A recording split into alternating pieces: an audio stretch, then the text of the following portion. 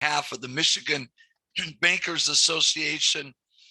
Today's session is small business lending issues in today's economy. Now, as we get started, we're going to do self-introductions, and I'm going to read the list of the attendees. And if you're there, and as Stephanie mentioned, the preferred way to join us today is through the audio. So, pardon me, if you can join us through the audio, that's the best way to do it. If you don't have a mic on your computer, we welcome you to join us through the chat, but let's save the chat for those individuals that do not have a mic. So as you can see, this is going to be a live interactive session.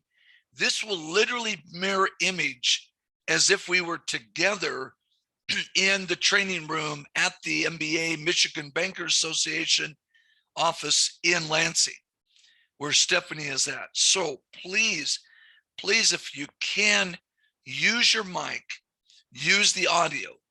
But if needs be, it's fine. And when I have this on a regular basis, people that are not able to join, for example, I was just training recently in another group, and someone tried to join us and we could kind of hear them, and there was some technical difficulty. And so they rejoined us with the chat. And some people don't have the mic on their computer, so it must be chat. And that's great, because we'll still interact just the same, but preferably on the mic or the audio, if you will. What we need in introduction is, number one, your name. Number two, your bank. Number three, what do you do in the bank? And number four, what part of Michigan are you located in? Are you located in the Detroit market, the Lansing market, the Grand Rapids? Are you in the UP? So give us a kind of a hint as to where in Michigan you're located. And we're going to start with John. John, if you're there, if you'd please, pardon me, unmute yourself and give us your introduction, please. Yeah, good morning. My name is John Guarini. I'm a commercial loan officer at First State Bank. And I see there's a number of us here. We're primarily the Detroit area. We concentrate in Macomb County, where almost all of our branches are. Okay, so Detroit area, great. Thank you so much, John. James, how about you? James, are you with us? James, if you're with us, if you could just unmute yourself and give us an introduction, please. Okay, now let's see on the chat, nothing on the chat. And once again, if you're joining us and we don't hear you, just type into the chat. Okay, Vito, are you with us? Vito, are you with us? Hi, good morning. Good morning. Go ahead with your introduction, please. I am with First State Bank, as a number of us are on here, located in Macomb and Oakland County. And I'm a commercial lender, and that's where we do business in Tri-County area, Oakland, Macomb, and Wayne County. Okay, and also Detroit area, right? Of course. You know, correct me if I'm wrong, the airport is actually in Wayne County? That's correct. Okay, that's what I remember. Good. Because over the years, I've actually trained ground-based at the Lansing office for the Michigan Bankers Association on a regular basis. So good. Flown in and out of Detroit. And you pronounce it Vito, right? I'm sorry, I didn't hear what you said. Your first name, you pronounce it Vito? Vito. V-I-T-O. You bet. Great. Thank you. Brad, how about you? Brad, if you're with us, if you can unmute yourself and give us an introduction, please. All right. Good morning, David. Can you hear me? Yep. Loud and clear. Excellent. All right. Brad Quayle. I'm also with First State Bank, located just, north of Detroit. So we're Macomb and Oakland counties, and I am a commercial lender as well. Okay. Excellent. Thank you. Linda, are you with us? Pardon me, Linda? If you're with Yes, us, sure. go ahead, Linda. Great. I'm also with First State Bank and from the metropolitan area, First State. Okay, great. And what do you do Commercial. at the bank? And you're a commercial lender? Correct. Great. Thank you, Linda. And Susan, are you with us? I am. Can you hear me? Yes, loud and clear. Excellent. Okay, great. This is so far, this is really clear. Everybody's been crystal clear. Go Great. ahead, Susan. I also am with First State Bank, and I too am a commercial lender. And as everyone else stated, we primarily focus on metropolitan Detroit. Okay, excellent. And Brett, how about you? Brett, are you with us? Yeah, I'm here. Guess where I'm from? You're from First State Bank and you're from the Detroit metro area. So yeah, that's it. Now I do a little bit of SAG work, special workout stuff, but I also have a portfolio. So that's the only difference. Otherwise, we're all the same. Okay, great. Thank you, Brett. And is it Louise or is it Louise or Yes, Louise. Louise? Go ahead. Yeah, I'm Louise Sorg from First State Bank, the same as all my colleagues that just talked. I'm a commercial lender in Oakland, Macomb, and Wayne County. Excellent. Thank you, Louise. And let's see, just one more person. And this is, pardon me, this is James once again. James, are you with us?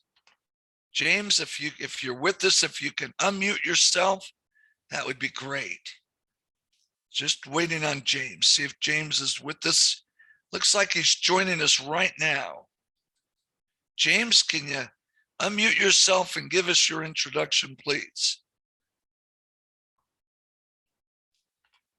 I just saw that come up on the system. Let's give it just a second here. James, let's see. James, are you with us? Thought I saw you come right up here. Let's give James for just another moment or so. Pardon me. James, you may want to, and maybe you're doing it right now, may want to log out, log back in. Sometimes that will actually help.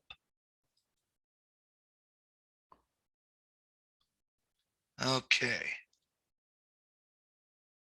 It was just a second on here with James. Okay, it still says James, you're connecting to the audio. Okay, for some reason it's delayed, so give James just another moment.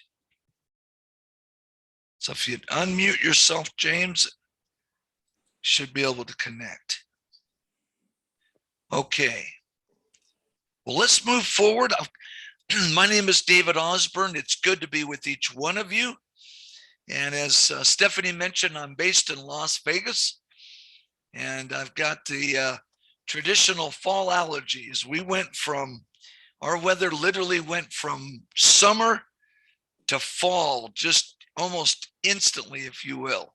So this time of year it happens. Sometimes it kind of eases into it, but it's not unusual to go from 100, 110 even, all the way down to 90, which for us is the fall.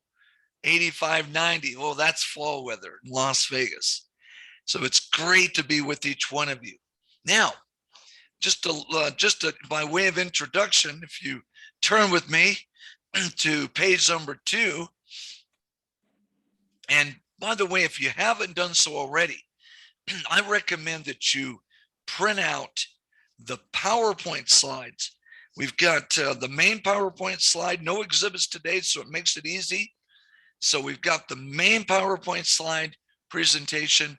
So if you haven't printed this out, you've got plenty of time to do so. But you can see on page number 2 there, you can see my bio. As Stephanie, our administrator, mentioned, I'm a business trainer, a contract CFO, and a college professor. I train the bankers, the CPAs, credit managers all over the country, attorneys, so forth. Credit managers, those are the credit professionals within a corporate setting or business setting. That's an actual profession. It's an actual position. Usually the credit manager reports to the CFO of the business. The credit manager will underwrite the larger receivables of the company. And then when those certain portion of those receivables go bad, they will collect. Kind of like Brett, your area in the SAG world in your bank, special assets, similar vein that the credit managers do. So I work with those various groups. Prior to the pandemic, on the road extensively, including in Michigan, not only in Lansing, but also up in Marquette in the UP, providing seminars for the Michigan Bankers Association. I also go to Detroit Metro periodically and train the CPAs as well. In Troy area, there's Michigan State has an office there, kind of a extension office or what have you. Been there a few times and trained the CPAs. But it's great to be with each one of you. I'm also a former banker, a former commercial lender, managed a commercial lending team at one point in time, worked at Bank of America for about 9 years, but also worked at 2 community banks. Okay, and we're going to do what I call a class shout out. Now we're all going to participate today. And as you can tell, this is going to be a live interaction, as was mentioned. But so I'll be calling on you individually for your thoughts, your comments. But we'll also periodically do class shout outs. And we'll do our first class shout out. Most of these are yes or no. So the class shout out is, so everybody, if you just unmute yourself, yes or no, do you work at a community bank? Yes or no? Yes. Yes. Hey, everybody. First State Bank's community bank.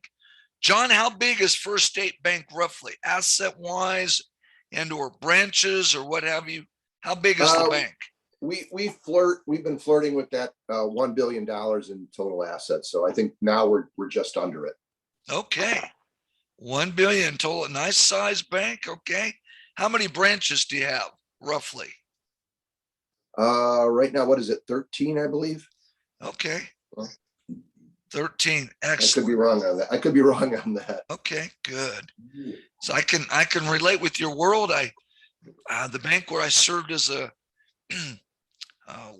the team leader for a commercial lending team in that size, but also worked at, and then B of A bought us out. I worked at this regional bank. B of A bought us out, and so we actually we went from kind of that $1 billion range to B of A, Bank of America, but also worked at 2 different community banks, small, very, very small community banks, but I can relate to that kind of that size, if you will. Excellent. All right. Now, yeah, as you can see, I'm based in, as was mentioned, based in Las Vegas. Bottom left-hand side of the page, you can see also my email address. If you grab a highlighter or a pen, so you can you can take some notes on the pages. But if you would highlight or circle my email address, dlosborn@cox.net. My last name is unusual. Instead of the more common Osborne with an ORN, it's Osborne with the URN.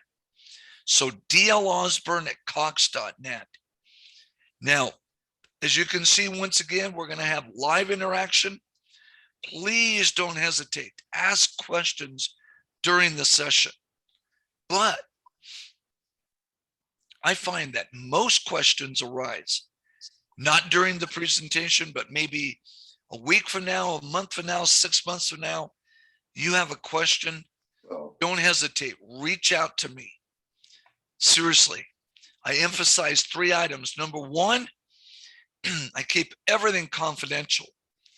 Number 2, I don't charge for this. I consider it as an extension of today's session.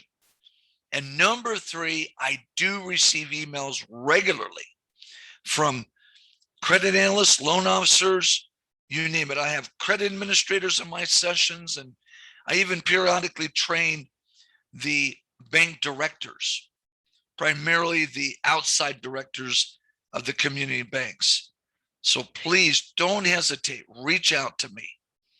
And I do receive, as I mentioned, I do receive emails regularly from whether it's a ground-based session or a webinar session, doesn't matter.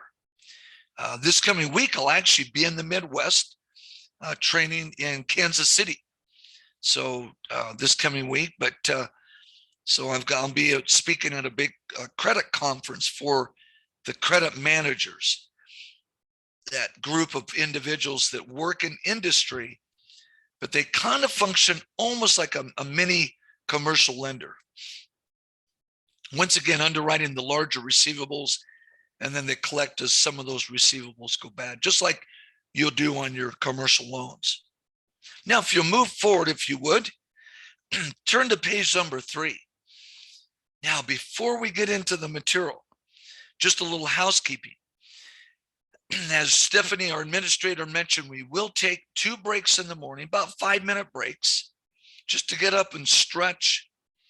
We'll take a half-hour lunch, 12 noon your time, Eastern time, and then we'll do 2 5-minute breaks, quick breaks in the afternoon, and then we should conclude, right around 3 o'clock, maybe a little before your time. So your time, 3 o'clock in the afternoon. So with that, and then I do emphasize, I provide this session ground-based and primarily pre-COVID all over the country. Although, as I mentioned, getting back out a little bit compared to before. But this is full day, full content, even though, of course, we're on the Zoom doing the webinar format. Okay, now, if you were to write this down, we have 13 areas we're going to cover today.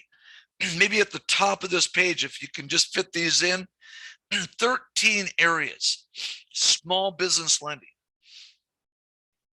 Number 1, our introduction. So number 1, 13 areas. Number 1, introduction. Number 2, pardon me, small business structure. I think you'll find this interesting. Number 2, small business structure.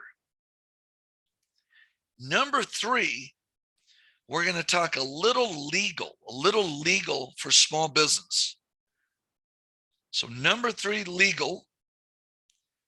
Number 4, general credit for small business. General credit.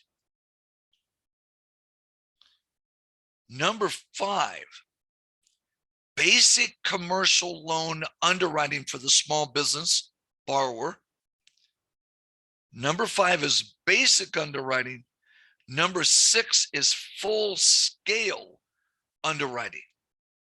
So number 5, basic underwriting. We're going to talk about a credit score product where we credit score the smaller commercial loans or lines. Number 5. Number 6 is full scale commercial loan underwriting. Number 7, the 3 foundational cash flow models: EBITDA, personal, and global.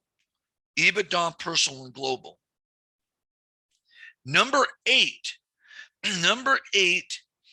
advanced cash flow models.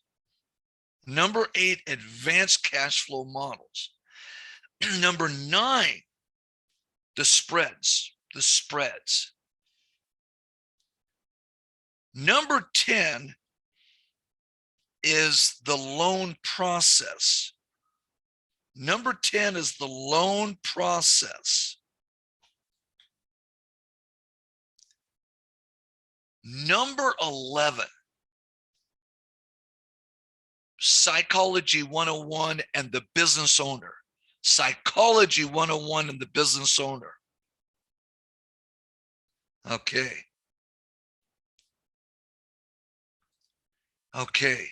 Psychology 101 in the business owner, number 11. Number 12, risk factors. Think you'll find that interesting as well. Number 12, several of these risk factors in the small business owner.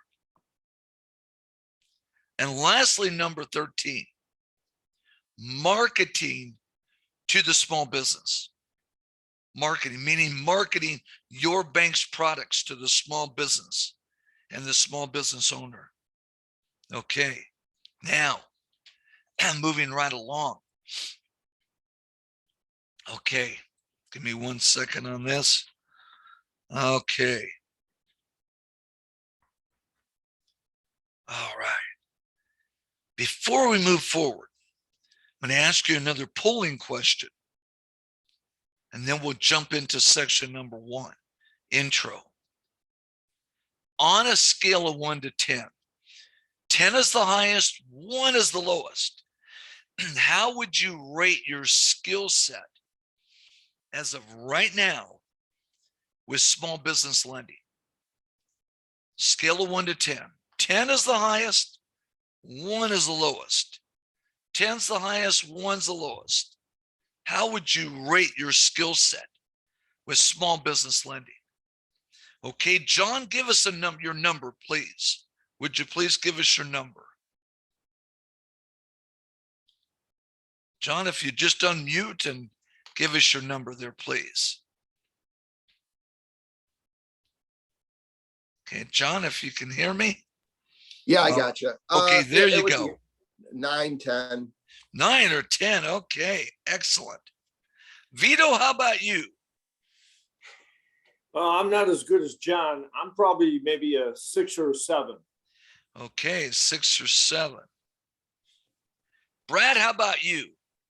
Your experience with small business lending. Probably around an 8 or so. Being a community bank, we do a lot of that. Okay, thank you. Linda, how about you? I would say about an 8 also. Most of us Okay. have decades of experience here at First State Bank. Okay, So excellent. Thank you, Linda. Susan, how about you? I'm going to say 8 as well. I mean, like Linda alluded to, until the past few years, we were pretty hands-on. We had to do our own analysis. Now credit has taken a greater role in that, but we all have a lot of experience in putting the Okay. deals together. Okay, great. Thank you. Brett, how about you? Even with what I've forgotten already, I'm still at 8. All right, I love it. I love it. And Luis, how about you? Yeah, I'll go with an 8. There's always An room 8. to improve. Okay, excellent. That helps me. And now, if I'm hearing you right, so has the credit changed? In other words, have they kind of removed the credit from you, and you're more doing business development? What's happening with that, Susan? I was just curious. If I'm you can, sorry, what's your question about business development? in other words, somebody mentioned, or maybe it was Linda mentioned, that it was that in the past you did a lot of hands-on. Today, are most of you frontline lenders, or has a lot of the lending been removed and the underwriting put back into like a lending center or what have you? That was just curious as to there's a comment. It's our responsibility to go out and get the new business. And then we work through the deal to the point with the standalone where we see if it makes sense. But then like the global cash flow and that kind of thing, that all falls on the credit department. So we're not going to turn something in that we don't think is going to get approved. Got it. But we have to go out and get the business and kind of Okay. make sure it passes certain logic tests. Good. I can relate with what you're saying, because I was in a setting when I was on your side of the table where we were all frontline lenders and did A to Z on the underwriting. And then all of a sudden the bank says, oh, well, we think it's more efficient to take all of you seasoned lenders and basically still be involved in credit, still be involved in packaging the deal, but the nuts and bolts of doing the loan write-up, doing the spreads, doing the cash flow models, we're going to remove that from your plate to give you more time to go out, gather the business, and really make the deals work, and put more of that burden on a lending center, which was, pardon me, in our same building, just the floor down, just the floor below us. We were like on the 4th floor, there on the 3rd floor. And so that we actually went through that transition. Kind of interesting. Thank you for those numbers. Before we proceed, has James joined us? James, if you'd be able to join us, if you have, if you can unmute yourself, please. Just I want to see if James has been able to join us, because I know James, if you can unmute yourself, that'd be great. Just give us a brief introduction so we get started.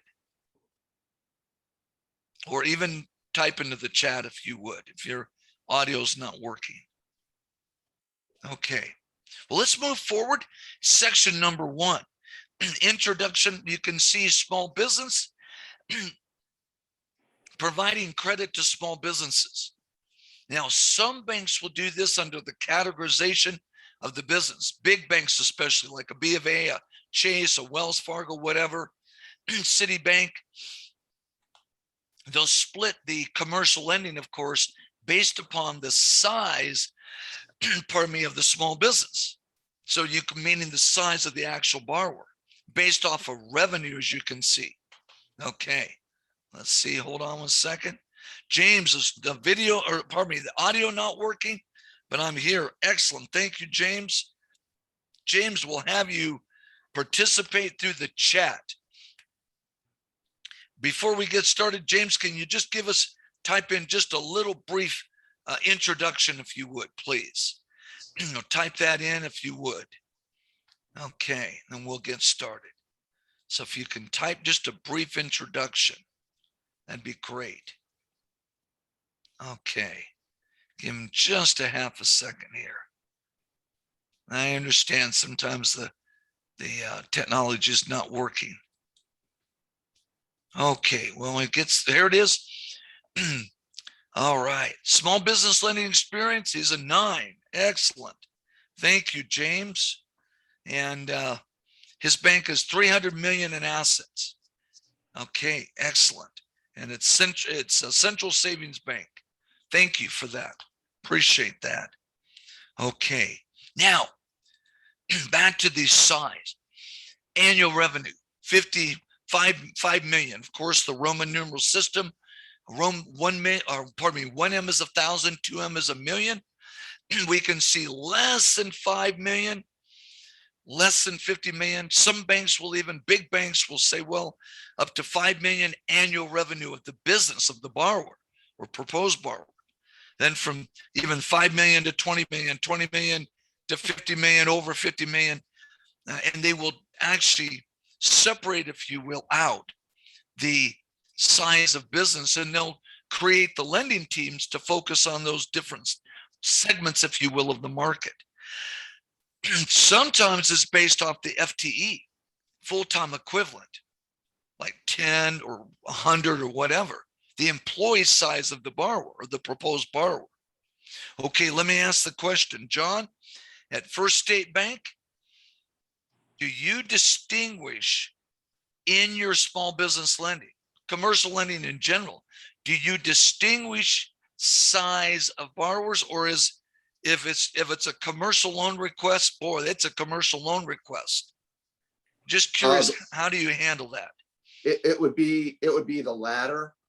Although we do, I think we segment by type of business. So Louise would have the bulk of the non-owner occupied commercial real estate. But as far as size, it doesn't matter whether it's $1 million in revenue or $50 million in revenue.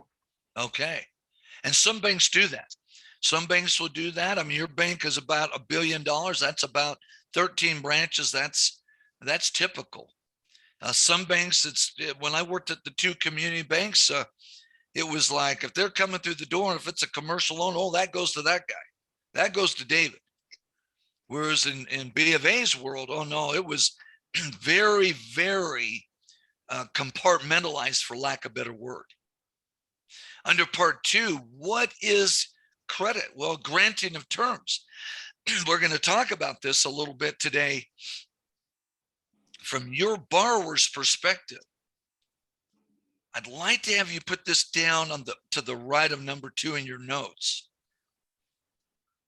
When you work with your small business borrower, consider that your small business borrower is not only your borrower, but they're also a lender.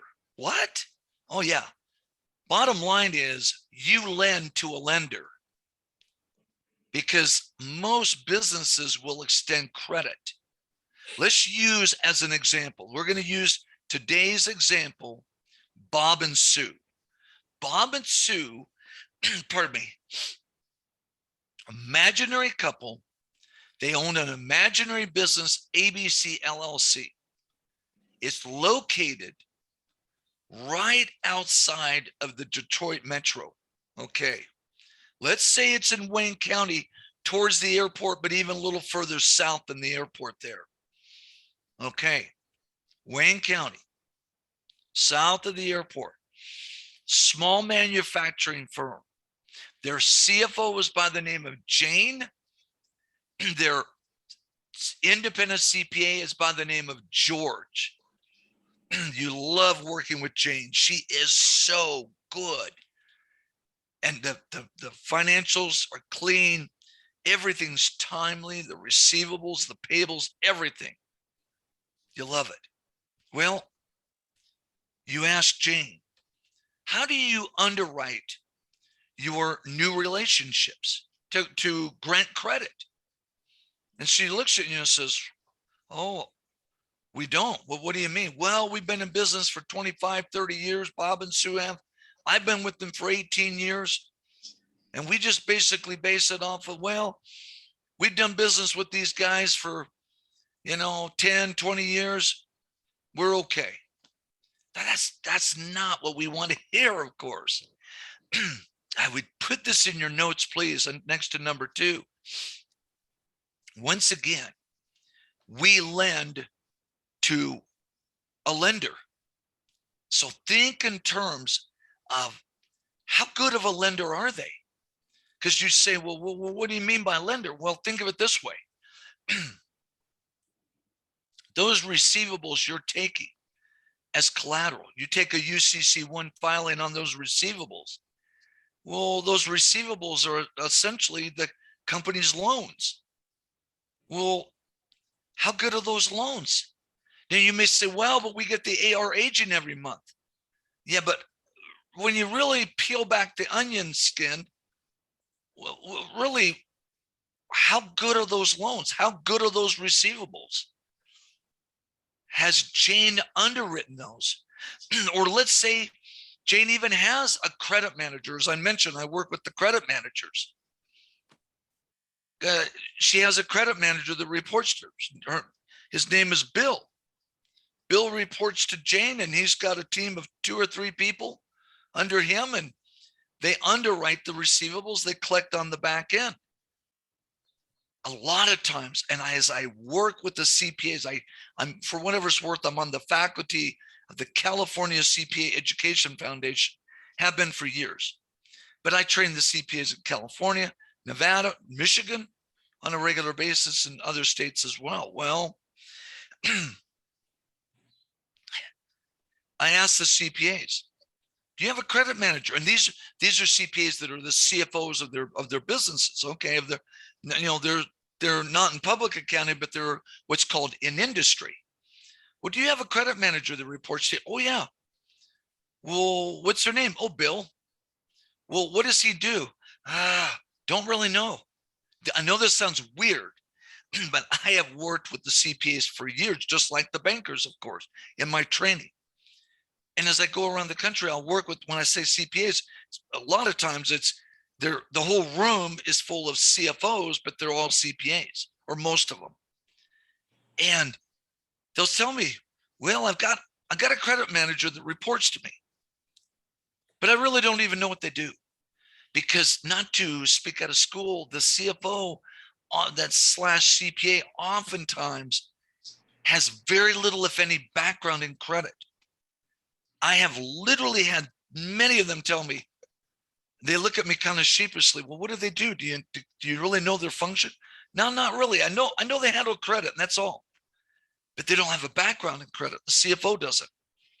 So I beg of you to consider under number 2. Explore with Jane, our fictitious CFO today. She reports to Bob and Sue, the owners of the firm, ABC LLC. This manufacturer firm has about 30, 40 employees. Independent CPAs, George. We asked Jane, tell us about your underwriting. What if she said, instead of, well, we've dealt with these people for 15, 20 years. We extend credit, just whatever. But what if she says, not that? She goes, well, we've known these, we've worked with them for 10 or 15 or 20 years, but we're now starting to get the financial statements. We're starting to require this. We run a D&B, a Dun & Bradstreet report. We do this, we do that. We get references or whatever. And if what would be great to hear from Jane is for her to say, oh, any new relationships, mandatory financial statements. And Jane says, well, I'm starting to underwrite, kind of like you guys do. I'm starting to do some of the key ratios, even some of the cash flow models. You may even kind of talk to her about, well, these are some of the key ratios we look at to help Jane. As I work with credit managers, like I said, I'll be in Kansas City this coming week, working with the group of credit managers in this big conference. Well, what's the theme? Key ratio analysis, which is part of what we're going to do today under Section 6. Because the credit managers are starting to realize, well, wait a minute. Essentially, we're kind of like in-house mini commercial lenders. Moving right along, look at number 3 down below. Providing credit to small business. Wow, look at the failure rate. Credit is challenging in any market. Okay, I'm going to ask a couple of you your thoughts. You're all in the, well, but except James. James, if you can type into the chat, tell us what part of Michigan you're based in. But everybody else we know is in Detroit Metro. So I'm going to ask a couple of you from First State Bank your thoughts on a scale of 1 to 10. The counties you're in, the 3 counties you're in, how would you rate the overall economics, overall economy in just those 3 counties on a scale of 1 to 10? 10's the highest, once again, 1's the lowest. Okay, Vito, I'm going to ask you, what's your thoughts on that? Vito, what number would you give the overall economy in your area that you're in? Yeah, overall, it could be around an 8, but it really depends on the industry you're in. Okay. But I would say overall, it's an 8. An 8, good. Susan, what are your thoughts on the market? You're in the same market generally. On a scale of 1 to 10. Well, I mean, it depends on which industry. I mean, the restaurant Okay. industry is getting hit really hard right now. Yeah. Most of our customers are having problems finding employees. So Oh, yeah. some are doing better than others. I guess overall a 7 or 8. 7 or 8. Okay. Thank you, Susan. Louise, what's your thought on that? What's your thought on the number? Overall, where you're at, your 3-county or tri-county area? Probably, yeah, 7 or 8. I mean, we're a metro, suburbs of Detroit. So we still are a good economy. Okay. Thank you for that. Okay, now from James. He's located up in the UP. Excellent. Okay, he's up in the UP. Put that down, and he says a 5. He says a 5 for his area. Excellent. Okay, so a little different. Good. All right. Thank you, James. Look at this little comment at the very bottom. I dare say that many of you bank family-owned businesses. Now, this is based off of several studies over the last few years. Pardon me, less than 33% small family-owned business survives from the first to second generation. then less than 50% from the second to the third. Now, it's not all doom and gloom, because sometimes these businesses, when it says survive, that means that it doesn't necessarily mean, well, they go bankrupt or what have you, or liquidate. No, it could be that they actually sell out. For example, we have a family member who's an attorney. Well, she's the lead attorney in the firm, lead staff attorney. The founder is in the process of retiring.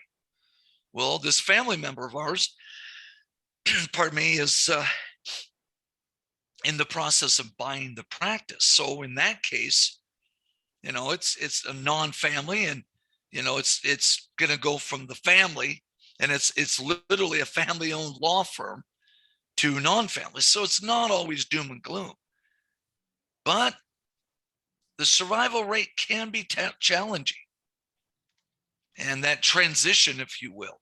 Okay, I'm going to ask a couple of you. Have you worked with transitional family-owned? The reason why we're talking about it is because family-owned businesses traditionally are small business, our major theme today. Okay, Brad, have you worked with family-owned businesses in transition? In other words, from generation to generation. Have you worked with any in your career? Oh, yes. Recently, we financed one from one generation to another and actually did a SBA 504 loan to help with that. So, okay. So yeah. That transition, excellent. Thank you. Brett, how about you? Brett, have you had experience in the past where you've transitioned, kind of from one generation to the next? Sure.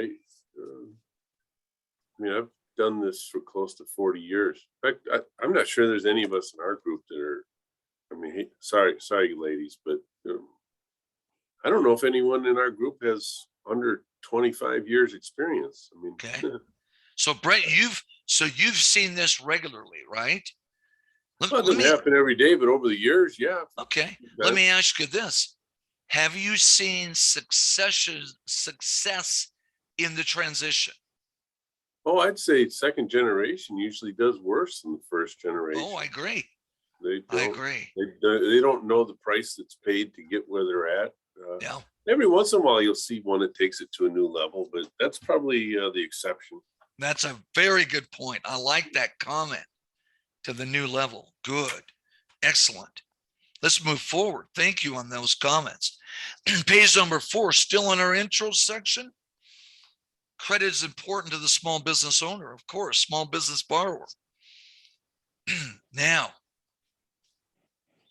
oftentimes in small business lending, we more often than not, we run the credit score for Bob and Sue. Bob has his FICO score, Fair Isaac Corporation. Sue has hers. Okay. Well, we use those scores heavily in small business lending. I'd put in your notes under page number 4 here. Traditionally, the larger the business / larger the credit, meaning the larger the credit relationship with your bank, the less important is the business owner's credit. Let me say that again. Traditionally, the larger the business / larger the credit relationship with your bank, the less important the personal credit score becomes. Do you believe that? Louise, do you believe that?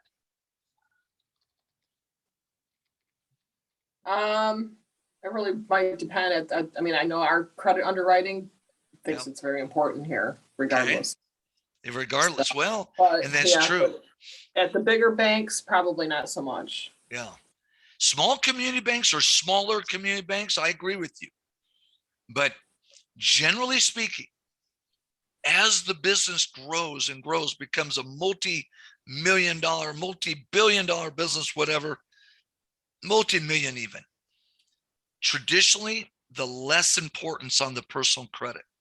But small business, it's huge. Why? Because there's a direct correlation between how they handle their personal credit as to how they're going to handle their business credit all the way. Let's move forward. Section number 2.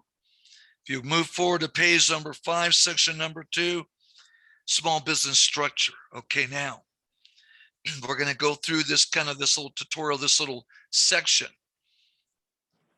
just to highlight business structure. Why? Well, to make sure we really have this dialed in. And I recognize you're all seasoned lenders. Every one of you are seasoned lenders. But let's go ahead and do the structure. There may be a few little tidbits in this that are new, like, whoa, wait a minute. Underneath ownership, if you had put entity ownership. So the entity. Underneath the word tax, if you put the word form.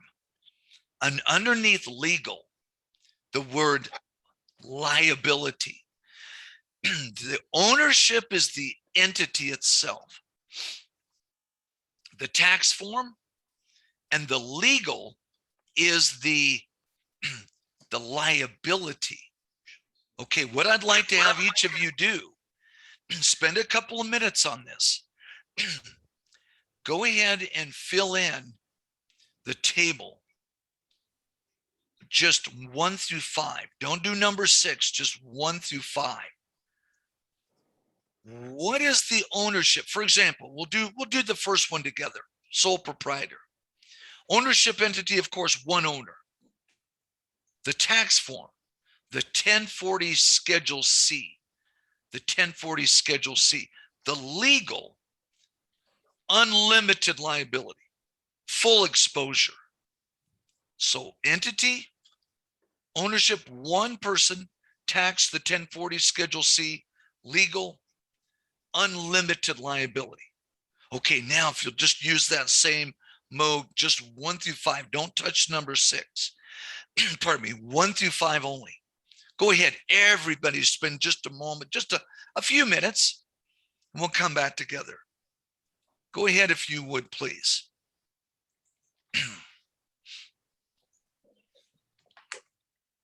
Fill in the table. Go ahead, work, just go ahead and work on this. So for each one of these, ownership or entity, tax form, and what about the legal? The legal. Okay. Pardon me.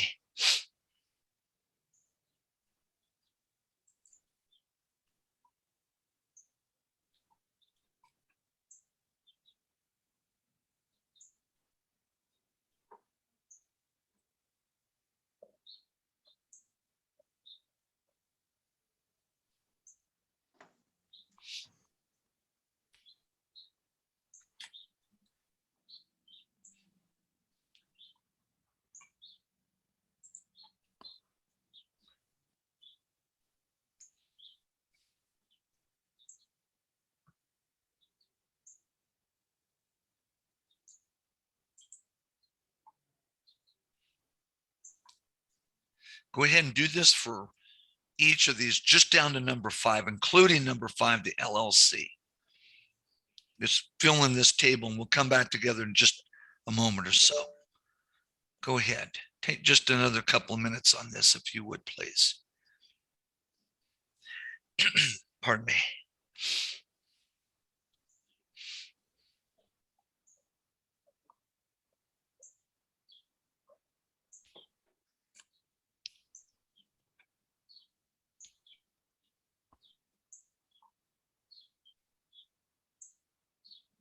Okay, here we go. John, we'll start with you. Partnership, what's the ownership or entity? What would we say? Because this is who we're lending to, these small businesses. What would you say under the ownership or entity, John, please? The ownership that you're lending to? Yeah, well, in other words, how would you describe the ownership of the partnership? How would I describe it? Well, I guess it depends on if it's a general or a limited partnership. Let's say it's a general partnership. If it's a general partnership, typically on a general partner, we would take the personal guarantees of the partners. Okay, so the ownership is two or more partners, right? Would you agree with that? Yeah, Okay, so two or more partners, two or more individuals, could be companies in a general partnership. Limited partnership, you have at least one general partner and then 100 limited partners, partners. doctors that put 100,000 a piece in the deal. They're limited to their investment. But a general partnership, two or more owners. Okay, John, do you have the tax form? What's the tax form for the partnership? which specific tax form? Yeah, do you have the specific tax form? I'd have to look up the. Okay, the no tax problem. form that they use. No problem. Okay, let's see. James in the chat, do you have the tax form for the partnership? Do you remember what the code number is? Let's see. Oh, it's got this in the chat. 1065. Excellent, James. Okay, so the entity ownership is two or more partners. The tax form is the 1065. Okay, Vito, what about the legal? What about the legal liability? Any thoughts on that? Legal liability, Vito? I think they would, all the partners would be legally liable. You are right on the money. I put in your notes under the legal, individually and severally liable. The partners in a partnership are individually and severally liable. Now that's in a general partnership. Going back, John, to what you mentioned with the limited partnership. Oh yeah, the limited, only the GP or general partner is liable, right? Right, John? Yeah, the generals are liable. Only the generals are. If there's one or two or three, but if they have 100 doctors in the Detroit Metro and they put 100,000 a piece in the deal, those doctors are only limited to their $100,000 investment. Excellent. John, it's excellent. You mentioned, splitting off general versus limited. Okay, moving right along. Now, before we leave partnership with the 1065, I put this in your notes, tax flexibility. When you have a partnership in the 1065 format or tax form, there is tax flexibility in the way the distribution is made from the business to the business owners. We're going to come back to that. There's tax flexibility. We'll come back to that in a moment. Let's go to the C corporation. What about the ownership? Brad, can you tell us about the ownership of a C Corp, a traditional old-fashioned C Corp? Any comments on the ownership or entity itself?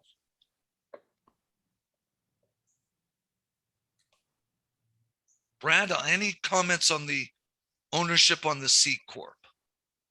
Yeah, so C Corp, I believe it could be one to multiple owners. You were right on. I put in your notes, unlimited number. A C Corp can have 10,000 shareholders. You were right on the money. Brad, any idea on the tax form? Do you remember what the tax form is? It's the 1120. 1120. Excellent. What about, Brad, what about the legal aspect, the liability? So not entirely sure, but I believe C Corps, they have stockholders. Does it maybe depend upon the kind of shares? If they're common shares or different kind of shares, how they hold it? I'm not really sure about that. That's on more the ownership, but the legal is limited liability. So the legal is limited, and we call this the corporate veil. The corporate veil is a slang way of saying the C corporation has this curtain around it, or the veil, like a cloak or a curtain around the business. Excellent.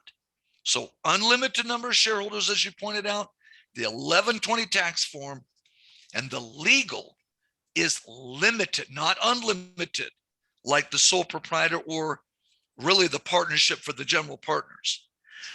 Excellent. Linda, what about the S Corp? Any idea on the ownership on the S Corp, the entity itself? You could have multiple owners in here. Yep. Okay, do you remember what there's a max, there's an actual number max. Do you remember? Go ahead. No, remember. Okay, 100 shareholders. Pardon me. I'd add this to your notes, everyone, to the right of the S Corp underneath ownership. The max ownership is 100 shareholders. It used to be 35 for many, many years. Then it went to 75. Now it's up to 100. As of right now, it's 100 maximum. The spirit of the S Corp is small business. Okay. Okay, here's another caveat. With ownership with the S Corp, right to the right of number 4 in that first column.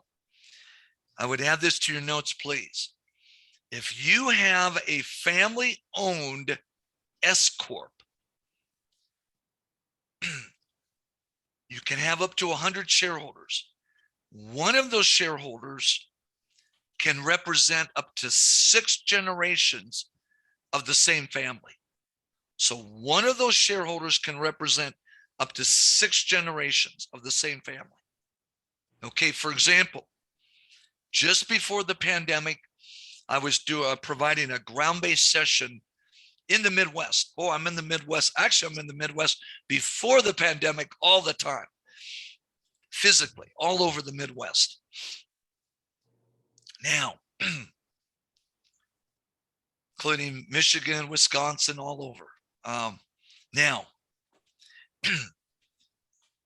during the session, we were talking about the S Corp, up to 100 shareholders. But if it's family owned, one shareholder can represent up to 6 generations, same family. There was a credit analyst in our session. During the break, he came up to me and he goes, "My bank is an S Corp." I go, "Really?" He goes, "Yeah." He says to me,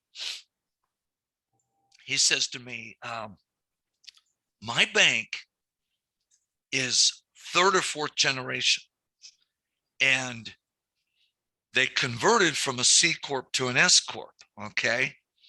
Partly for tax purposes. And this is a bank. And it was a small community bank, about 50 employees.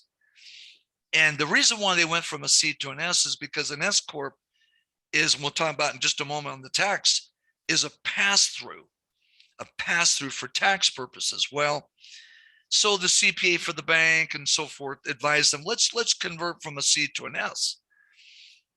And I looked at this credit analyst. I said, "How many shareholders do you have?" He goes, "Exactly 100.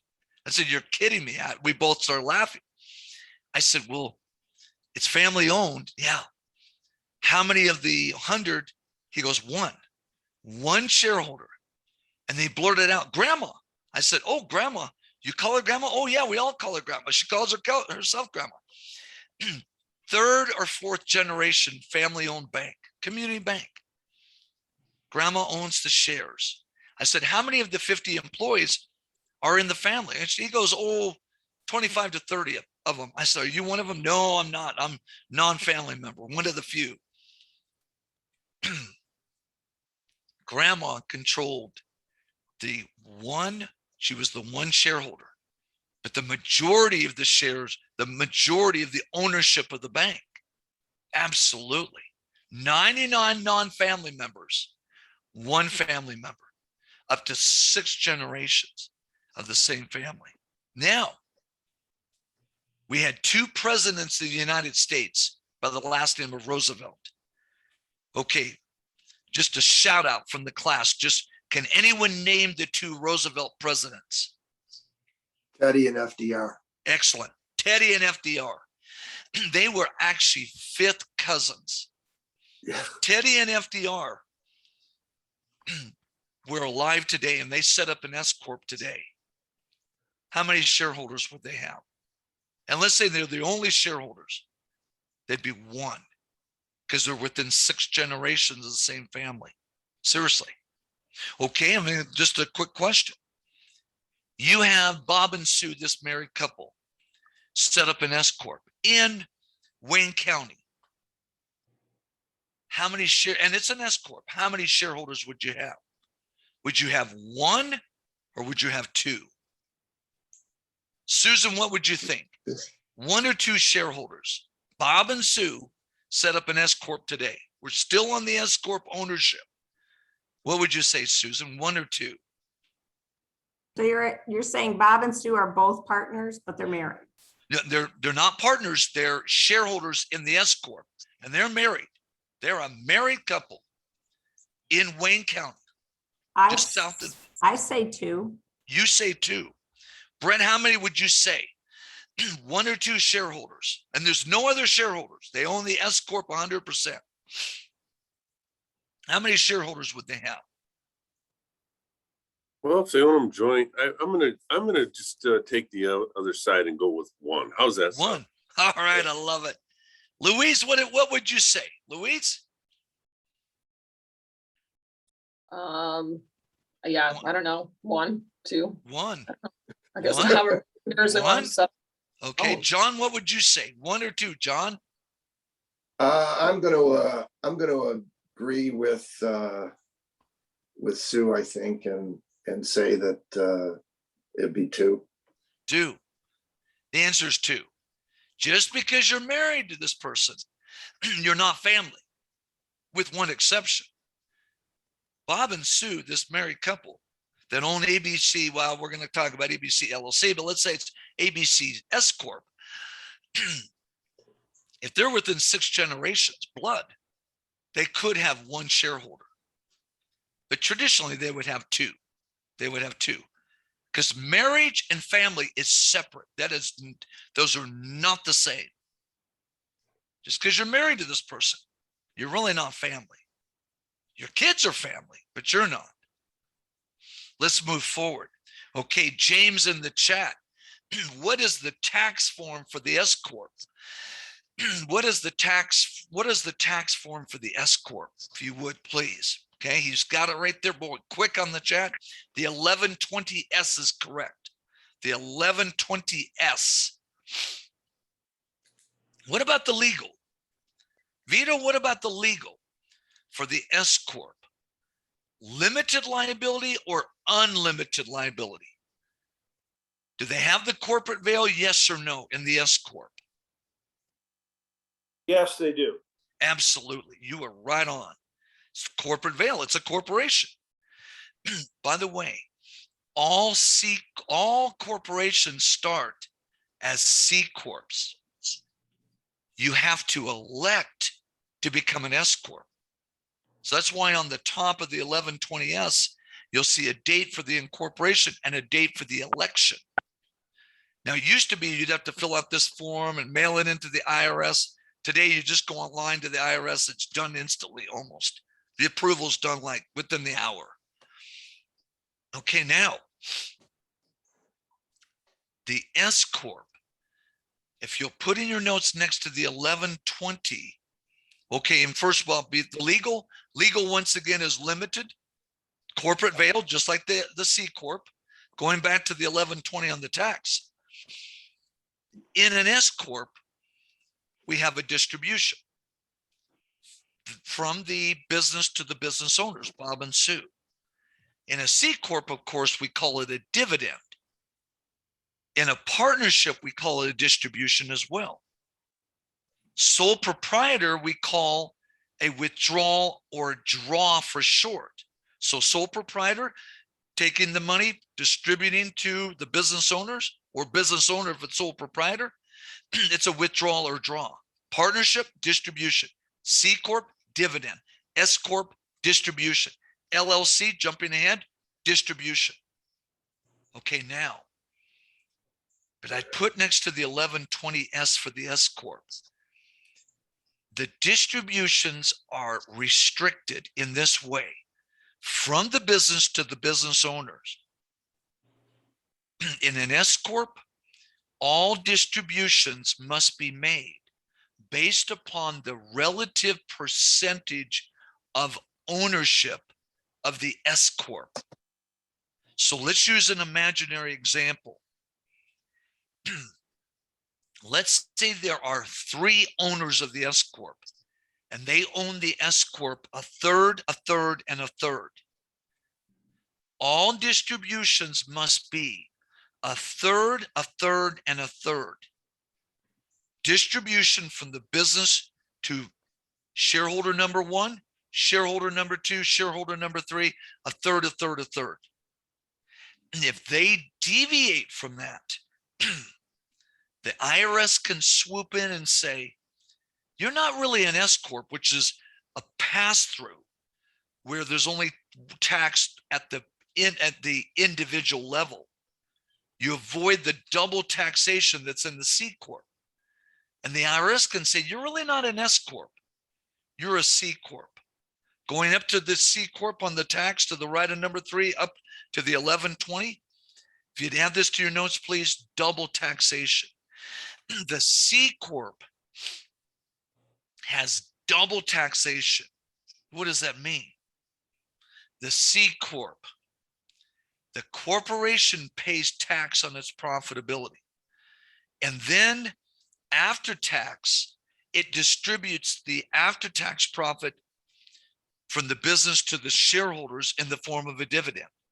As I mentioned, the shareholders have to pay tax on those dividends. Double taxation on the C Corp. S Corp, first S Corps were created in 1958 for whatever's worth. 1958. What's the big purpose of the S Corp? One tax. The distribution from the business to the shareholder or shareholders, it's only taxed once at the shareholder or owner level. So, but with the S Corp, you have the 3 owners, the 3 shareholders, a third, a third, a third. It's restrictive. Those distributions must be a third, a third, a third. Let's go up to the partnership now. Go back up to the partnership tax, the 1065. In a partnership, the distributions from the partnership to the partners. Let's say there are 3 partners, a third, a third, and a third. The distributions do not need to be a third, and a third. This is huge tax strategy benefit to the partnership structure. Why? Well, let me illustrate. You have ABC partnership, and there are 3 partners, and they own the partnership a third, a third, a third. If it's an S Corp, a third, a third, a third. Oh no, it has to be a third, a third, a third in the distribution. Whether the distribution is a positive or a negative number, profit flow through or loss flow through. But in a partnership, let's say George, the CPA, walks in the room, meets with the 3 partners, and says, hey, you got a $300,000 gain or profit, a profit that's going to flow through to you. And the 3 partners think, well, we're each going to get 100,000. George says, well, wait a minute, let's be a little smarter on the tax strategy. Do any of you have a loss that's going to flow through to you from an unrelated partnership or LLC? Partner 1 blurts out, she blurts out and says, you're not going to believe it. I met with my personal CPA yesterday, and she told me, I've got a $300,000 loss that's going to flow through to me, unrelated, from another business. The other 2 partners go, no, we don't have that. Hey, can we take the 300,000, give it to you, match it through our partnership, match it up to this $300,000 loss and wipe out the tax? What do we call that? Starts with an A. That's called America in tax strategy.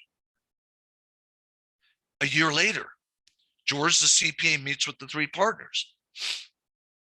Hey, you have a $300,000 loss. It's going to pass from the business to you 3. Partner 2 and partner 3 go, oh, hey, we each get $100,000 loss. Oh, no. The first partner says, oh, no. I met with my CPA yesterday. She told me I've got a $300,000 profit that's going to flow through to me. I need that loss. I helped the team last year. I need this year. Partner 2, partner 3 goes, okay, $300,000 loss comes through this partnership, matched up to the $300,000 loss, or pardon me, the loss comes through, matched up to the profit, boom, wipes out the tax. But the kicker with the partnership is, go over to the far right, the legal. This is why we do not see partnerships today, very rarely, is that the partners are individually and severally liable. But from a tax standpoint, it's great. It's more flexible than an S Corp from a tax strategy. Now you may say, well, what does this have to do with small business?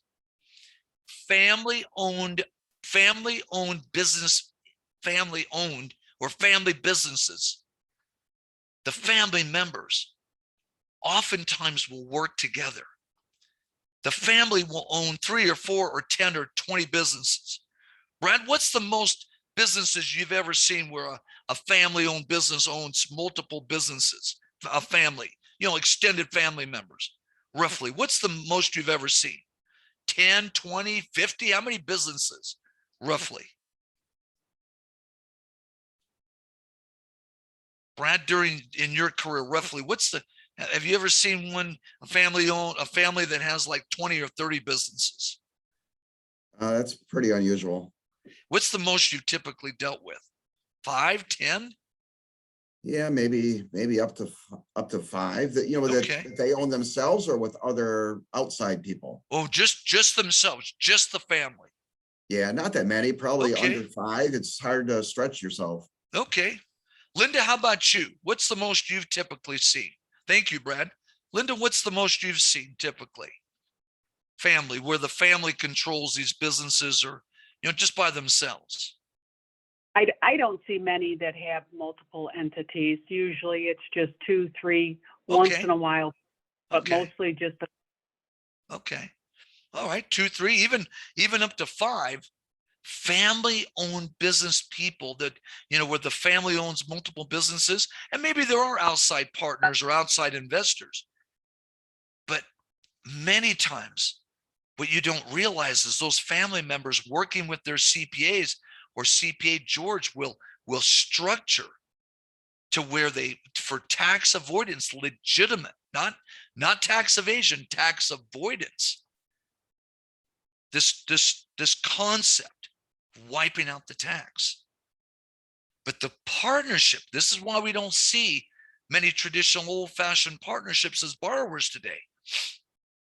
Let's go to the right. The legal, they're individually and severally liable. This brings us to the LLC. What is the LLC? If you go to the right, the ownership. You can have a single member LLC. And they have to file, the tax form is the 1040 Schedule C. But most LLCs are multi-members. We call them members in the bank. George, the CPA, calls them partners. If you deal with the CPA, please don't use the word members. They'll go look at you like, what's that? Use the word partners as the owners of the LLC, limited liability company. So if you put in your notes, the owners are partners, and typically 2 or more. Over to the right, the tax form is the 1065. It is a partnership. Most LLCs are taxed as partnerships. But this is the punchline. Go to the far right under the legal. An LLC, unlike a partnership up under part number 2 over to the right, where the partners are individually and severally liable, in an LLC, a limited liability company, from a legal perspective, the partners are not individually and severally liable. It is a C corporation by its structure. An LLC is a hybrid or a combination. For tax purposes, the flexibility is if it's a partnership, not the restrictive S Corp like we talked about earlier. It's flexible because it's a partnership. But unlike a partnership legally, liability, it has the corporate veil as if it's a C corporation. So it's a combo. It's a partnership and a C corporation combined. That is literally what an LLC is. That's why they're so popular. The first LLCs were created in 1977 in the state of Wyoming. Why Wyoming?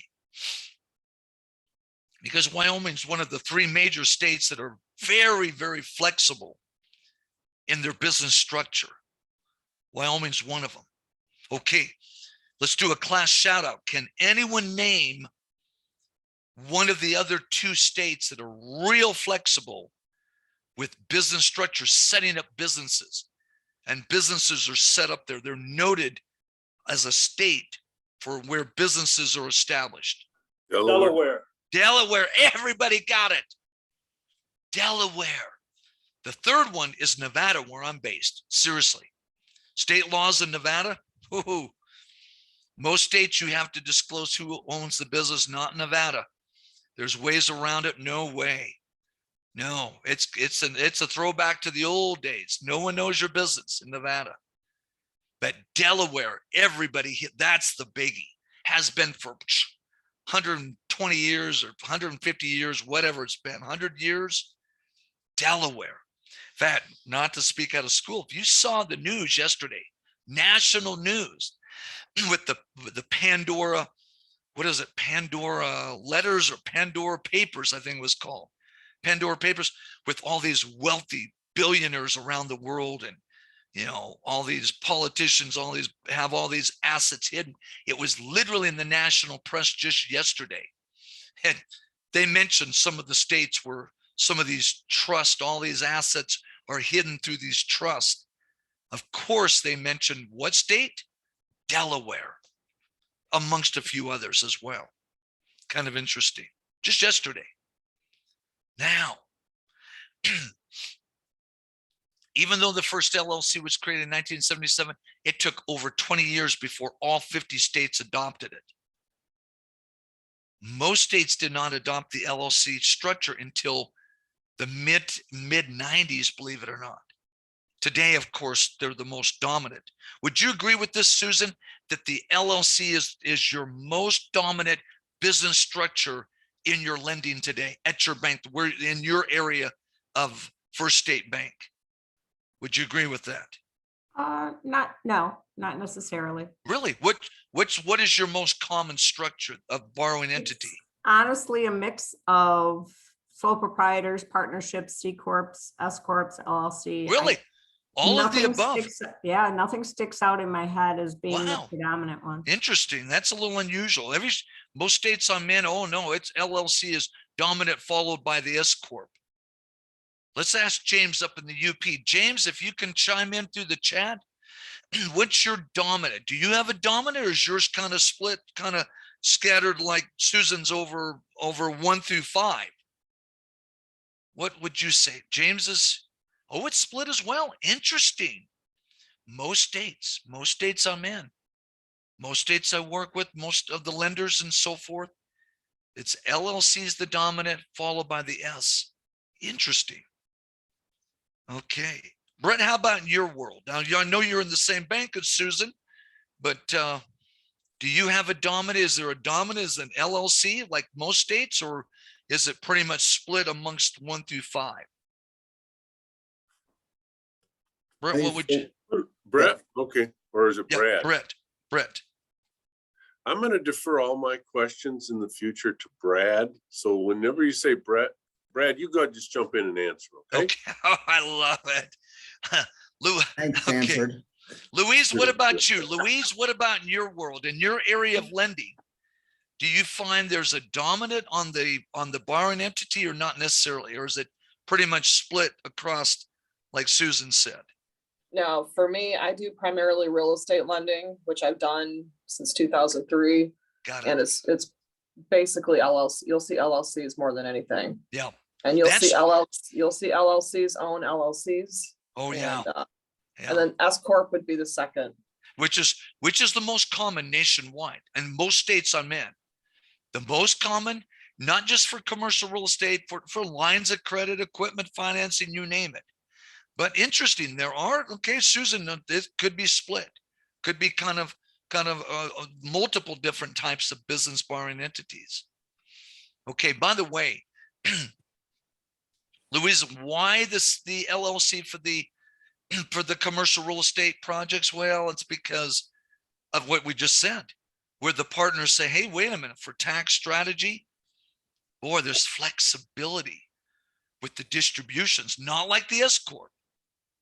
And the C Corp is double taxation. But the LLC, tax flexibility. But unlike the partnership, that's total exposure legally, the partners are totally exposed. Oh no, in an LLC, they have the corporate veil, the C Corp, which is why the LLC is so popular, especially with commercial real estate projects. What is a Series LLC? My understanding is the state of Michigan does not allow it. Okay. Everybody, I'd like everybody, if you can look on your phone, everybody take just a moment, grab your phone. You'll put that right there in front of you. If you can, or if you can do it on your computer, just Google Series LLC. You'll see a list of states. There are only approximately 20 states allow them. So it's new. This is kind of a new type of business entity. And banks are starting to lend to them in certain states.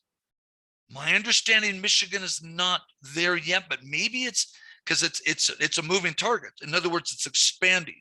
Used to be only 4 or 5 states a few years ago. Now it's up to about 20 plus states. My opinion, it's eventually going to be all 50. Okay, if everybody, if you can just Google that or even just put it on your phone, Series LLC, the Series LLC. Is it allowed in Michigan? I don't believe so, but let's double check it. Okay. John, do you have that in front of you? Are you able to Google that or put that on your phone? It doesn't seem like it's allowed here. Okay. Well, can you read some of the other states that it is allowed? Do you have that on the list? Alabama, Arkansas, Delaware, Illinois, Iowa, Kansas, Montana, Nevada, Oklahoma, South Dakota, Tennessee, Texas, Utah, Wisconsin. There's a number of others. Okay, so Wisconsin, pretty close there. Excellent. And Illinois, of course. So Wisconsin, Illinois, they're in the upper Midwest. But okay, now, what is the Series LLC?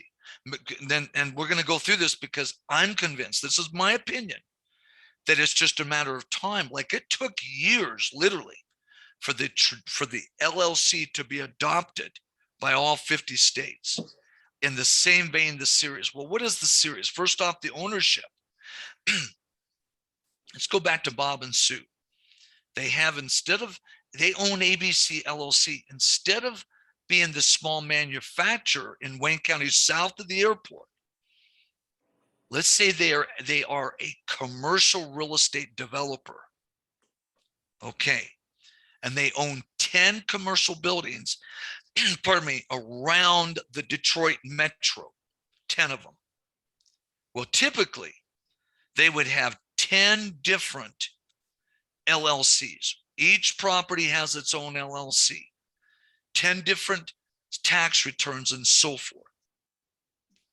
Today, in up to about 20 states now, including those that John mentioned and several more, they could have one master LLC.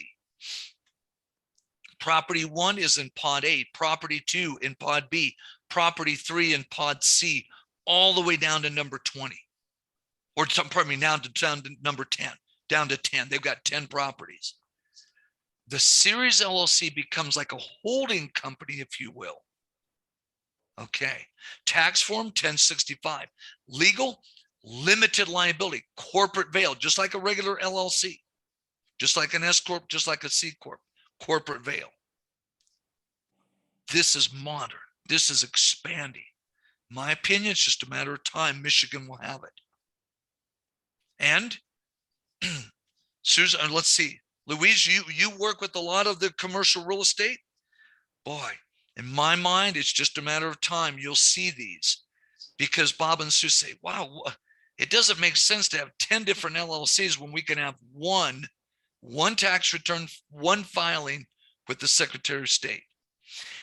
In some of the states that are allowing or have approved the Series LLC, pardon me, the liability between property 1 and property 2, property 2, property 3, and so forth, all the way down to number 10, there's a buffer. Literally, it's as if it's a separate LLC. Some states, some of the lenders, because as I work around the country, some of the commercial lenders say, well, we have the Series LLC, but our state law doesn't allow for the buffer between each of those 10 properties legally. Other states do. So even the states that allow the Series LLC, there is not a consistency. Questions on the series?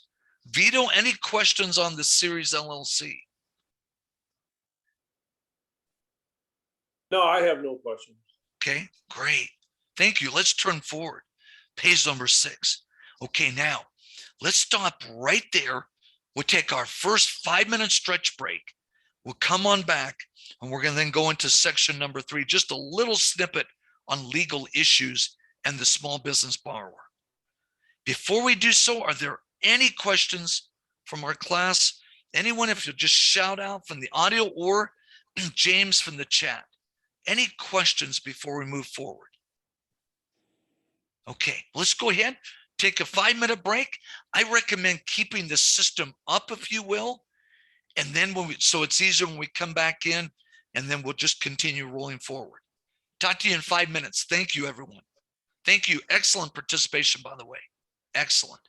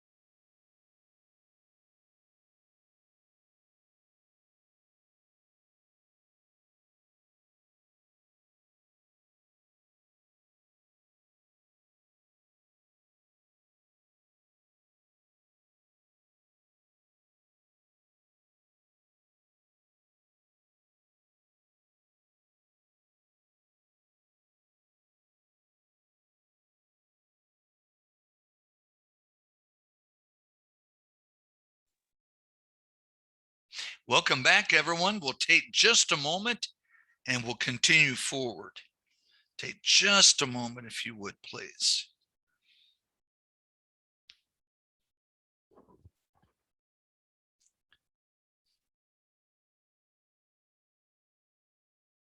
Okay, let's get back together and continue to roll forward. Brad, can you do our sound check for us? Just to make sure the system is working, if you wouldn't mind unmuting and just do our sound check, please. Check 1, 2, 3. All right, I love it. Thank you, Brad. Thank you for doing that. Okay, now our third section, legal aspects of small business, contract law. Now, the typical major contract that we deal with small business borrowers is the promissory note. But we have the business loan agreement, we have guarantees, security agreements, on and on and on. By the way, for those that are at First State Bank, Linda, what software do you use for your loans, for your commercial loans? What's platform or software? Do you remember what is the software that you use? Is it Laser Pro? Is it Arta? Is it Compliance One? Just curious. I know we used Laser Pro at one Okay. point, but they might have changed it recently. And, you know, the lenders have no hands-on with any of that. Got it. That Got it's it. done with Okay. the part. So Okay, but it was Laser Pro. Okay. James, how about you up there in the UP, Central Savings Bank? What software do you use? You can tell us in the chat. Oh, pardon me, because Laser Pro is the dominant in our industry, but there is Arta, Compliance One, a few other software platforms out there. So James, if you can hear me on that, here it comes.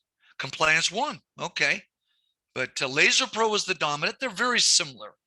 The most important document of all is the promissory note, though, because it's the only document where Bob and Sue, the imaginary couple that we're dealing with today, will actually promise to repay the debt. And the attorneys, from a legal standpoint, your bank attorney will call the promissory note the evidence of the debt. If there's a legal dispute, or if there's a foreclosure or whatever, like on a commercial real estate building foreclosure, and your attorney goes into court, the first thing out of the judge's mouth is going to be, I want to see what? Is it the promissory note or the mortgage deed? The deed, in the Western US, we call it a deed of trust or trust deed. Primarily in west of the Mississippi, primarily east of the Mississippi, it's called a mortgage deed. Same thing. The judge is not going to ask for that. They're going to ask for the promissory note, the evidence of the debt. Here are the steps of the contract. You can see, number one, genuine mutual assent. Now, you offer Bob and Sue, these small business owners, for their business, ABC, LLC, certain terms on a line of credit or an equipment loan or what have you. Do they accept right out of the chute? No. They counter. Sue says, oh, we can do better at the bank down the street. First State Bank, you guys are good, but down the street, these guys, they'll do it for much cheaper and da-da-da-da-da. I'm just making that up, of course. Once you come to terms, though, with Bob and Sue, and of course, Jane, their CFO, she's in the negotiation. She's part of that. And periodically, George would be as the CPA, independent CPA, but mainly Jane. Once you come to terms, you have legally what is called genuine mutual assent. That's another legal phrase. I would add this to your notes, please. It means the meeting of the minds. Literally, from a contractual standpoint, you've come to terms. You've come together. Legal capacity. Are Bob and Sue minors? No, they're in their 40s, both of them. Are they drunk, drugged individuals? Hopefully not. Are they insane? Hopefully not. By the way, can we legally lend to a 17-year-old human? It's a trick question. Susan, can we legally lend to a 17-year-old? I believe they would have to have a cosigner. Ooh, that's good. That's one. That's good. Brett, what do you think? Well, that's a very good point, Susan. Brett, what do you think? Could we lend? Go I ahead. think you can, but the contract won't be valid and you can't hold it against them. That is the key. That is literally the key. I made a loan by mistake to a 17-year-old young man. I got a call from one of our largest customers at the community bank where I was at. And he says, well, I'm going to send my son down to get a car loan. Well, I knew the son worked for the dad. Young man, I knew he was a senior in high school. I'd met him. Very responsible young man. Boy, he was like a clone of his dad. His dad was a real no-nonsense business guy, owned multiple businesses, very successful. One of our largest customers, who was a stockholder of the bank, on and on and on. The son comes down to the bank. I have him fill out the loan app. This is a car loan. I said, well, I told the dad, I said, hey, have your son bring down, his pay stub, da-da-da. And okay. If I had him fill out the loan app, I read the loan app wrong. It said it was April of the year. And I swear, when I looked at the app, it said March, M-A-R, because he spelled, M-A-R for short. A couple of days after funding the auto loan, I looked at the loan app. I was reviewing the file. I said, oh no, that doesn't say M-A-R, it says M-A-Y. This young man was not quite 18. As you just mentioned, Brett, we had no recourse. I went to my boss. I go, oops, look at this. Oops. She looked at me. I looked at her. When we're a small community bank, basically my boss and I were the lenders. I mean, the president of the bank lent some, but it was mainly my boss and I. She's the chief credit officer. I was the commercial lender, but we did a few consumer deals as courtesy mainly. And we looked at each other and says, well, we'll just let him pay. And he paid as agreed. If he had missed a payment, I would have called whom? Broken every law in the book, but I would have done it. I would have called Papa. And I would have had my payment in about 3 minutes or less. But this guy, this young man, I knew. I told my boss, I said, hey, I told her, I said, he's not going to default. Knowing his dad and knowing the way his dad has trained this young man. And sure enough, payment clockwork every month, never missed a beat. But as Brett, you pointed out, we could not enforce the contract. Look at letter C. This is an area a lot of times we forget in lending to the small business and in commercial lending in general. It's called consideration. There must be legally an exchange of value to be a valid contract. If we make a $750,000 equipment loan to ABC LLC, the manufacturer, going back to Bob and Sue, south of the airport, their manufacturing firm, we give them $750 to buy that piece of equipment, to finance it, to buy it. What do they give in exchange? They sign our documents and they bind their LLC. And then they sign, of course, which is the promissory note, the business loan agreement, security agreement, on and on and on. And they sign personal guarantees where they bind their personal estate. And even though they're a married couple, they each sign a guarantee. What's the 20% rule of thumb? Most banks, if an individual owns 20%, or could it be even an entity? Louise, you kind of alluded that, boy, in your commercial real estate deals, sometimes the LLC is owned by 2 different LLCs or 3 different LLCs. It gets a little complicated.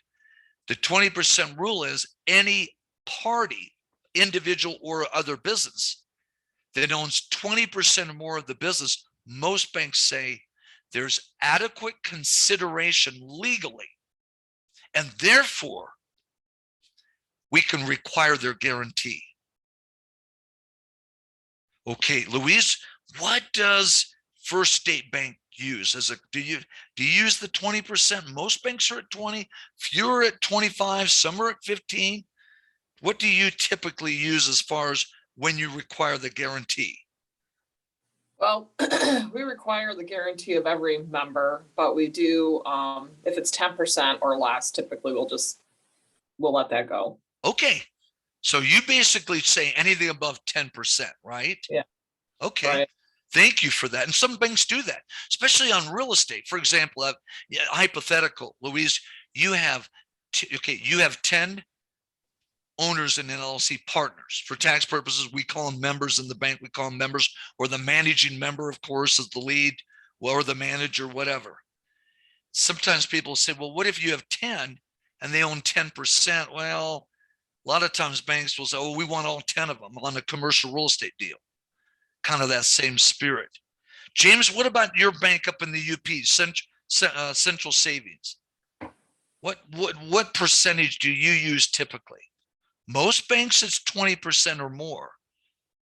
But depending on the way that the deal's structured, it could change. James, here comes James on the chat. Case by case. Interesting. Some banks will do case by case, but most say, well, our rule of thumb is 20% or more, or Louise, as you just mentioned, pretty much 10% or more. Let's go to part D. Must be legal. The agreement must be legal to be a binding contract. Illicit drug deals cannot be upheld in court. Why? Because they're not a contract. Why? Because of part D, they're not legal. But what about a marijuana? John, does your bank bank the marijuana industry? We're behind closed doors. We're amongst friends. We're all from First State Bank except James, and James is our friend. He's up in the UP. He's our friend. Does First State Bank bank the marijuana industry in any way, shape, or form that you know of? Technically, our policy is not to do that, but I believe if we have a building and it becomes vacant and the occupant is marijuana related, we're not going to throw that person out because after the fact. Okay, because it's after the fact. But generally, no. Generally, no on the front end, right? If you know up front. But if all of a sudden you get word that 2 years into the deal, it's the commercial real estate loan is 20 due in 5, 20-year AM, 5-year call, and 2 years into it, all of a sudden you get word that there's a new tenant in this office warehouse and it's a grow house or a dispensary or whatever. You're not going to say, hey, you're out, or we're going to call the note. Right. Okay. I don't think we will. Okay. Most banks, by the way, I'm starting to see this more and more, are taking that attitude. Now, this is just my observation. Now, of course, this is within the states where marijuana is legal, at least for medical or recreational. Now, Michigan, correct me if I'm wrong, John, marijuana is legal. Is that correct? I believe it is. Okay.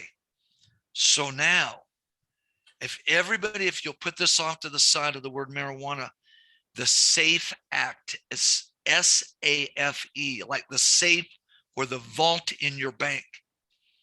And this applies to your small business borrower. The SAFE Act stands for, or SAFE stands for, Secure and Fair Enforcement Act. Secure and Fair Enforcement Act.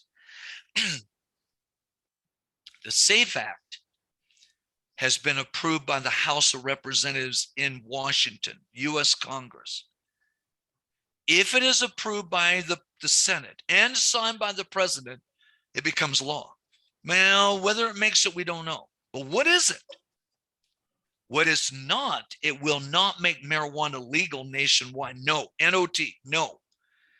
But what it will do, if it becomes law, is it will lower the friction between federal and state law relative to banking and marijuana and the marijuana industry. This is huge because you're in Michigan and the state law is already there, in my opinion. Now, some states I train in, marijuana is not legal, so it's not as big an issue. But other states like like Michigan and a few other, several other states actually where I train. Like, for example, not to speak out of school, but I train in Washington State. I train in Colorado. Oh, those were way ahead of Michigan with the change in the marijuana law. Colorado was the first, of course, and soon to follow one of the ones right after that, or the most recent after Colorado, was Washington State. Well, if the law changes, the friction between federal and state law relative to our industry, banking industry, boom, goes away. What that really means, you can bank the marijuana industry without all the hassle that's in place today. Approximately only 4% of banks in America today touch the marijuana industry. 4%. You can do it legally, but the compliance and the hassle is so intense.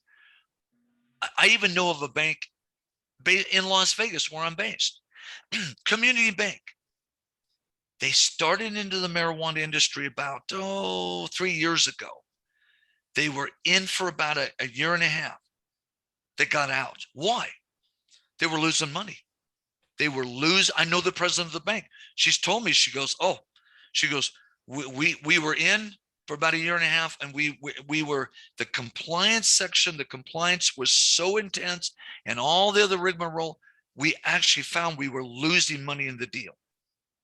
Okay, if this law goes through, the SAFE Act, it doesn't mean your bank has to bank the marijuana industry, though. Your bank, like other industries, can say, we're not going to bank. For example, there are banks in Nevada that say they're not going to bank the gaming industry.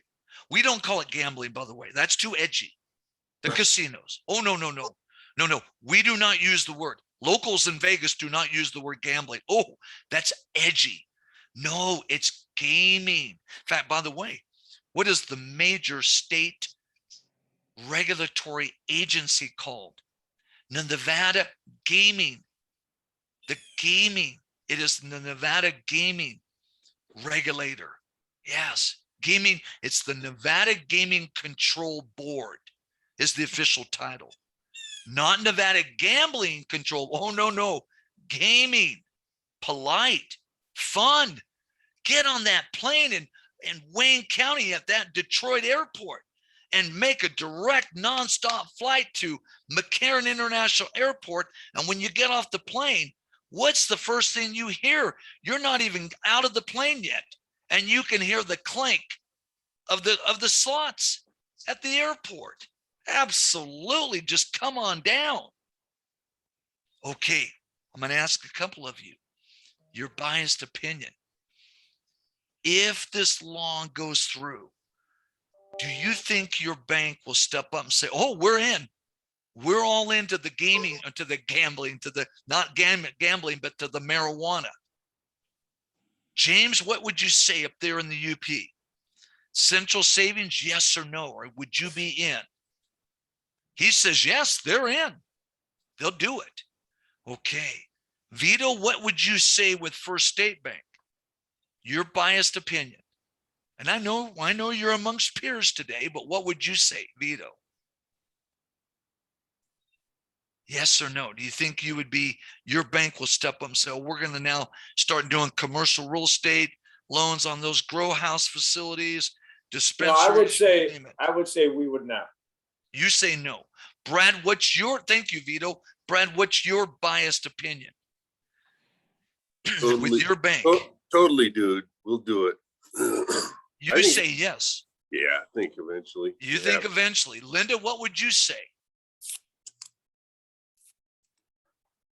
Yes or no? Do you think your bank will step up and do it?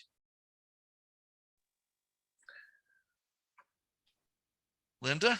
Susan, what would you say? I'm sorry, it wasn't for me. I'm sorry, but I think Susan, eventually they'll be. I couldn't catch it. I apologize. Can you say that again, please? This is Linda, and I think that, yes, eventually they would do it. I don't think out of the gate they would, but eventually we would. Okay. A lot of banks I ask this to, and they say, a lot of the lenders say, well, not initially, but maybe or probably in the future. Good. One last person, Susan, what do you think? Do you think your bank would step up either initially or even eventually? Do you think and bank the marijuana industry? I'm going to say eventually, but the problem is going to be, as you alluded to, the compliance issue. I Yeah. mean, we opened up for MSB customers, and it's been about a 2-year rollout for it. Still Okay. don't know if we've actually done it. So I think it would be the same problem for that. It would be Okay. trying to catch up with all the compliance that goes with it. Okay. But keep in mind though, if the SAFE Act goes through, much of the intense compliance that we have today goes away. I'm serious. That's why the law. It would basically be that your bank, Susan, your bank can bank the marijuana industry without all that red tape, just like as if it's a commercial real estate developer, the manufacturer, or a contractor, you name it. Just a thought. Let's move forward. Letter E must be in writing to be a bona fide contract, which of course our contracts are. All of our loans are. Let's just little snippet further on legal at the very bottom. Let's concentrate on the double L. If you'd circle or highlight, please, lender liability. Okay, Brett, you work in SAG. Without specifics, have you ever seen in your career a lender liability situation where the bank is sued? Don't give us specifics, but the bank is sued, the loan officer sued under the double L, lender liability. Have you ever seen that? And pardon me, we're going to ask you because, boy, you work with the special asset deals. So there may be a little more tendency in that world. Brett, what would you say? Hey, David, honestly, I don't think our bank has ever been, we've had the threat. Okay. It gets used as a threat, as leverage. Okay. I'm not sure if we've ever gotten so far as an actual suit, but we're pretty wary of that, and we stay a long ways away from that line. Okay. I mean, Good. That's a good thing. All right. Let's ask James. James, confidentially, we're behind closed doors. Your bank up in the UP? Have you ever seen in your career a full-blown lender liability lawsuit? I call it the double L for short. Have you ever seen one? We'll ask, okay, here he comes. I have not.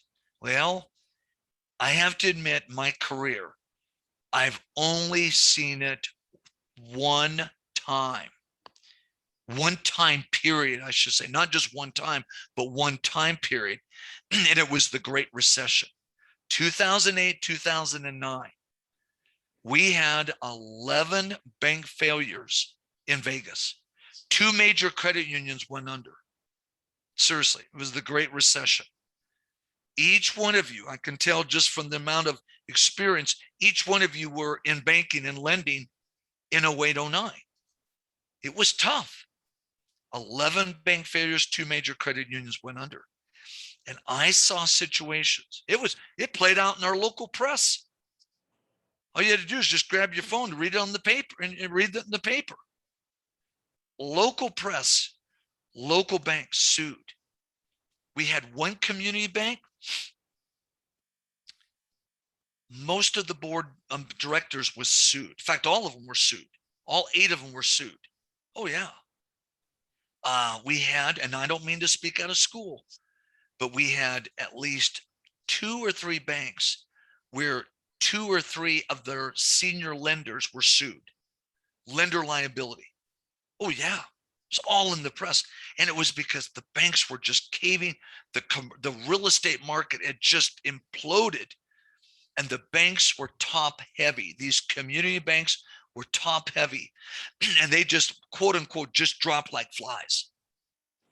Seriously. And it was it was in the paper. It was in the paper. Lender liability lawsuit. Customers were suing the banks, suing the directors, and even the FDIC got involved and were going after and suing the board of directors for some of the community banks. FDIC, why? To claim on their insurance. The FDIC, believe it or not. It was, I couldn't believe what I was seeing. I was not a lender. I was the CFO. I had clients that survived 3 bank failures in a row. And then they went under, meaning the client went under, their business went under because of the Great Recession. It was brutal. The Vegas market was brutal. Housing, for example, house was worth 300,000. Less than 18 months later, the house was worth 100,000 in the more open market. Wow.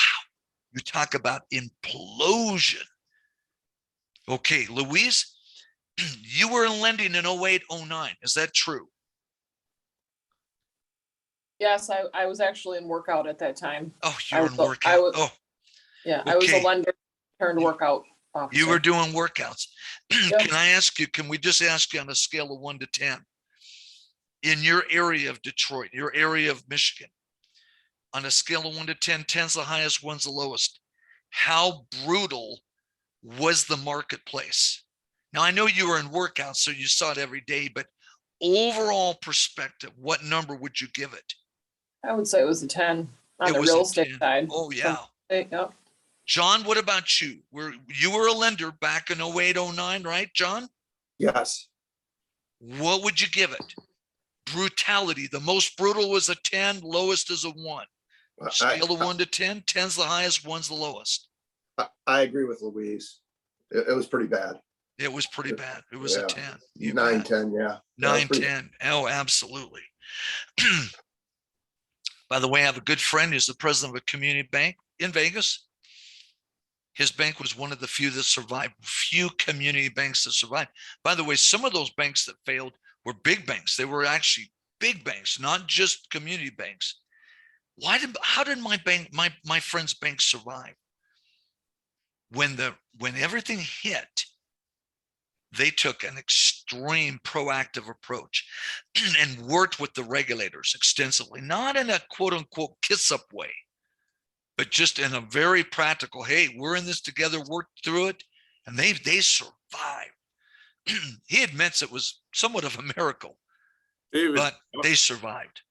Go ahead. David, that's Brett. Our bank survived. We were one of the few community banks left standing after that. I think all the de novos went out, all of them. Yeah. Our bank's been around what, guys, 103 years? Yeah. So the de novo banks, and one of the 2 community banks I helped start was de novo, brand new. So those all hit the skids, right, Brett? They all went under. Yeah, all of them. And I'm not sure it would have mattered how nice they were and how much they were reasonable with regulators. We probably survived because we were so liquid. We shrank the bank, took heavy charge-offs, and actually we were a little bit proactive before 08 and 09. We kind of worked hard to rid ourselves of our construction lending to contractors, some of the spec exposure. So you were positioned different than some of your competitors, right? Yeah, probably because we were not like profit maximizers, because we were privately owned. Yeah. They didn't, they wanted to be safe. They wanted to live in a world of safety, and because of it's probably luck, but we'll take it. My good friend, he's still the president of the bank. They were in existence for they started up about just 4 years at most before the recession hit. And so about 2004, but they were proactive, similar to what you just described. They did hunker down and so forth, but boy, it was a miracle. He admits it, because so many of the competitors, and when I say the other banks, they were not de novo banks, they were not brand new. Some of these other community banks had been in existence for like 10, 15 years plus, 20 years, versus my friend's bank at only 4 years in the market. David, we never dropped below tier 1 capital. I mean, we were. Whoa, really? Never, not a single. Really? Nope. Wow, that's good. Let's move forward. Thank you for that. Now, section number 4. Section number 4, general credit, of course. We'll go through this quickly. What products do we provide to the small business credit card, lines of credit? What's a bullet loan? a 90 to 120 day short-term, sometimes called an all pay or a single pay loan, all principal and interest due at maturity. James, at your bank, would you do a single pay deal, a bullet loan? 90 to 120 days short-term commercial loan, all due at maturity, P&I, principal and interest. Will you do it? Some banks will, some banks won't. Okay, let's see. James is going to tell us. Very common. James, I'm with you. I worked at a bank when I was on your side of the table, James, where we did them every day of the year, every day of the week, every day of the year. And then all of a sudden, B of A came in, bought us out. They called it a merger. Oh yeah, right. No, it was a buyout. I mean, yeah. Oh, they even touted that it was a mergers of equals. Are you kidding me? B of A. We're a regional bank, B of A. Give me a merger of equals within the market. Yeah, right. Well, all of a sudden, the very first week, new chief credit officer emails everybody, all the lending staff. Oh, until further notice, we will not do bullet loans. We're like, what? Our market was full of them, and our customers were used to it. It's like, what? The chief credit officer says, well, we're not doing bullet loans from here on out, and if they don't qualify for a permanent increase of the line of credit, we don't want them. Get rid of them. Equipment financing, commercial real estate. Louise, you do this. Louise, let me ask you, do you do construction and perm or only Yeah. perm? No, we do both. You do both. Excellent. What is a bridge loan? Well, on a CRE deal, income producing deal, of course, we need to give Bob and Sue time. Let's say they're the commercial real estate developer and they put up a 10,000 square foot professional office building with 5 or 10 suites, either 1,000 or 2,000 square feet each. They need time to get those tenants in. We give them bridge loan. Louise, what's your typical term on your bridge loan? We don't really do bridge loans in commercial. Really? Okay. We would, yeah, I haven't done that, at least my 6 years here at First State, we have not done them. Okay. Some banks will, though.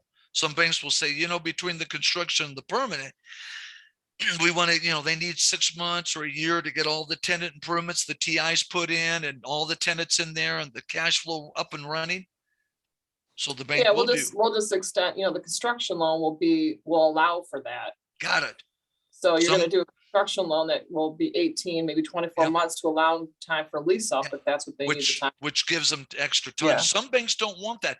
Some banks, Louise, and I hear what you're saying, but some banks say, no, we want to control that construction. And then we want, if they really need a bridge loan, we're going to do that middle bridge loan and then the permanent. Your banks, it sounds like the structure is way more flexible.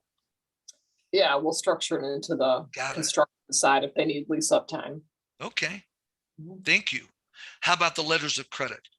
Okay, let's do a class shout out. Yes or no, a class shout out. Do you do letters of credit? Yes or no? Yes. Yes. Yes. Yes. Yes. Have James to. also. Yes. James, yes. Do you do standby or irrevocable? Same thing. Now, what is that? Well, the standby or irrevocable, of course,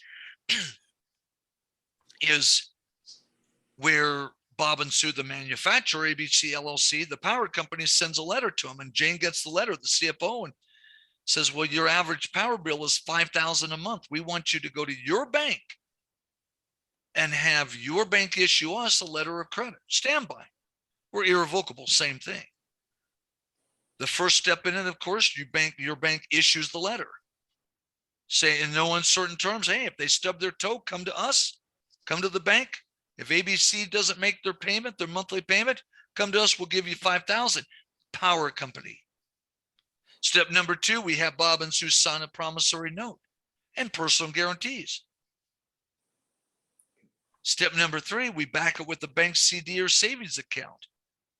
Step number 4, instead of tying up their cash, Jane says, well, in my previous employment, my previous company, I had the same situation, but the bank was able to do a carve out of the line of credit.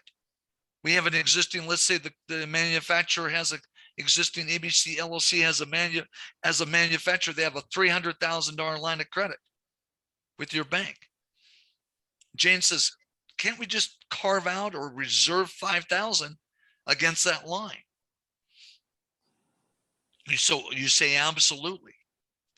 Vito, in your bank, does your bank do carve outs on the lines of credit to support the letter of credit instead of tying up their cash? Yeah, actually we Okay. do. I just did one, or in the process of doing one. Okay, excellent. Now the big risk to your bank is, Vito, you assign someone in your staff, hey, can you put the hold on that line? And they forget to do it. Oops. And then all of a sudden, Bob and Sue max out their line and they default on their monthly power bill payment. Whoa, wait a minute. You got to wire $5,000 to the power company. Oops. This is what I hear all over the country, though. But just in the last few years, I'm starting to hear this more and more.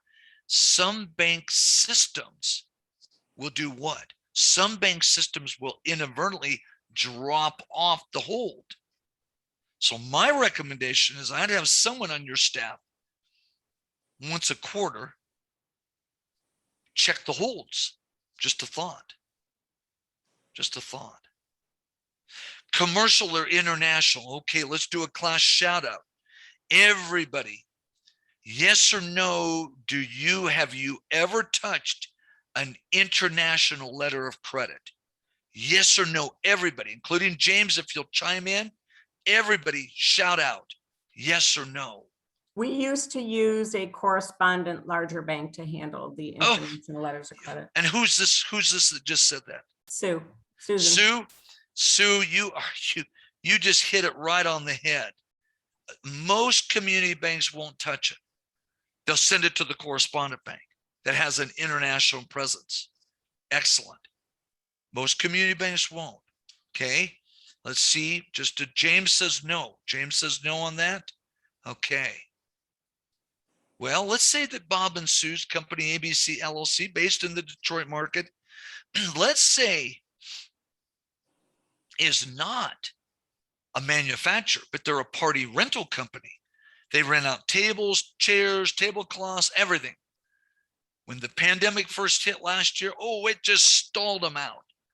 But like a lot of businesses, they were able to figure out with plexiglass and social distancing and mask and everything else, how to provide their service for weddings, wedding receptions, you name it. Okay. Twice a year, they import those little white wooden chairs. Brad, where are they manufactured? Where are those little white wooden chairs manufactured? What country? I know. Brad, what would you say? Probably not here. Okay, what country? Just tell us, what country do you think? China. China is it, absolutely. How did the chairs get here? How do Bob and Sue ABC LLC buy those chairs? And how is the manufacturer protected? Commercial or international letter of credit? The letter of credit goes one way, the chairs go the other. Part of the documentation is called bills of lading. L-A-D-I-N-G, bills of lading. But there are 4 inspection points. The first is that the manufacturer. Why do we care about this? Well, because we use our line of credit. We allow our line of credit, I should say, to be used to finance the purchase of those chairs. And they're usually 30 or 40,000 a shipment. So we may even say on the line of credit, well, it can be used for letters of credit, up to, including international or commercial letters of credit, up to 100,000. So they could have 2 outstanding at one time. Let's say it's a $300,000 line to the business. First inspection is at the manufacturing plant, 200 miles inland from Shanghai. Second inspection at Shanghai, the port. Where's the third inspection? Across the Pacific Ocean, California. Okay, I'm going to ask a couple of you. Where in California would be most likely where that shipment would go through? And by the way, we as a bank get the report because that's our collateral. Linda, where would you guess? Where in California is the biggest port biggest port on the West Coast as well. Where San would you guess? Diego? Not San Diego. That's good. That's a huge port, but not San Diego. Sue, what would you say? Where in California, the biggest port? Los Angeles. You were right on. LA, specifically Long Beach, California. It's LA County. It's LA County. It is huge. I was raised 10 minutes from there, partly. My father was career military, so I was raised all over. Illinois, Ohio twice, Florida, Germany, California, you name it. We lived everywhere growing up, including high school. I was in high school in LA County, LA, place called Torrance, California. Long Beach, 10 minutes, 15 minutes, depending on the traffic, to the port, Long Beach. Huge, billions of dollars hourly flow through there. Not daily, hourly, billions of dollars of goods moving right along. Standby with the chairs, irrevocable. We don't want that to be drawn upon. Pardon me, not with the chairs, with the power bill payment, pardon me. But with the chairs on the international, we want that to be drawn upon because it helps facilitate the trade. Okay, let me ask the question. In your bank, Louise, do you do much SBA lending? Is your bank heavy SBA lending? Yes, we are a SBA preferred lender, but I Whoa. don't do it. They'll have to. You defer don't to do me. it, okay? Yeah. I'm going like, oh, I'm glad I don't do it. I'm just kidding. John, do you do SBA lending? Yeah, we were involved in the PPP loans. We also do Right the there at the bottom of 504s. the page, Paycheck Yeah. Protection Program. Who, John, did you personally work with the PPP? Yeah, I did. Would you prefer to never hear those three letters ever again in your lifetime? I'll reserve comment. I love it. Okay, let's ask James up in the UP. James, did you touch personally the PPP? Okay, we're going to ask James, did you touch it? Yes, love the PPP program, James says. I love it. Now, I did not do the PPP loans, but I worked with CFO clients of mine extensively with their banks and so forth and submitting all the information. Oh, absolutely. Oh, man, that was tough. Okay, we're going to just do a quick class shout out. Yes or no? Everybody unmute. James, if you'll submit. Yes or no? Do you think we're going to have another draw? We've officially had 2 draws for the small business. Technically, it's really 3 draws already because the first draw was gobbled up by the big businesses, big universities, and so forth. So technically, the small business, we've had draw 1, draw 2. Do you think we could have a 3rd draw sometime in the next year? Yes or no? Everybody shout out yes or no. No. I hope not. I I'm hope afraid not. not. Yeah. I pray not. Okay, from James, no. Interesting. I've had a few groups in the last 2 months that say, well, it's maybe a third of the class says yes, but most people say no. And quite frankly, I agree. I think it's no. Brett, do you agree with me? It's no. Do you think no?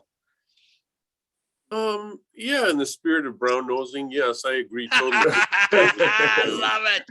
I love it. Let's Yeah. turn forward. Here we go. Now, section number 5 of our 13 sections. Let's go to section number 5. Basic commercial loan underwriting of the small business credit. Okay. We're going to talk about credit scoring. Okay, now, let me describe the credit scoring. First off, if you put this in your notes on the components, this is how the method works. The credit analyst runs Bob and Sue, our imaginary borrowers, the principals. Now let's go back to ABC LLC, the small manufacturer just south of the airport, Detroit. Okay. Small manufacturer, 30, 40 employees, what have you. First step is the credit analyst, he runs their FICO score, Fair Isaac Corporation. And let's just imagine that Bob's FICO score is 780 and Sue's is 810. Vito, in your world, in your area of your bank, would you consider those good, high, average, low? What would you say? 780 and 810. I would say that's good. Okay. All right. Now, the first step is they run the credit score. Step number 2, the loan officer, she goes out. She's already gone out and met with Bob and Sue and Jane and had them fill out a commercial loan application. Okay. Filled out this commercial loan app. And in the loan app, there are 5 questions. And Jane's sitting there with Bob and Sue, and she may even do it on her own. She just fills it in, handwrites it. The credit analyst is in the bank, doesn't really interact with the end user. They're running the credit scores. They're doing the loan write-ups. They're doing all the spreads and the whole bit. But the loan officer's out there with Jane. She's out there with Jane. On the loan app, there are 5 questions. I put in your notes, number 1. For question number 1, how long has the business been in operation? I emphasize this is quick and dirty commercial underwriting, loan underwriting, no financial statements, no tax returns, no full underwriting we're going to do in just a moment after our break, after our second break. We're going to go into full underwriting. None of that. This is quick and dirty credit score for a commercial loan. I emphasize this is not a consumer. This is commercial, but small business. First question, how long has the business been in operation? If the answer is 18 months, they're ultimately, when it's fed into the system, they're going to get so many points. If it's 18 years, obviously more points. Question number 2. And Jane, the CFO, just handwrites it in. Question number 2, what is the FTE? What is the FTE, full-time equivalent headcount? If it's 10 employees, okay, so many points. 100 employees, obviously more points later on when it's fed into the system. In this case, 30 to 40, she puts 40 down. Okay. Question number 3, what is the average revenue? What is the average revenue, annual revenue of the business? If it's 500,000, small business versus 5 million, obviously different level. Question number 4, what is Bob and Sue's personal liquidity outside of the business? Stocks, bonds, cash, liquid assets outside of the business. If it's 20,000, okay. If it's 120,000, obviously, depending on the relative size of the credit request, those are going to make a difference. 20,000 versus 120. Question number 5, the 5th and final question. 5th and final question. What is Bob and Sue's personal, tangible, or adjusted net worth? Tangible or adjusted net worth. On the loan app, there's a little balance sheet, assets, liabilities, net worth for Bob and Sue. Well, Jane prepares their personal financial statement. She just takes out the most recent and just copies it down. Assets, liabilities, personally, and net worth or owner's equity. In this case, it's net worth. But all of this information is brought back by the loan officer in that loan application, commercial loan app, back to the credit analyst. Credit analyst he's run the credit score, meaning the FICO score. He takes the 2 FICO scores from the regular system, inserts them into a separate software program. And then he inserts the 5 answers to those questions into that same separate software program. Well, when he gets to the 5th one, he looks down and he goes, the credit analyst at your bank looks down and goes, wait a minute. Hey, wait a minute. They show net worth of 2 million. Jane put 2 million. He looks to the left under the asset. The bottom of the asset says ABC LLC $1 million. Oh, wait. We're going to take $1 million off that net worth. Why? Well, we're going to lend to the business. So their tangible or adjusted net worth is not the 2 million. No, we'll take the $1 million from ABC LLC under the asset side. They're like, exclude that. So it's $1 million. So he inserts $1 million into the system, runs the score, takes him less than 10 minutes to do it. Score kicks out. I put in your notes, one of the vendors that provides this for banks all over the country uses a scale of 165. If the endpoint structure is 165 points or more, you automatically approve the line or the loan. No full underwriting, no cash flow, no key ratio analysis, no cash flow, which we're going to talk about in a moment. None of that. Quick and dirty. That's it. But I put in your notes, most banks that do this, basic commercial loan underwriting for the small, and these are usually small business, is only up to 100,000. SBA does have a product. SBA does have a product in this arena, definitely. And I think it's up to 50 or whatever, but they do have one of their products that's credit scored.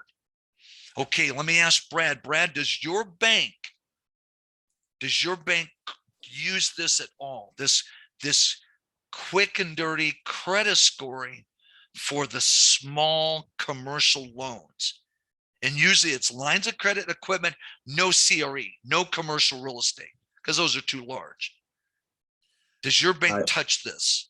David, we do not use that at all. And that's gives us an advantage over some of the big banks in the area that do. Yes. And it'll be kicked out for some reason. And then we're able to maybe do the loan. So no, we don't do that at all. Excellent comment. James, in the UP, does your bank use credit scoring at all?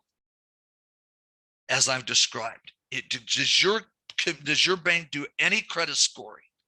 Small credits, if you would. James, if you can tell us that, please. Let's wait till James responds. Okay. All right. Now, Brad, what you just said, a lot of the big banks do it, but so do some of the community banks, small banks, and the regional. Okay. Okay, James says just on the personal side, the consumer, not on the commercial. And I hear that around the country, but some community banks, some regional banks do it as well.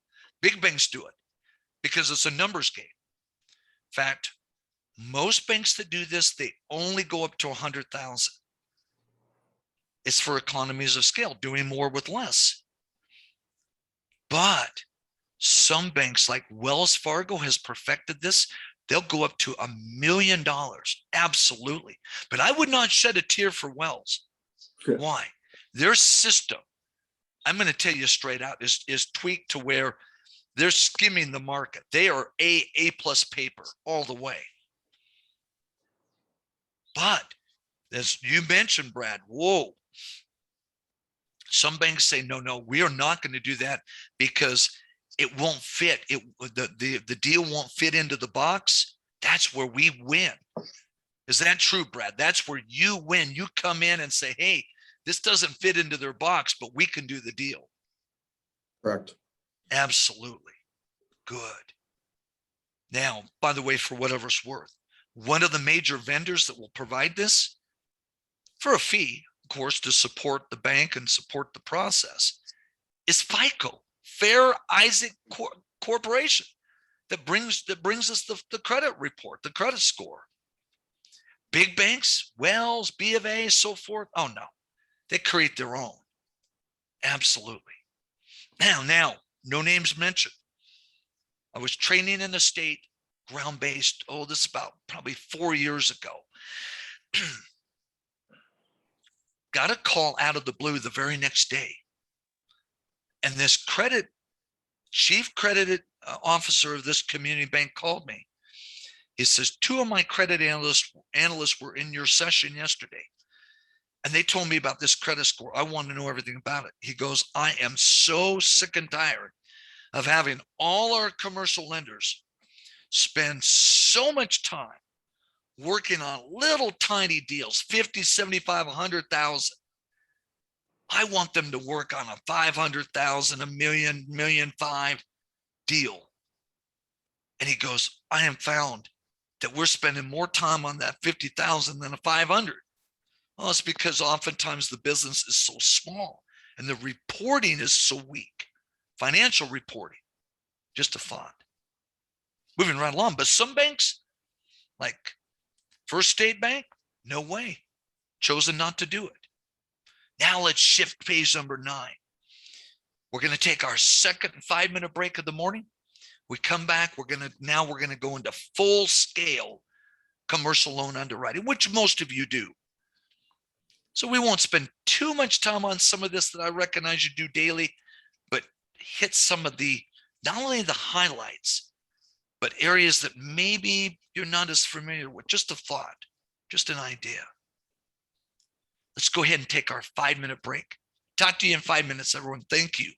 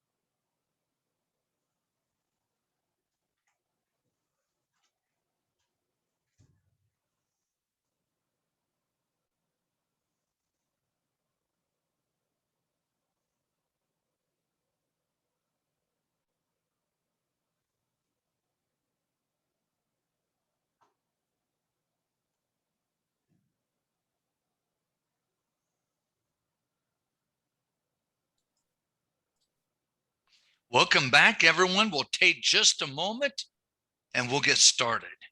Take just a moment, everyone. David, Yes, go ahead. David, I just really quick.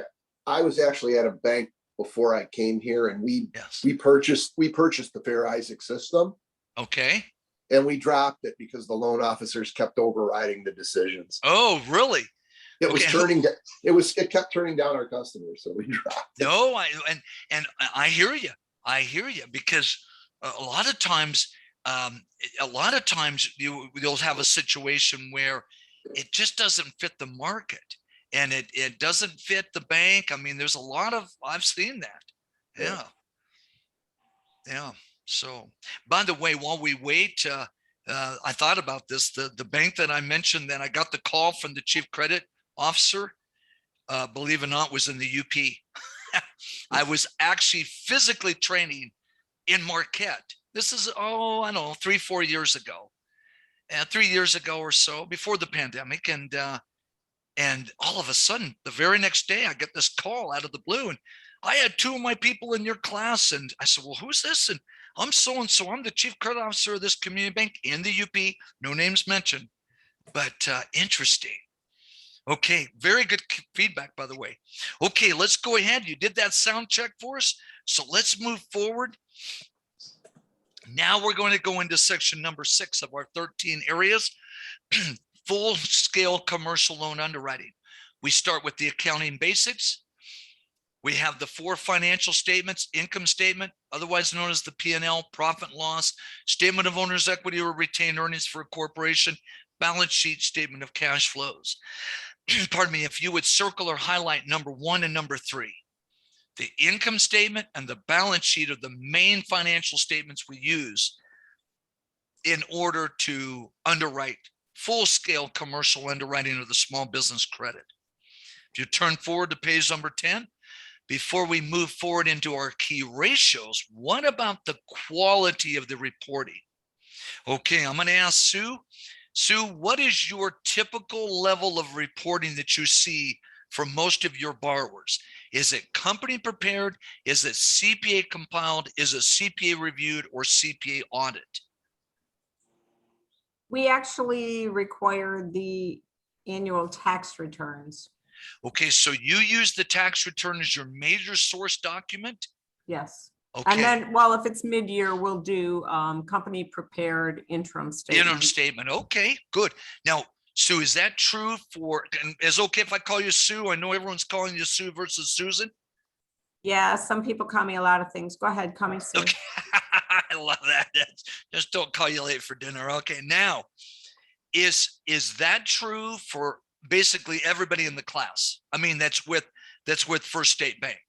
No, it depends on the complexity and the dollar amount. Okay. Of credit, but generally Okay. speaking, when credit does the spreads, they use the tax return. They use the tax return. Okay. Gotcha. Versus the company prepare would be more the interim statement. Okay. All right. Thank you for that. Good feedback. Under company prepared, if you'd put in your notes, please, under number 1, QuickBooks. The most common accounting software in America is QuickBooks. Some commercial loan underwriters, though, full scale, we're doing the full scale now, they make the mistake of bashing QuickBooks. I hate QuickBooks. Why? Well, the balance sheet doesn't balance and this and that. I'm going to tell you flat out, for the average typical CPA in America, including in Michigan, the vast majority of CPAs love QuickBooks. It is the state of the art, high quality, state of the art accounting software. It has changed over the last 10 years so extensively. It is so state of the art, especially for small business. It is the misnomer with commercial lenders is it's not the QuickBooks software that's the culprit. It is who is using the software. How sophisticated, how knowledgeable, how much experience does Jane, the CFO/controller, have? the information we're getting from her, is it clean? No, we set this up earlier when we first started into the imagine, the fictitious Jane, the fictitious Bob and Sue, ABC LLC, fictitious George, the CPA. But in real life, how sophisticated is that person or team of professionals that's presenting or preparing, I should say, the financial statements and ultimately presenting to you, the lender? It's not the software that we should be concerned with. It's who's using the software. We don't want to get into the double L, lender liability, where we start being accused of controlling the business, but at the same time, hey, we need to have this improved, whatever. This is one reason why many commercial lenders, pardon me, will use the tax return as the main source document versus the financial statement, because, well, if George is going to sign off on that tax return, we quote unquote assume that the numbers are correct because he'd signed off on it. Whereas company prepared, he doesn't sign off. And even CPA compiled, he doesn't sign off. No, the compilation simply just, it's just the company's numbers put into his format. He puts a big disclaimer on the front. Oh, these numbers, this information's management. Reviewed, more credibility. Why? Because George, the independent CPA with the reviewed financial statement, he does review the books per GAAP, generally accepted accounting principles, or GAAP. How about an audit? Okay, I'm going to ask, Brett, do you see many audited financial statements in a given year? Zero. Louise, what about you?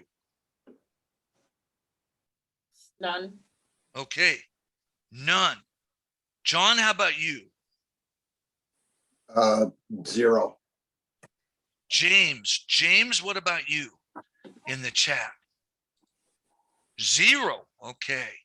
For whatever it's worth, larger credits, boy, you get above 3 million, you get above 5 million. Oh, the bank's going to say, we want an audit. Some banks even above 2 million total credit jurisdiction or relationship. For whatever it's worth, many of you don't touch these, but if you wouldn't mind writing this down under the audit, there are 4 levels of an audit. Just watch next week, you get an audited statement. There are 4 levels. Number 1 is called an unqualified audited statement. Unqualified. The second is called a qualified audit. The third is adverse. The fourth is called a disclaimer. Adverse and disclaimer. Okay, let's go to the top one. Unqualified. What is it? It's clean. It's not perfect, but it's clean. The slang term, it's clean. The unqualified audited statement's the only level that a bank would typically touch. Unqualified, meaning there's no qualifications. It's clean per GAAP, the books per GAAP and so forth. There's a lot more to the audit than the review though. Not just per GAAP, there's confirmation letters they sent to your bank to confirm deposits and loan relationships. They'll send confirmation letters to on the receivables, on the payables. They'll send confirmation to the company's attorney, see if there are any legal issues that could impact the company. Unqualified is the top rung, the only level that typically a bank would accept. Level 2, qualified. Ooh, 1 or 2 or 3 violations of GAAP, generally accepted accounting principles. Level 3, adverse. Multiple violations of GAAP, multiple. Number 4, disclaimer. I'd put the word run in your notes, please. Run the other way. Disclaimer. The books are so messed up that the CPA cannot and will not render an audit opinion. And you may say, well, why would a company pay for an audit if they get a disclaimer or even an adverse? Well, county hospital. This happens often. They're required to have an audited statement. The books are messed up. A lot of county hospitals, a lot of mismanagement nationwide. Well, they get the audit. It's a disclaimer. It's an adverse. It's a qualified. But your borrowers, typically your for-profit businesses and even nonprofit, unqualified, no qualifications. That's the only level we would accept. Moving right along, let's turn to page number 11. Now we're going to start into this for just a few minutes and then go take our lunch break. Now we're still in section 6, full-scale underwriting of the small business loan. 5-step LALOC model. LALOC, LALOC, if you would circle the first letter of each of these. LALOC. Okay, what's the definition of liquidity? This is full-scale financial statement analysis, whether we're talking source document, tax return, or the financial statement. For whatever's worth, for the Michigan Bankers Association, I provide 2 tax classes for the lenders. Basic, personal, and business is the basic, and then the advanced, which is primarily for the commercial lenders. Now, liquidity defined as follows: the company's ability to service its short-term obligations, its short-term, less than 12 months obligations. Good afternoon, Ron. How are you? Another way to define liquidity is the nearest to cash. The nearest to cash. Activity. Activity is defined as the turn factors, the swing factors. The turn factors, the swing factors. We're going to look at AR, AP, and inventory turnover. Leverage. Model number 3 defined as follows: the company's ability to service its long-term obligations, more than 12 months, 3 years, 4 years, 2, 3, 4 years out, 5 years out, long-term. Operating performance number 4.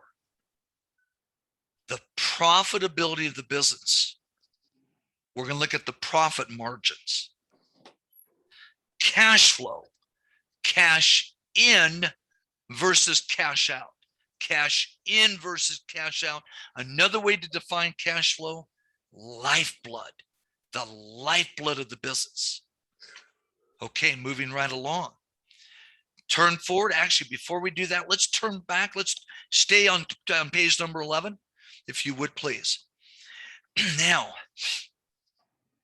gave you the definition of each of these. Let's go back and I'm going to give you just a few of the key ratios. So liquidity, off to the right of liquidity, further past the definition. One of the main key ratios, current ratio. How do we define current ratio? You can put this way off to the side on that blank section. Current assets divided by current liabilities. Current assets divided by current liabilities. Okay, this is an old-fashioned standard for the current ratio. Current assets divided by current liabilities, which is an indication of liquidity. 2.0. 2.0. If you have a current ratio, current assets divided by current liabilities, of 2.0 or higher, you have strong liquidity in theory. You have strong liquidity in theory. But what is more important than the old-fashioned rule of thumb? If you would, each of you put this in your notes at the top right-hand side of this page, please. 2 general rules of thumb on each of the steps of the LALOC model. Rule number 1, 2 general rules of thumb at the top right-hand side. Rule number 1, pardon me, self to self. Self to self. What do you mean by self to self? Well, the company relative to itself. Year end 18, year end 19, year end 20, 9/30 of 21 interim period. We talked about briefly, interim period, 9 months, 9/30 of 21. Rule number one, self to self, the trend of the company relative to itself. Rule number two, top right-hand side of the page, rule number two, self to industry, self to industry. A lot of banks will use, for example, and we'll see an example of this later, RMA, Risk Management Association. John, does your bank use RMA as an industry comparison in your underwriting? I believe our credit department does. Okay. A lot, I'd say the vast majority of banks do. Good. Thank you. James, how about your bank up in the UP? Does your bank use RMA, Risk Management Association, the industry studies? A lot of banks do. Okay. Yes, he does. Excellent. So 2 rules of thumb, self to self, the trend of the company relative to itself. Number 1, number 2, self to industry, like for example, to RMA. Going back to the 2.0, if you have a 2.0 current ratio as of 9/30 of 21, well, by itself, it's almost meaningless. We need at least some other periods to compare it to. Year end 18, 19, 20, and then year end, and then the interim. Number 1, number 2, self to industry, like the RMA studies, Risk Management Association. Let's go to activity. Did the definition, turn factors, swing factors, off to the right. 3 calculations. AR turnover, AP turnover, and inventory turnover. AR, AP, inventory. What's the formula for AR? Accounts receivable divided by sales times days in the period. Accounts receivable divided by sales times days in the period. What days in the period? If it's an annual financial statement or a tax return, annual, of course, it's going to be annual, 365. Semi-annual, if it's an interim statement, semi-annual, 180, 182, what have you. What about AP turnover? The formula, accounts payable divided by cost of goods sold, COGS, COGS for short, cost of goods sold, times days in the period. AP, accounts payable divided by cost of goods sold, or COGS for short, times days in the period. Inventory turnover, the third one under activity. Inventory divided by COGS, COGS, cost of goods sold, times days in the period. Inventory divided by COGS times days in the period. Now, on a practical basis, we want AR turn to shrink over time. We want inventory turn to shrink over time. AP, oh, stretch that out a little bit. Stretch it out a little bit. But don't get put on COD. Company, COD, cash on demand, cash on delivery. Third one in this LALOC model, LALOC, leverage. The main key ratio to the right, debt divided by equity. Total debt on the balance sheet, current liabilities plus long-term liabilities, divided by total equity or net worth of the business. Owner's equity, equity, net worth of the business. Here's an old-fashioned rule of thumb for the leverage, the debt to equity ratio. A maximum of 3.0. It's an old-fashioned rule of thumb. A maximum of 3.0. For every $3 of debt, $1 of equity. Now it's a maximum because why?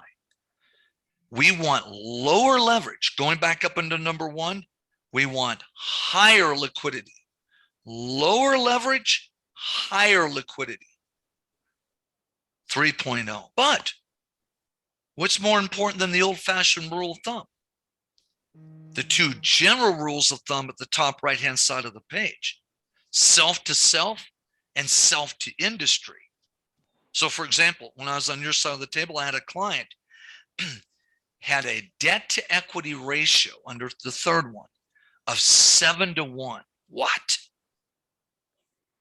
We had a new credit administrator. He looks at that and he literally starts just coming unglued. And he says, "Oh, we can't handle that." I said, "What do you mean?" He goes, "Well, you got to decline this." I said, "Well, no, this is an existing customer for 20 years. He goes, "Oh, I don't care. Get him out of the bank. Kick him out." What? 20 years? Oh, kick him out. I said, "Well, wait a minute. It's 7-to-1. He blurted out, he goes, "You know, the old fashioned rule of thumb is a max of a 3-to-1, 3.0 in the debt to equity leverage." He goes, "Your customer's 7. That's over double." I said, "Whoa, whoa, whoa, whoa, whoa. What about self to self? What do you mean?" I said, "Well, look at the last 3 years." I showed him the numbers. I said, historically, he's about 6, 7, 8-to-1, or 6, 7.0, which is to 1. And then I said, look at the RMA. I showed him the Risk Management Association study, and I said, look, it's 7-to-1, his industry. Looked at it, looked at the numbers. I said, self to self, he is right on with his industry. And look where his industry's at. The nature of the business, a modular home dealer. Just the nature of the industry, nature of the business, very highly leveraged. Pardon me, this new credit administrator looked at me. "I don't care. Get him out of the bank. Cut him loose. Get him out of the bank." What? I had to go to the customer and said, "We can't renew your line." In so many words, I was saying, "You need to leave." The customer looked at me and he goes, "Are you kidding?" Of course, I said, "Well, we got a new sheriff in town. We got new management, da, da, da. Sorry." Wow. In 20 years, how many times had this guy missed a payment or bounced a check? 0. Wow. Operating performance. To the right of number 4, 2 calculations we look at: gross profit margin and net profit margin. Gross profit margin and net profit margin. But we also look at self to self, self to industry, of course, not just one period, 9/30 of 21 or what have you. Cash flow.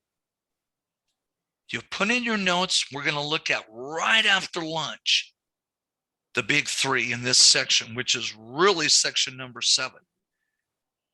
EBITDA, as I mentioned earlier, for the business, personal, and number 3, global or combined. So with that, if you'll turn with me to page number 12, we're going to go now into section 7 of our 13 sections. We're going to take our half-hour lunch break.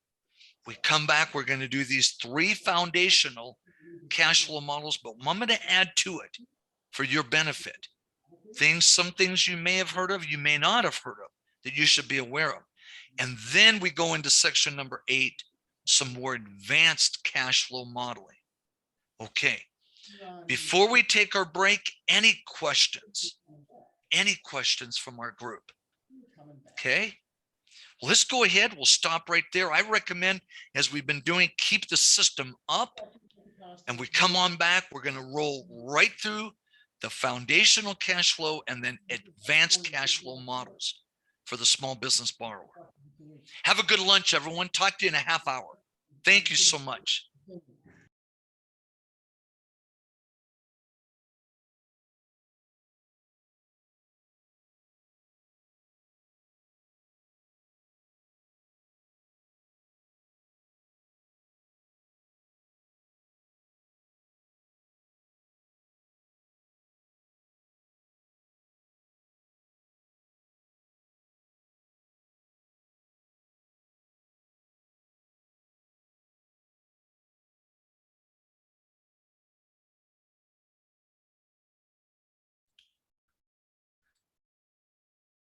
Welcome back, everyone. We'll take just a moment. We'll get started. Welcome back from the lunch break. Pardon me.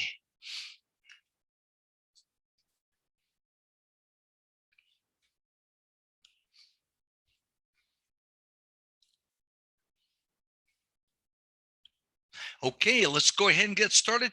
John, would you be able to do our sound check for us, please?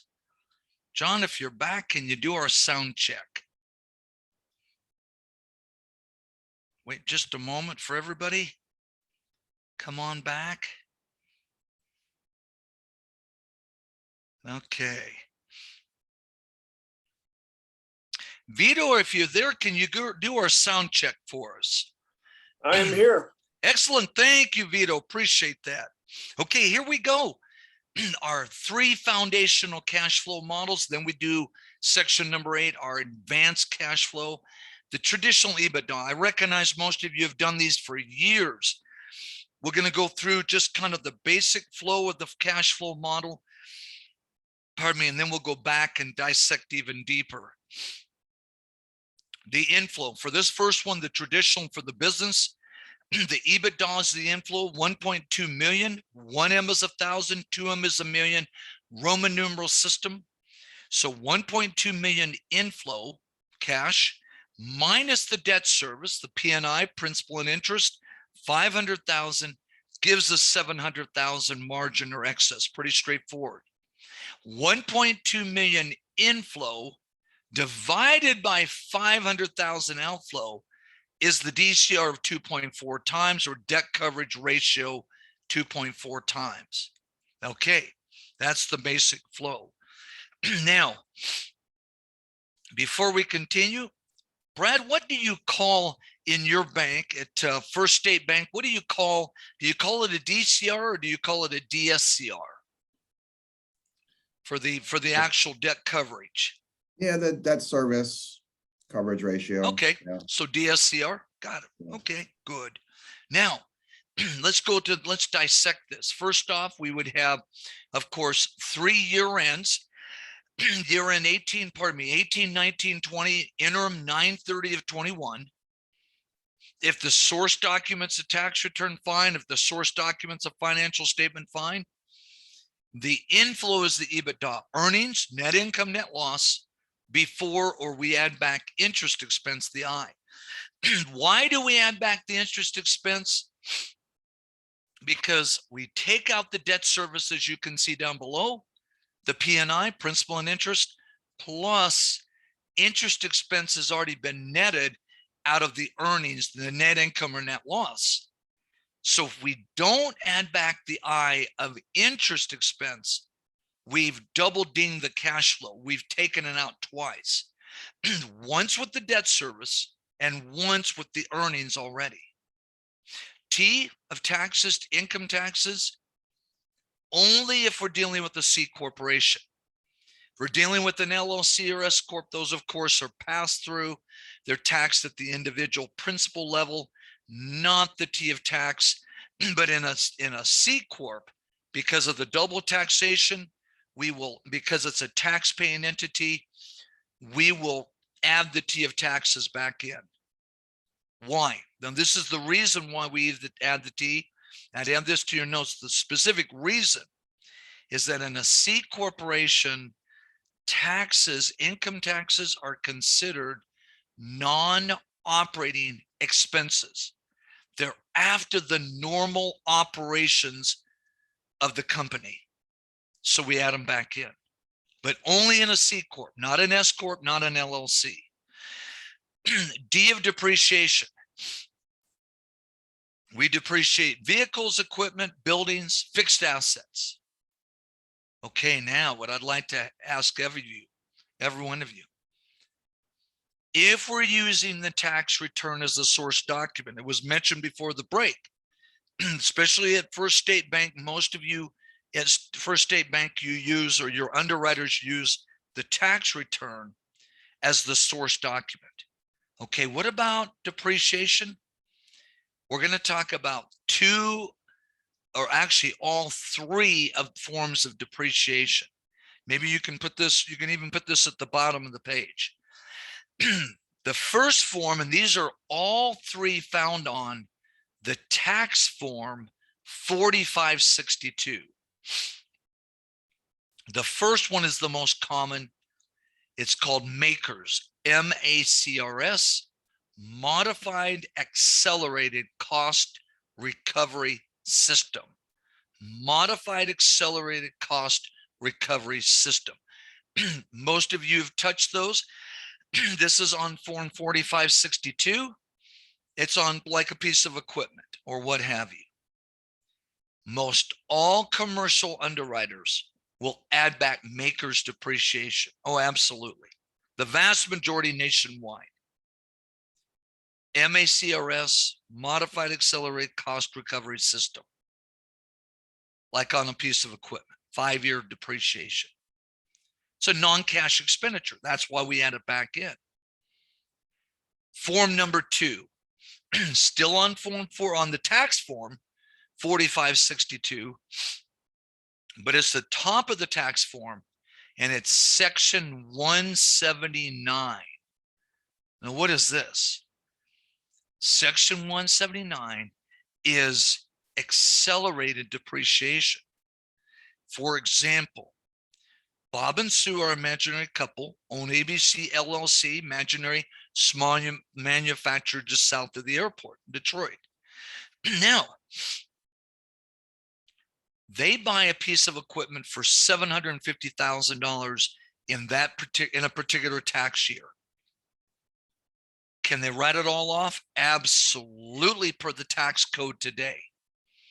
Section 179, if you would add this to your notes, this is our second form of depreciation we're talking.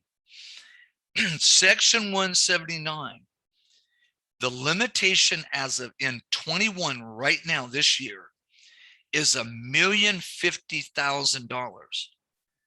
As long as the company does not purchase more, then it's a little over $2.6 million. It's a little over 2.6 million. If they only purchase 750, and that's the total equipment they purchase, that's it. Well, that's below the $1,050,000.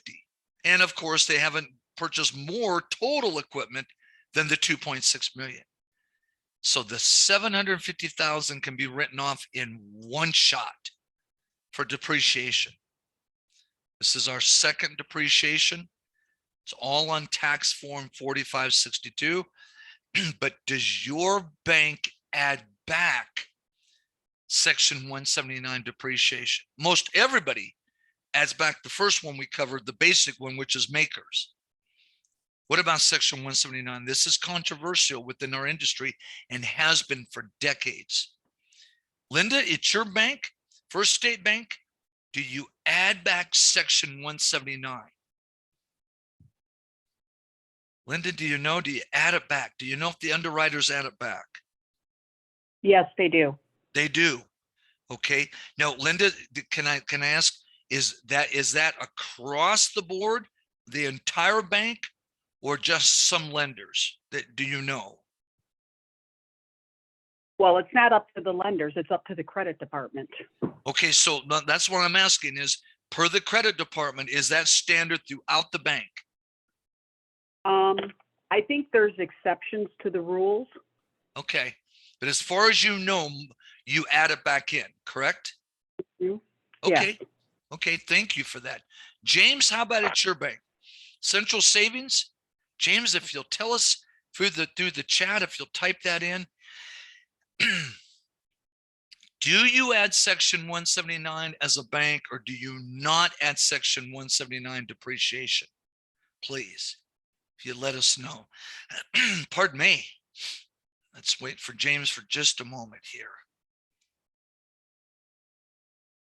Okay.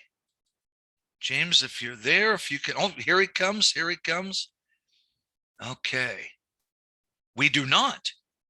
Okay, now wait a minute. So Linda, your bank does, James Banks does not. This is a controversy in our industry. You should be aware of it, please. If you would please write this down, approximately 60% of all commercial lenders nationwide do not add back Section 179. No way. 40% do. Why would about 60%, like James Bank, does not add it back in? The reason why is because if ABC LLC buys that equipment and then they write it off in 1 year, they've paid the cash to buy that equipment and they're taking the write-off in the same year. Well, the company will pay for fuel expense, which was a cash outlay, then they'll expense it. We don't add that back in. The company will pay cash for salaries, and it's a cash outlay. We don't add that back in. So the argument for approximately 60% of commercial underwriters today, all over the country, do not add back Section 179. Quite frankly, they play it a little more conservative. Generally considered a little more conservative. What about the 40%? Linda, you mentioned your bank does add it back in. So your bank is in, First State Bank is in the 40% category. Okay, here are two arguments in order to add back Section 179. Legitimate, in my opinion. Argument number one, pardon me, whose cash was it that was used to actually physically buy the equipment? Well, if you go loan to value, LTV 80%, 90% as a bank, pardon me, 100%, chances are that $750,000 piece of equipment is going to be financed. 80, 90, or 100% loan to value, LTV. So it's the bank's cash. So here's an argument, Linda, to support your bank's argument, your bank's procedure of adding it back in. Well, hey, most of the cash to buy that equipment wasn't even the company's real cash.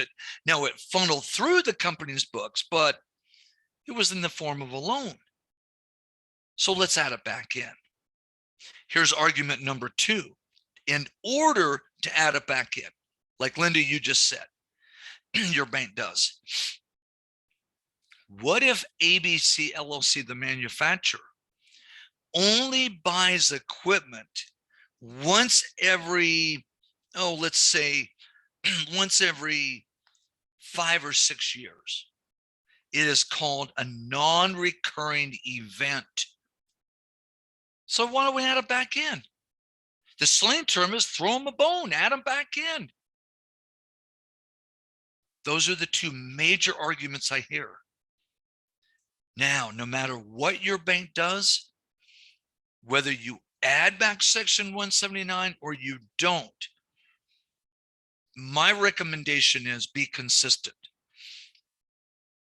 So for example, when I was on your side of the table, I was at a bank, we had 4 lending centers in the Vegas metro, geographically dispersed.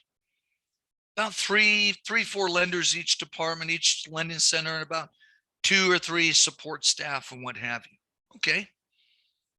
Same bank, same loan committee downtown. 3 of the departments, 3 of these teams, these lending teams, commercial, they chose to not add back Section 179 depreciation. One of them, the team leader just announced to everyone, I don't care what you guys do. In my team, we're adding them back in because we want stronger cash flow analysis. We're making loans. I don't care what you guys do.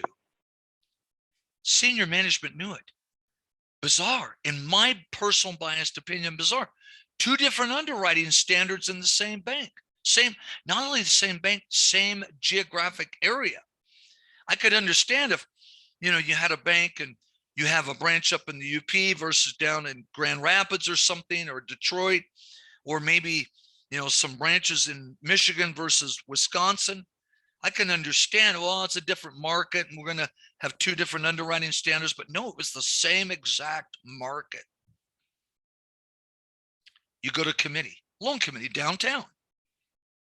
main office, 4 loan officers in there, three from the represented from the first, from 3 of the lending centers and 1 from the 4th. Everybody at that table that was presenting that day, we all knew, oh, we're part of the 3. We have a disadvantage versus this 4th guy. Be consistent. My recommendation. Okay, Linda, I'm going to ask you, as far as you know, is it pretty consistent throughout your bank that you do add it back in? Yes, it is. Okay, that's good. That's a good thing, in my opinion, because the regulators could come to you, Susan, or pardon me, Linda, and say, you know, Linda, you know, hey, we don't agree with this, but at least you're consistent. But could you imagine having 3/4 of your lenders do a main procedure on cash flow one way and 1/4 of your lenders do it a different way? What I was stunned with, I have to admit, looking back, pardon me, I know for a fact that senior management downtown knew this was happening. They just kind of looked the other way. It was, to me, it was weird. Okay, let's move forward. Third and final depreciation at the bottom. It's also on Form 4562. It's called special depreciation or bonus depreciation. Now, with the current tax code, and this is specifically with the tax change that took place 1/1/18 called the TCJA, Tax Cuts and Jobs Act. Tax Cuts and Jobs Act, or TCJA. Bonus or special depreciation, also known as bonus depreciation. On the tax form, it's called special, but it's also called bonus. Went from 50% to 100%. What do you mean by 50%? Well, from a tax strategy, if the small business owner, if the small business could not, take all the write-off with makers, with Section 179, well, before 50% was left over, or not left over, but they could use the 50% rest of the depreciation. Today, starting 1/1/18 and even today in 21, it's 100%. The special or bonus depreciation is 100%. If there's anything left over, strategy-wise, for the small business owner, tax strategy-wise, they use Section 179, they use makers, whatever. 100% of the rest can be, of the rest of the equipment of that purchase, like in our make-believe example, 750,000, can be written off in that one tax year. That is huge. From a tax strategy standpoint, that's huge. Pardon me, what about from your perspective as a commercial underwriter? Most all commercial lenders nationwide do not add back the special or bonus depreciation. No way. And I agree with that. In my personal opinion, it's just too aggressive. I'm not saying it's too aggressive tax strategy, but it's just, to me, it's just too aggressive on the cash flow. That's my personal opinion. Sue, any comments on the 3 forms of depreciation? The makers, the Section 179, and or the special or bonus depreciation? Any questions or comments on that? No, not in particular. Okay, great. Thank you. What about the A? Going back to the EBITDA, what about the A? Amortization. It's like depreciation, but for an intangible asset, such as trademark, patent, goodwill. When I was on your side of the table, we made a $300,000 loan to a McDonald's franchisee, or for this company to become a McDonald's franchisee. Because McDonald's Corporation says, well, if you're going to buy this particular location, this particular franchise, we want $300,000. The $300,000 did not pay for the building or the signage or anything. Pardon me, the $300,000 was simply just to say, you're part of McDonald's. But it's an asset, because if someone else wants to become a franchise, they're going to pay the same amount or more. We add it back in. Put another D if you would. The second D next to EBITDA, put another D, depletion. Depletion, of course, is like depreciation, but for a natural resource: timber, oil, natural gas, coal. Absolutely. You'll see that periodically. Okay, we add it back in, non-cash expenditure. Inflow of 1.2 million minus the outflow of 500,000 gives us the excess or margin 700. 1.2 million inflow minus or divided by 500 gives us the DCR, or in several of your banks, DSCR. How do you interpret 2.4? For every $2.40 of inflow, there's a dollar outflow. Okay, let me ask you straight out. James, if you can tell us in the chat, what is your minimum DCR or DSCR, same thing, standard? What's your minimum standard in your bank? Whether it's in writing or just that, basically everybody kind of knows, well, this is pretty much our minimum. If you'll tell us, please. Okay. What's your minimum DCR? While we wait on that, Brett, what is your minimum at your bank, First State Bank, or First State Bank? What's your minimum? Generally it's 1.2. 1.2? Mhm. Thank you. Pardon me. James says, case by case, but generally 1.25. Everyone, if you'd put in your notes, the minimum standard in our industry today nationwide is 1.20. Pardon me, 1.20, what you just said, Brett. Absolutely 1.20. It used to be, for whatever it's worth, up until about 4.5 years ago, 1.25. But most banks have shaved that down. Why? Well, because of strong economy. This is before the pandemic and post-Great Recession. Number two, the reason why: competition amongst commercial lenders, fierce. So once again, it's a 1.20 today. For every $1.20 of inflow, dollar outflow. But James, going back to your bank, there's nothing wrong with the 1.25.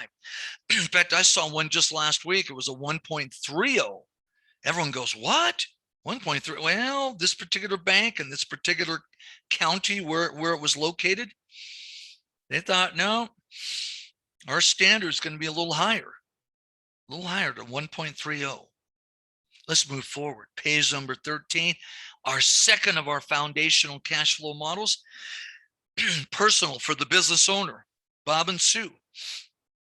Our guarantors, of course, we'll go through the cash flow quickly just to get the feel, and then go back and dissect deeper. Okay.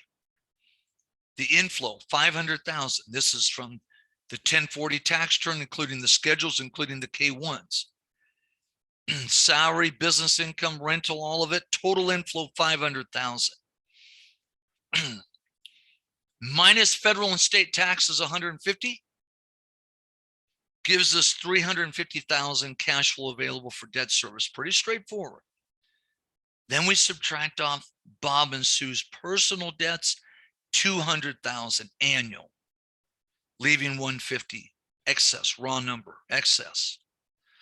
350 divided by the 200 gives us the DCR or DSCR, in this example, 1.75. Okay, and that's the basic flow. Let's dig way deeper. First off, we're going to have 3 years of performance, or 3 years, year in 18, 19, 20 tax return. How about that inflow up above? We take the 1040, we take all the schedules, we extract the cash flow. Now, in my basic personal and business tax return class for Michigan Association, the banking association, boy, we extract that. Michigan Bankers Association, we extract that right out. For today, we'll keep it light, but I will say this. Let's talk about the K1s. If you can put this off to the side, at the bottom or somewhere off to the side on this page, to make sure we read the true cash flow of the K1s. Let's start with the LLC or partnership K1. Here's the formula. 19A, box 19A, which is the distribution, plus box 4C, which is the guaranteed payment to partners. And by the way, that's changed a little bit just in the last 2 years or so in the tax form, a little bit. 19A is the distribution from the business. And let's say it's ABC LLC, owned 50% by Bob, 50% by Sue. This is Sue's K1. So 19A, the distribution to her, plus 4C, which is the guaranteed payment to partners, minus box L, bottom left-hand side of the K1, box L, on line number 2, capital contributed. Did she contribute anything back to the business? Let me say it again. It's 19A, the distribution from the business to Sue, plus 4C, the guaranteed payment to partners from the business to Sue, minus any contribution she made back to the business during the year, which is on the bottom left-hand side of the K1 form, box L, line number 2, capital contributed back. So for example, she has a distribution of 100,000 from the business to her. That's 19A, 100, guaranteed payment to partners, 50,000, 150, and 0 contributed, box L. Her true cash flow flowing, pardon me, from the business to her as part of the total income, 150,000. Of course, Bob will have his K1 and it'll be the same. It may not be the same numbers, but it'll be the same formula. Okay, now we add up all those K1s. Okay, Louise, what's the most K1s you've ever had to collect on from any one client? If I can just ask, Louise, if you can tell us roughly. Well, we require every tax return for every business that our members are. Full tax return.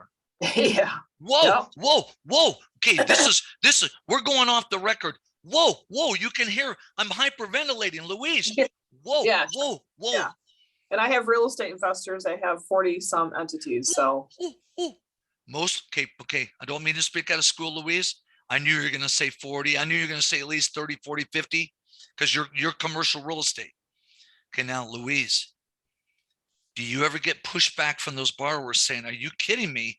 Those are unrelated to our loan with you. No, I'll just give you the K1s. That's all you need. oh yeah. Oh, Yeah. yes. Most banks in America, the vast majority of commercial lenders in America do what, Louise? Just give you the K1s. If it's the borrowing entity, we want the full tax return. If it's not, and if it shows up on Schedule E, on the 1040 matched up and there's 30 or 40, we need 40, 30 or 40. Or if it's Bob and Sue involved, it would be 40 times 2 because they each are going to have a K1 or 80. Mm-hmm. Wow, Louise. Yeah. Oh. They go through every tax return and put the debt down, and then we need to get answers for all the payments of all the debt for every entity. For our that's our global cash flow. Whoa. You realize that's intense compared to the competition, right? Oh yeah, it's a lot of work for me. Wow. Yeah. Can I say this, Louise? Can I say this without offending? A couple of years ago, I got a call from a chief credit officer of a community bank. She was new at the bank. In other words, at her bank. She was seasoned commercial lender, but new at her bank. And unbeknownst to her, when she took the job, she told me this off the record. She goes, and it was not in Michigan, it was another state. She says, I walked into this bank not knowing that their underwriting procedure was exactly what you just said, Louise. They expected the full tax return on every related business. And I said, and she called me. The reason why she called me is she had a couple of her credit analysts in my session the day before. So she calls me out of the blue. I happen to know this person because she'd been in a training session 6 months before at her previous bank. So I kind of knew her. I go, oh, hey, how you doing? Yeah, I said, yeah, the two guys told me you're now over there. You're now their boss, the chief credit officer. Yeah. She goes, well, off the record, I've run into a problem. I said, what's the problem? She goes, this bank I'm at now requires full tax returns for every related entity. I started to hyperventilate on the phone, just like I just did. She goes, I know. She goes, that's why I'm calling you. She goes, we're getting beat up by the competition. The competition just says, give me the K1s. They use this analysis that we just reviewed, the formula, and they're done. And she says, this bank I'm at now. I said, yeah, your two credit analysts told me yesterday. And they were flipping out yesterday because everybody else in the room, which are their competitor banks in this particular state, says, oh, we just get the K1s. We don't get the full tax return. Mhm. Wow. Yeah, Wow. and we don't factor distributions or contributions into the personal cash flow. Really interesting. Our industry does, not to offend. Don't throw stones at me, Louise. I'm just stating fact. No, You I know know. this. You know this already. I used to do it at a different bank. Yeah. We would include the distributions and Yeah. contributions. You bet. Okay. Now let's move forward. Let me give, and thank you for Louise. This was excellent discussion on this point. Everybody, if you'll put down, let's do the formula for the S Corporation. K1, pardon me. Because the S Corp, the 1120S, is a little different form of the K1. A little different. If you'd put in your notes, the cash flow for the S Corp through the personal cash flow, which would be included in total income, is as follows. It's line 16D on the K1 minus any dollars contributed back to the business. 16D on the K1, and then minus any contribution back to the business. For example, let's say that Bob owns this S Corp by himself. Okay, you have one K1. You look under 16D. Let's say there's a distribution of 100,000. Okay, great. But then we look around on the K1. Well, where does it show us any contribution back to the business? I put this in your notes. It doesn't exist on the K1. You can kind of see it on Schedule M1 of the tax return earlier in the return, so forth. But what I would do is ask Jane, the CFO.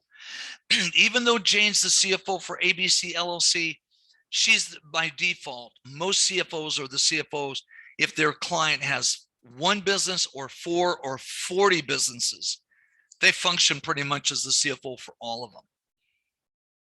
So now you would want to ask Jane, the CFO, can you please confirm the K1 for this S Corp shows that Bob has received $100,000. Can you confirm, did he contribute any money back? Nope, she says no. Why wouldn't you ask Bob? Because Bob is going to go, oh, I don't remember. Talk to Jane. Most business owners are that way. It's like, that's why that's why we have Jane, because they're out running the business and doing all the striking the deals and bringing the business in and running the operation and so forth. So 16D is the distribution from the business, the S Corp, to Bob, minus Jane would confirm, did he contribute anything back to the business for that year? That's the formula. Now, not to go too deep on this, I just want to clarify. Most banks, most commercial lenders in America will show the distribution on this, and then there's the formula that we just reviewed, the net formula, what have you, included in total income for the personal cash flow of the business owner personally.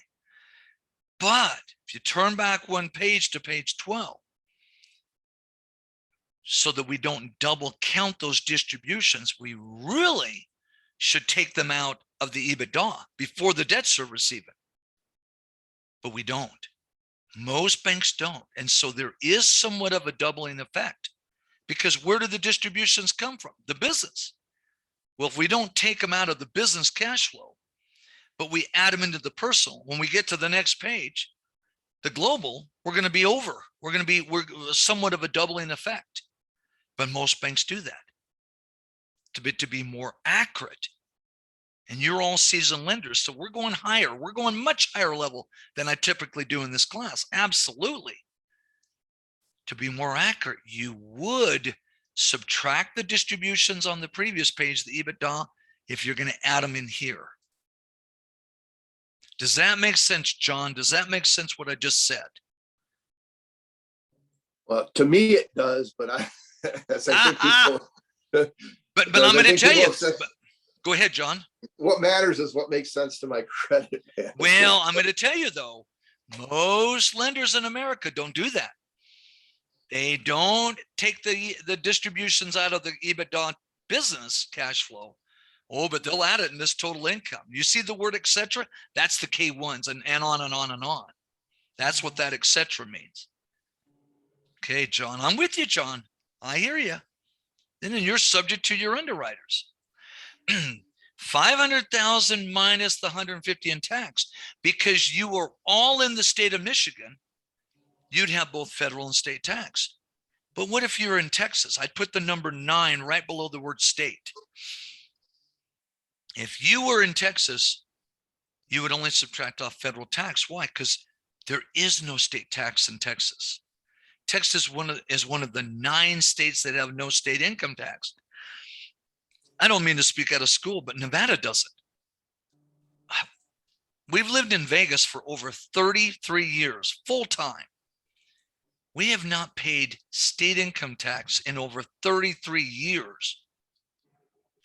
But where did we come from? California. Oh, California is one of the highest state from a state level tax. Oh, yeah. For 33 years, no state income tax. Wow. 500 minus 150 gives us 350, minus the debt service gives us 150, 350 divided by 200 gives us the DCR. 2 quick comments. We move forward. Right below debt service, if you'd please put living allowance. Living allowance. Starting about 4.5, 5 years ago, the federal bank examiners said, hey, on this cash flow model, pardon me, we want a living allowance. My question to everyone, how do you calculate it? I'm going to ask James. James, can you please type into the chat? How do you calculate the living allowance at your bank? Some banks still don't, but most do nationwide. What formula? Do you have a formula? Do you have some sort of oh, here it comes, here it comes. Depends on the gross adjusted income from the partner. Okay. Thank you, James. Some banks will say, you see the 350,000, whatever that number is, we times that by 25 or 35%. Some banks say, well, we're going to do that 25 or 35% of the 350. Some banks say, oh, no, we're going to keep it even simpler. 15,000 per adult, 5,000 per child. Bob and Sue, 15 or 30,000. If they have 2 dependent children, 5 and 5 or 10, 30 plus 10, 40,000, we're done. Real simple. By the way, the federal bank examiners will not dictate to your bank exactly how to calculate the living allowance. They don't. They simply just want to see some sort of a formula. Vito, in your bank, First State Bank, how do you do it? Do you know how do the underwriters do the living allowance? Do you know? There's a percent, I think. I don't know, Brent or John or Sue or anybody. Do you guys remember what the percent is? Do you remember what the percentage is? I don't remember the exact percent, but it's what is it? A minimum of 25,000. Okay. Some banks will do that. Some banks will do a percentage, like 25 or 35% of the cash flow available for debt service, but it's a minimum of It's 25,000. based on ours, it's based on AGI. But, Okay, so some banks will, instead of doing it against the 350, they look on the tax return to the AGI and do a percentage. That's common as well. Yeah, It's a percent on the AGI, isn't it, Brett? yeah. Yeah, that's what I thought. There is, and most banks, let me back up. There are multiple ways this is done. All the feds, once again, all they care about is that you do something. But my recommendation is, as a bank, be consistent. As a bank, be consistent. Wouldn't have one lender doing it one way, another lender doing another. Unless, for example, you have branches in Michigan. Oh, and you have branches over in Wisconsin, Wausau, Green Bay, those areas. Well, then you could say, well, it's a different market and two different standards. What's your minimum DSCR for this model? Brad, let me ask you, what's your minimum at your bank? Do you know is there a minimum on this one? Pardon me. Go ahead, Brad, please. Yeah, we're 1.2, the 1.2. Yep. Okay, thank you. James, in your bank, what's your minimum on this cash flow? If you would please tell us what your minimum is. Okay. In the chat, we'll just, James, if you can tell us on the personal. Okay, most banks, by the way, are 1.2 on this. 1.2 nationwide. Okay. Let's move forward. Don't hear from James yet. All right, now let's go to page number 14. Oh, here he comes. Hold on one second. Still case by case, but generally 1.25. Okay. Similar or the same, I should say, as the business. Thank you, James, for that. Let's go to page number 14. Our third and final of the foundation, global cash flow, nothing to do with international trade, international banking. No, it's simply just the combo of the two. This also about 4.5, 5 years ago became mandatory in our industry per the feds, federal bank examiners. Why? Well, because they recognize most of your borrowers are small to medium-sized privately held businesses. They're not Microsofts or Facebooks or General Motors or Walmart. No, they're small to medium-sized local businesses. What's your minimum DCR combined on this model? Linda, do you know? In your bank, what's your minimum combined DCR? Any idea in your bank? Linda? Okay. Sue, how about you? What's your minimum on the combined or global cash flow? Minimum debt coverage ratio at the bottom, or debt service coverage ratio? Sue, do you have a feel for it from your bank? Okay. Brett, how about you? Linda. Oh, Linda, go ahead. Linda, go ahead. Sorry. On what unmute. Ours is across the board 1.2 times. 1.2? Across the board. Linda, yep. The vast majority of banks in America are exactly the same. 1.2 across the board. Absolutely. Absolutely. James, what about yours in the UP? What about your global cash flow? What's your minimum? Is it still 1.25 or is it a little different? Curious just to hear. Okay, here's James in the chat. Yes, stay the same. Stay the same. Good. Thank you. Now let's move forward. Section number 8 of our 13 sections for today's presentation. Now we're going to do a couple of advanced cash flow models. Here's the first one, cash basis cash flow. The vast majority of commercial lenders will stick with and stay with the EBITDA traditional for the business. But the EBITDA traditional cash flow is based off of, if it's based off a financial statement, the financial statements are accrual based. You remember from your accounting, accrual based of accounting, we recognize the revenue in the period in which it is earned. We recognize the expense in the period in which it is incurred, irregardless of cash coming to us or leaving us. On a cash basis, we only recognize the revenue coming to the business when the company receives cash. We only recognize expense when the company pays out cash, which is, from an accounting perspective, which is more accurate.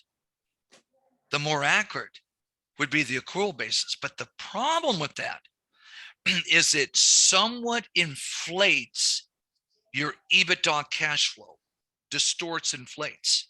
Now, from an underwriting standpoint, that's great because we can meet the 1.20 or the 1.25 easier. But to be more accurate is the cash flow model we're looking at right now here on page number 15. Cash basis. Okay, let's go through the model quickly and then we'll dissect it like we've been doing. NCAO stands for net cash after operations. Net cash after operations. The true net cash. We get this number from the spreadsheet, which we'll see in a moment. The inflow in this make-believe example, 800,000. And you can see we subtract off mandatory capital expenditures, 100,000, dividends, or if you'll add the word distribution, same thing, 350, debt service, 300. Off to the right of those three, if you'd please put in your notes, just like a little caret off to the right of 100, 350, 300, and add those together. The total, of course, of those, and over to the right, 750,000. Okay. 800,000 minus 750 gives us the 50 margin or excess. Pretty straightforward. Pardon me, 800,000 inflow divided by the 750 gives us the DCR or DSCR of 1.07. So 800,000 divided by the 750 gives us the 1.07. Okay, now that's the basic model. Okay, now let's dive deeper, dissect it. First off, we would have 3 year ends, 18, 19, 20, and 9/30 of 21 interim. Number one. Number two, I already mentioned this, the inflow of the 800,000. This is from the net cash after operations of the actual business. Okay, we'll see in a moment on the spreadsheet. Then we subtract off mandatory capital expenditures. Sometimes people call it mandatory CapEx for short. Where do we get this number from? We asked Jane, the CFO, hey, Jane, in this next year, over the next 12 months, what do you anticipate on your mandatory capital expenditures just to keep the business going? Like, vehicles, equipment, whatever, for the manufacturing firm. Oh, she says, I just talked to Bob and Sue the other day. We're going to buy 2 used trucks and some equipment. It'll be about 100,000. Okay. Dividends distribution. Jane, what do Bob and Sue plan to pay themselves this next year? 350,000. Whoa, that's a chunk. Well, but we anticipate a strong year. Look at that 800,000. You already know the debt service because Jane is giving you an Excel spreadsheet with the P&I, all the debt load, both business and personal. We do the math, margin 50,000. We do the math, the 800 divided by the 750, 1.07 times. I'd add this to your notes. That means, of course, for every $1.07 of inflow, there's a dollar outflow. The 1.20 standard does not apply here. I'd add that to your notes, please. It does not apply here. In fact, most underwriters, if they use this, commercial loan underwriters, pardon me, if they use this standard 1.0, if they use this model, as long as they are at a 1.0 or higher, they're fine. Break even. A dollar in, a dollar out. Dollar in, dollar out. But a lot of commercial lenders do not use this model. Why? Because it shows the company bleeding much more. It's the real truth of the cash flow. It's cash basis. It's not that EBITDA, cruel, inflated figure. No, this is bare bones cash on the table, to use a slang term. So a lot of banks, a lot of commercial lenders, woo, back off. Some do though. Some recognize, oh no, this is true cash flow through the business. Sue, any questions on this one? Any questions on this one? No, I don't have any questions. Okay, good. Thank you. Brett, any questions on the cash basis cash flow model? Any questions? We're good. Okay, good. Thank you. Now we're going to go to Louise's world. Oh, all the way. Commercial real estate cash flow. Okay. Louise, we've got your, this is a generic dental medical building. This building is owned by Dr. Jones. It will be owned because we're financing it for Dr. Jones. Oh, it's about a 5,000 square foot building, office building. We start in the middle in our cash flow model. We start in the middle there. From the MAI appraisal, and let's see, Louise, you deal with MAIs daily, is that true? Or weekly at least, right? Yeah, for appraisals. Yeah, for the appraisals. Oh, absolutely. Okay. So Louise, you contact the MAI and you have your approved list as a bank, correct? Correct. Okay. You contact one of them, says, hey, got another building. It's a professional office building in this business park. It's not Bob and Sue. It's not ABC LLC, the manufacturer, or the commercial real estate developer, or the party rental company. No, this is Dr. Jones. She's a local general dentist, and she has got a following.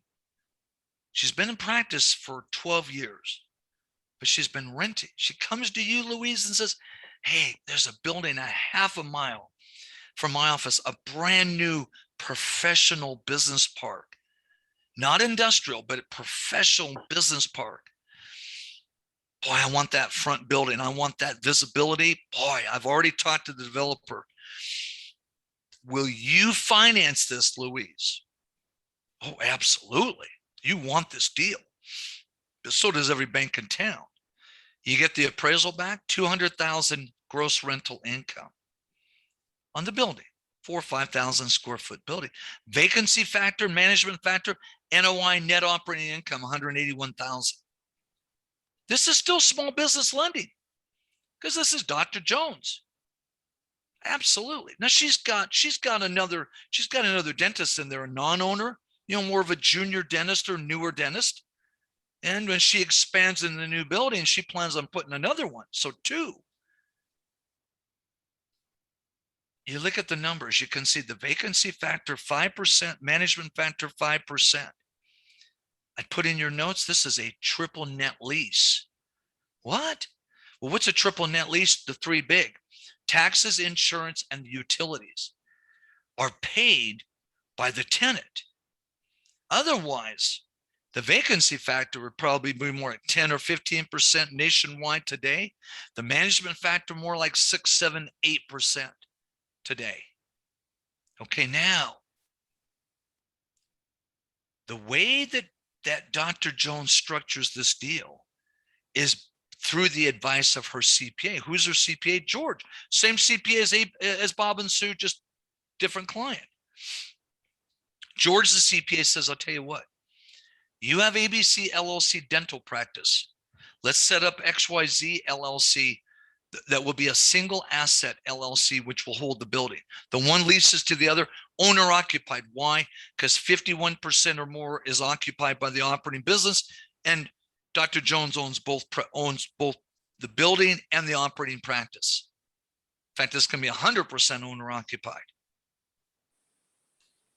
But George, the CPA, says, I want the practice to pay the taxes, insurance, and utilities on the building to get more write-off on that part. And on the building, because on the building LLC, XYZ LLC, he says, we're already going to get a ton of depreciation and interest from the loan, all this other write-off. Makes sense. Take the 181,000 up to the top. Now we complete the cash flow model. 181 divided by 135, the debt service, gives us the DCR of 1.34 times. Okay, Louise, we're going to just put you on the spot on purpose. What is the minimum DSCR your bank would do for Dr. Jones, this very successful local general dentist? It's 1.2, regardless of owner occupied. You CNI. will, whether it's owner occupied, doesn't matter. You will Investment. not budge that.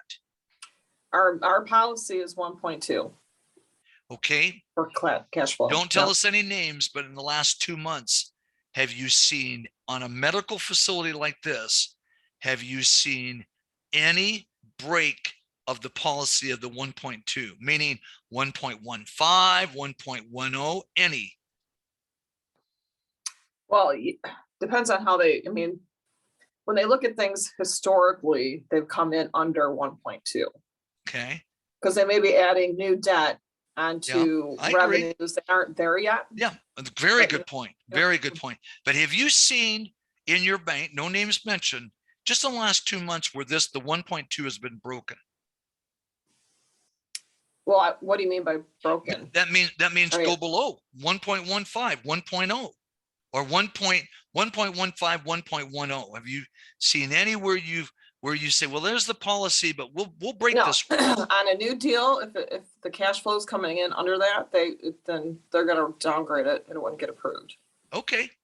All Mhm. right. Thank you. James, how about you in your world? James, will you ever in your bank, I know we know that your typical minimum debt coverage ratio or debt service coverage ratio, same thing. We know that that in your situation, it's usually a 1.25 to begin with. For this type of a deal, would you ever break the deal and go as low as a 1.15 even? Just, or in your case, it'd be a 1.20 because your minimum standard is 1.25. James, will you ever see that? Okay, here he comes on the, yes, factoring overall relationship. He says, yes, he'll do it. He'll do it. Well, some banks will, some banks won't. A lot of banks, banks would salivate over this deal. They'll beat you to the punch, possibly. They want the deal. But some banks say, let them have it. Let them have it. All right. Louise, what's the last, not just on a medical building, in the last year, have you had many that would go below the 1.2, or is it all strictly 1.2 and that's it? Take it or leave it in your bank? Well, we look at the standalone and the global. Okay. So if the standalone does, let's just say 1.15, 1.9, but the global is good, then it'll probably get approved. Okay. If Got the it. So, global's one over at 1.2, then there probably wouldn't be a problem. okay. But Good. So there is But some look- flexibility. You got some flexibility in your underwriting, right? yeah, as far as Okay. between global and standalone. Good. Let me ask you one last question, Louise. Do you touch personally many medical facilities, or is that a different lender or different bank even? No, we do medical. Okay. I haven't seen any in a little while, really, that I Okay. could think of off the top of my head, but Okay. But you'll do them. But, Good. yeah, we do. Mhm. Okay. Excellent. Excellent discussion. Let's move forward. Page number 17. Now we're going to go into section number 9 of our 13 sections, spreading the numbers. Now, I recognize most of you, if not all of you, are seasoned lenders, and it's kind of been alluded that you have credit analysts and others that will underwrite, but let's just do a quick class shout out. Do yes or no, do any of you personally today spread the numbers, spread the financial statements? Everybody, if you would unmute, and James, if you'll type in there, yes or no, do you spread the numbers personally? No, our credit department does. Okay. So nobody. James, let's see, James. Okay, hold on. Sometimes he said, sometimes. Okay, so Louise, No, none of you. Okay, John, you don't spread the numbers, right? No, I don't. Okay. In the past, did you, John? When I first started at the bank, I think as Brett might have alluded to earlier on, we didn't have a standalone credit department. so. Okay, gotcha. Okay, because most banks now, seasoned lenders like all of you are, most of you, oh no, that's the credit analyst. They spread the numbers for me. Okay, let me ask this, John. Do you know what software do you use as a bank to do the spreads? The spreads. Do you use Moody's, SageWorks, I think Baker?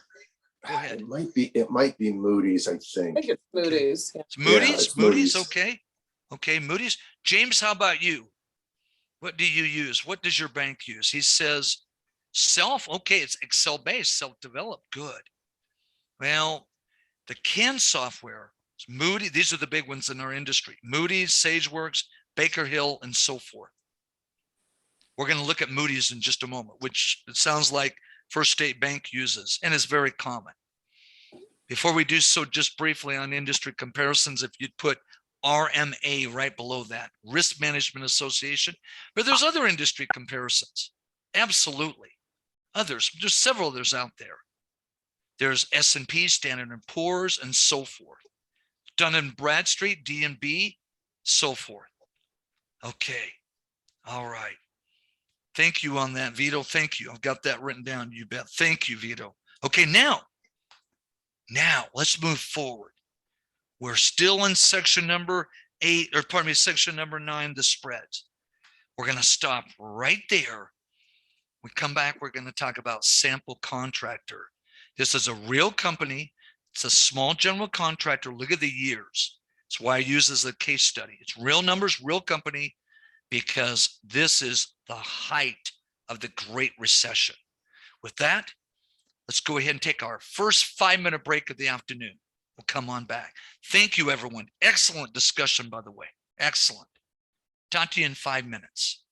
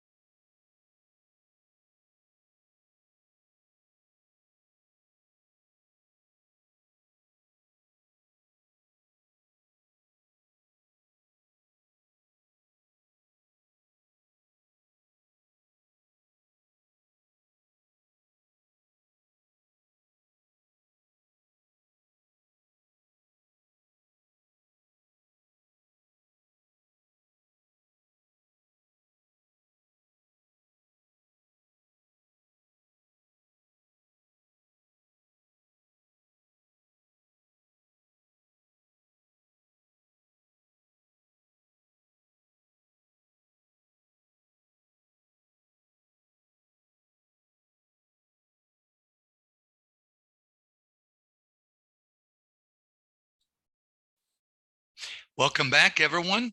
We'll continue forward. Take just a moment. Okay, here we go. Brad, are you back with us? Can you do our sound check for us, please? Present and accounted for. Thank you, Brad. I love it. Thank you so much. Now, we spread the numbers. Your analyst spreads the numbers.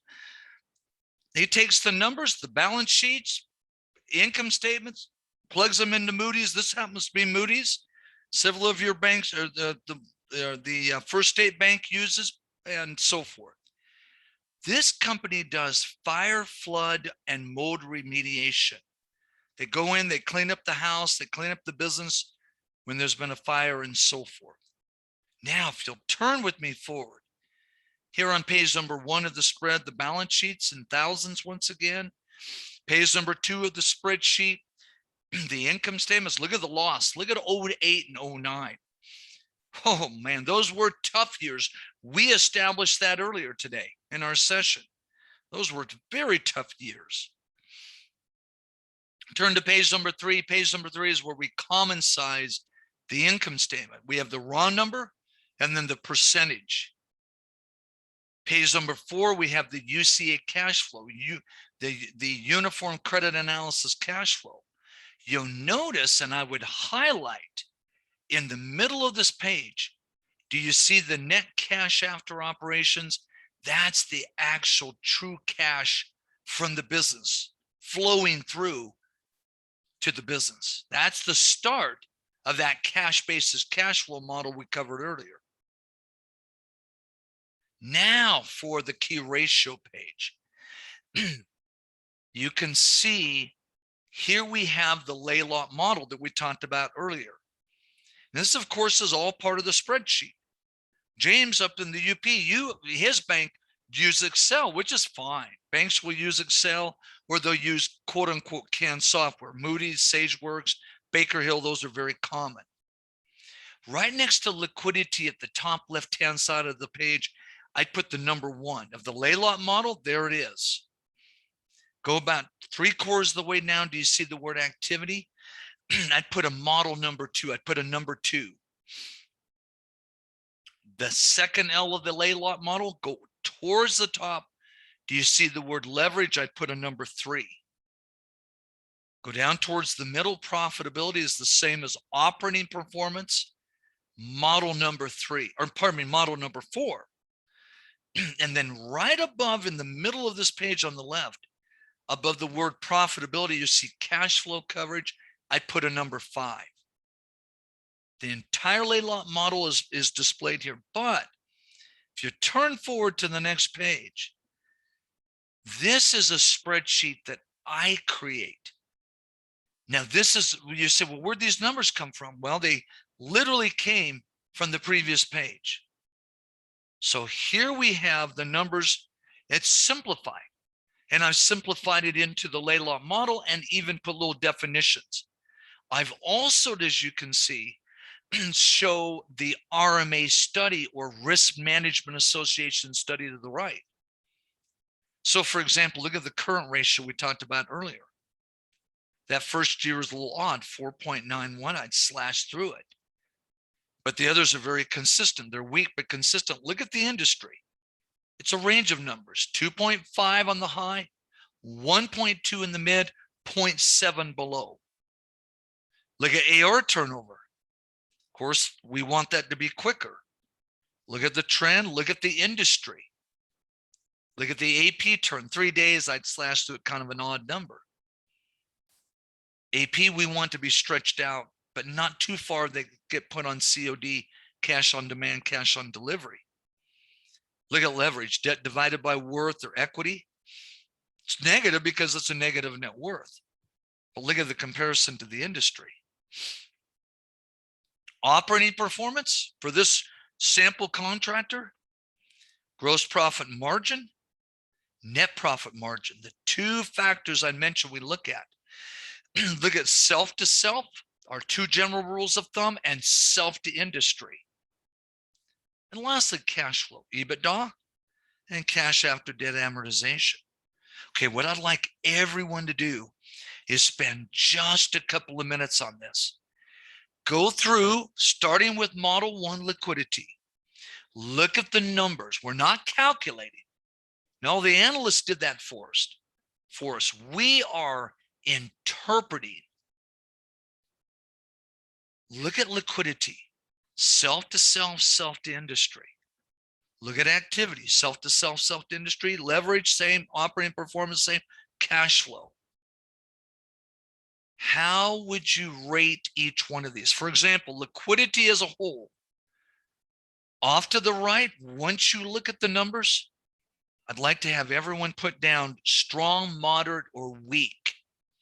Strong, moderate, or weak. What about activity? The same, but it's not for AR and AP, but comprehensive for the two. For overall activity, strong, moderate, or weak, off to the right. Leverage the same, operating performance the same, cash flow the same. Strong, moderate, or weak.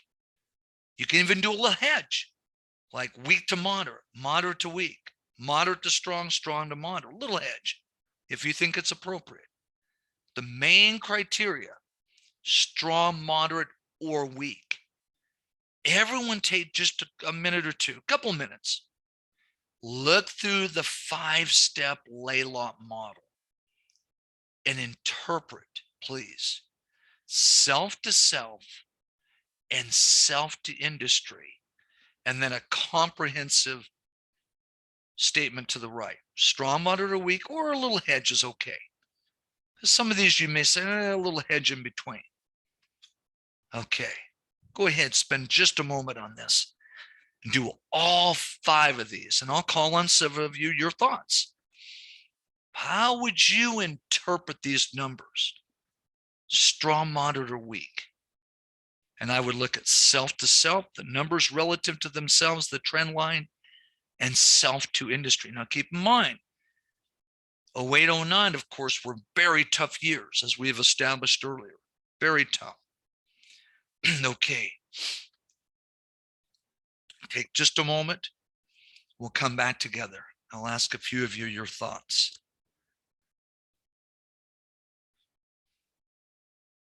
Do all 5 steps, if you would. All 5 steps of the laylock model, please. Pardon me.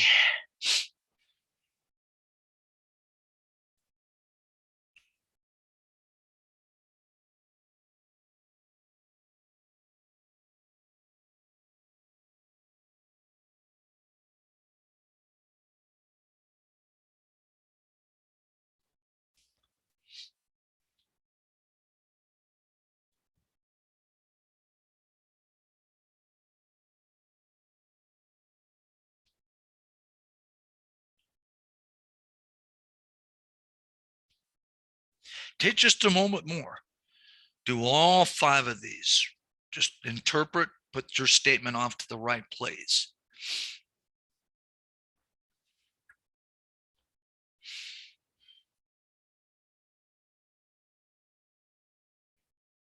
Okay, here we go. Brad, we'll start with you.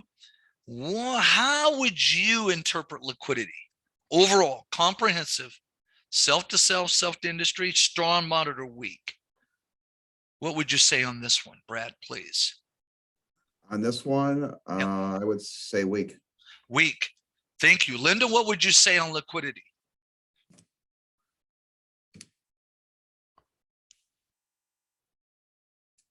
Linda, what would you say?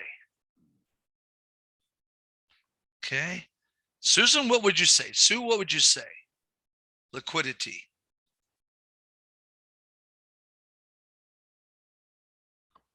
Strong, moderate, or weak? Okay. Brett, what would you say on liquidity? Strong, moderate, or weak? Brett, what would you say? Definitely weak. I'm sorry. Weak. No problem. I agree. I agree 100% weak. Good. Okay, let's go to activity. Louise, what would you say on activity overall? Self to self, self to industry, both of the numbers, looked at the AR, the AP. What would you say overall? Strong, moderate, or weak? Probably moderate. Moderate. John, what would you say on activity?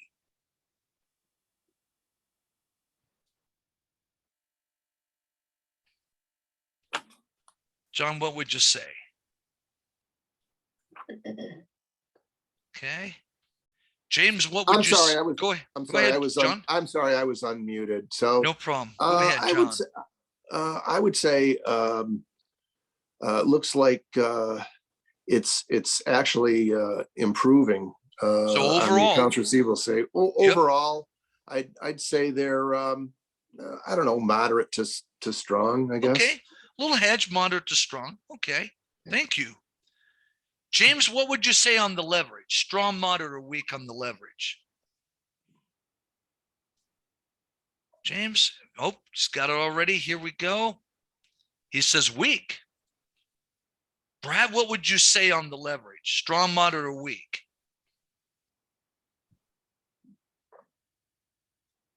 James says weak. What would you say, Brad, for leverage? So on the leverage, I would say moderate to weak. Moderate to weak. Okay, thank you. Linda, what would you say on operating performance, model number 4? Strong, moderate, or weak? What would you say, Linda? Okay, don't know if Linda's there. Susan, what would you say on operating performance? Susan, Sue? Operating performance? Some reason we're not getting some of that.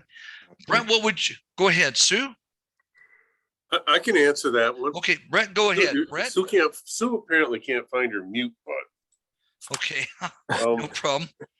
So you want to know Okay. about operating performance? Operating performance, model 4. Well, I think it's improving. Okay, sure. strong, moderate, or weak? What would you say, Brett? Well, I would say moderate. Moderate? Okay.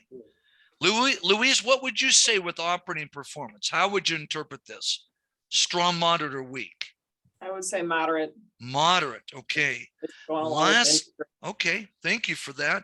Lastly, John, what would you say with the cash flow down below? 5th and final model.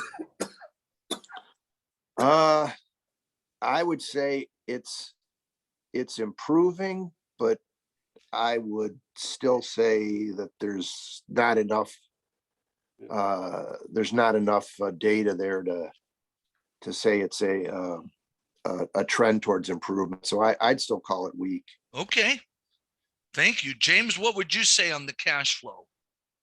How would you interpret model 5 of the laylock model? Okay, let's see. Okay, here it is.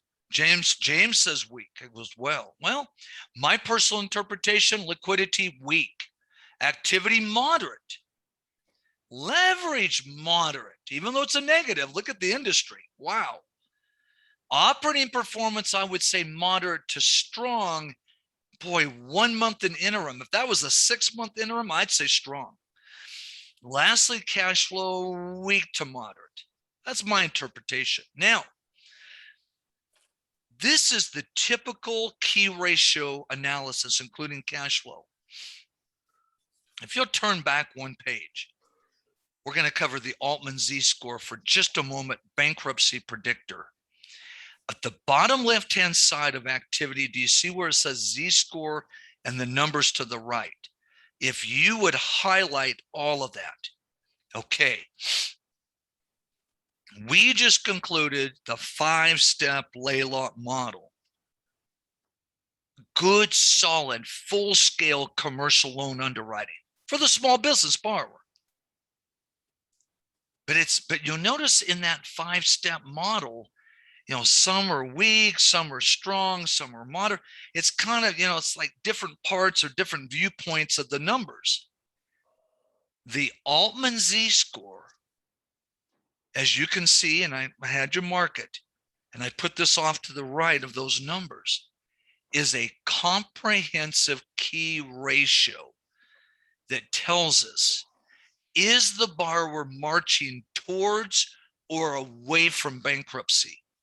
Towards or away from bankruptcy? Okay, now, let me give you the scale. It's 0 to 1.8, 0 to 1.8, 1.81 to 3, and over 3. 0 to 1.8, 1.81 to 3, and the third is over 3. If you have an Altman Z-score of over 3, in theory, the company is far from bankruptcy. Over 3, the company is far from bankruptcy. This comprehensive key ratio. Okay. If you have a 1.81 to 3, you're kind of in the gray zone, If you have a 0 to 1.8, you are in the bankruptcy characteristics. Now, my slang terminology, you're in the death zone. 0 to 1.8. Now look at sample contractor. The first year, almost out of the gray zone at 2.92, almost up to 3. Look at 09. The worst part of the Great Recession for most markets was 09, including this company's market. Wow. They almost died. They almost filed bankruptcy. I went to this client. This was a CFO client of mine. And I said, you got to do something to the owner. First, he didn't believe me. And I said, no, you really do. I showed him the numbers. I explained the model. He took it to heart. Small general contracting company, had about 18 employees, shaved it down to about 15, eliminated about 3 unproductive employees. That was some help. But the biggest help was they started to bid on the jobs tighter. When there was a fire in the home or in a business, they go in and clean it up. And so they work with the insurance providers. Oh, man. They started to bid tighter. They started delivering the field. Look at 2010, 11. Now, what helped them also is that the economy started to come out of the recession. You know, we started to come out of the recession in 2010, 2011. But this company survived.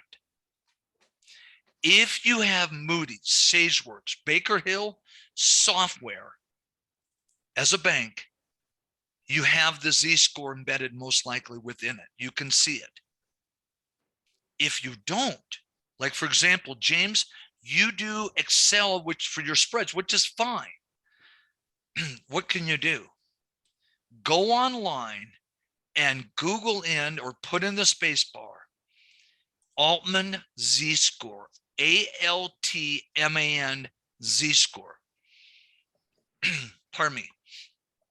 If you plug in just Z-score, you're going to get the Z-score from back. You may remember this years ago in your statistics class or stats class in college. It's a different Z-score. You've got to Google Altman, ALTMAN, Z-score. You do, you will find Excel-based, James, you'll find Excel-based, already prepared templates. Then you have to plug in the variables like the working capital, the current total assets, and so forth. But you can do it easily. Create your own Altman Z-score. And then you got the scale. So then you can go ahead and use that scale, if you will. Absolutely. Now, one other thought, we move on. This really is a good predictor, in my opinion. But it's a general indicator, you know. Overall direction. Is the company moving towards or away from BK? What's the worst thing that can happen? They file bankruptcy, financially speaking. Quick illustration when we move on. I was in Detroit, Troy to be exact, on the north side of the metro area, training a group of CPAs, CFOs a couple of years ago, right before the pandemic. Ground-based session. At the end of the session, I had one of the CFOs / CPAs come up to me, hit his laptop. He goes, you want to see my Altman Z-score analysis from my company? It's a manufacturer in the Detroit market. I go, yeah. He opens up his laptop. He has got 10 years mapped out of the Altman Z-score for his actual company. You can even see where the Great Recession hit and how they came out of the Great Recession and so forth. Kind of interesting, very interesting. Right there in Detroit area. Let's move forward. Turn forward, turn forward. Now page number 24. We're now going to go into our 10th area of our 13 areas today. Loan structure, we talked about some before. In the business structure, I should say. Pardon me, now we're talking loan structure. Terms, pricing, conditions, SBA, guarantee, what have you. Line of credit, pretty typical. And this is what I call the loan process, this section for small business lending. Really quick, we'll do this quickly. Line of credit, 12 months interest only, pretty straightforward. Could you have a loan covenant? Yes. Restrictive covenant? Yes. SBA guarantee? Not really that type of product. How about the equipment loan under B1? Terms, 5 years most common. Pricing, prime plus 1. Prime is at 3 1/4, so 4 1/4. Loan covenants, yes. SBA, 7(a) program, of course. Real estate, commercial real estate. Louise, your area? Okay. Terms, 20 due in 5. Louise, what's your most common term? Is it 20-year amortization with a 5-year call or balloon? Yeah. Or is that the most common? Yep. You are right on the money for the entire industry. Nationwide, the most common structure today, 20 due in 5. Loan covenant, just SBA version, 504 loan. You work on 504 loans, right, Louise? No. Oh, you don't, but another department in your bank does? Yeah, the other lenders do some of the Got SBA stuff. Yeah. Okay, got it. We talked about the bullet loan before, 90 to 120 day, single pay, all principal and interest due at maturity. Bridge loan we talked about, letters of credit we talked about as well. Moving right along, page number 25. Page number 25, now in the process. Boy, we've structured this deal. We've done our good solid underwriting, including the laylock model. So we're inserting, boy, in the loan write-up, we're going to insert. We do our front page or request financial analysis. Off to the side of part 3, I'd put laylock, LALOC. That's where we insert the key ratios, including the cash flow modeling. Management assessment under number 4. Risk assessment, mitigation of the risk under number 5. We summarize the deal. Okay, let's do this. Let me just ask a couple of you. Do you actually do the write-ups? John, do you do the actual loan write-ups? No, I don't. Okay. James, I do a comment section. That's about it. Okay, but you do have some input in the write-up. Okay. James, how about you in your bank? Do you do the full, here we go. He's submitting it. Yes, all the time. He's full-time, full-scale loan write-up. Some banks call it a credit memorandum, kind of a fancy or kind of a more official title. Most banks just say, well, it's the write-up or the commercial loan write-up. Okay. Brad, do you do the write-ups or do you just do a comment section? Yeah, same as John. Our credit Okay. department does the write-up. Our input is the comment section, but it doesn't really, it's not going to change the schedules or the body of the write-up pretty much. Got it. So you've got another team that's doing that. Okay, got it. Turn forward. All right. Now we go to committee. We've got that loan write-up, and the write-up could be 3 pages, it could be 30 pages. But we go to committee. Okay, now let's do a class shout out. Everybody unmute yourselves. James, if you'll type into the chat, yes or no, do you present at committee? Do you present? Yes or no? Everybody, if you'll chime in. On the count of 3 or on 3? Is it after 3 or on 3? I love it. Go ahead. Go ahead. Everybody. 1, 2, 3. 3. Go ahead. 1, 2, 3. Yes or no? Yeah, Yes, we do. The loan officer. We do. You do it. Okay. James, yes, as well. So you all go to committee, right? Okay. At our basic committee, we do. We have step up Yeah, committees. you have sometimes. tiers, of course. Like a Yeah. lot of banks, you have a tier. You have a basic, and eventually you may have a director committee, a loan committee, or board loan committee, or whatever. Okay. These are just some thoughts to improve your presentation skill set or presentation at the committee. Technical versus management.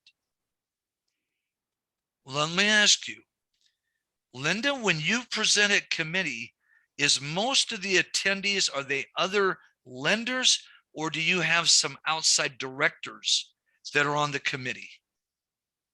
No, they're just not directors at our committee, Okay. but just the lenders. And then again, we have different levels of committees we Yes. go to.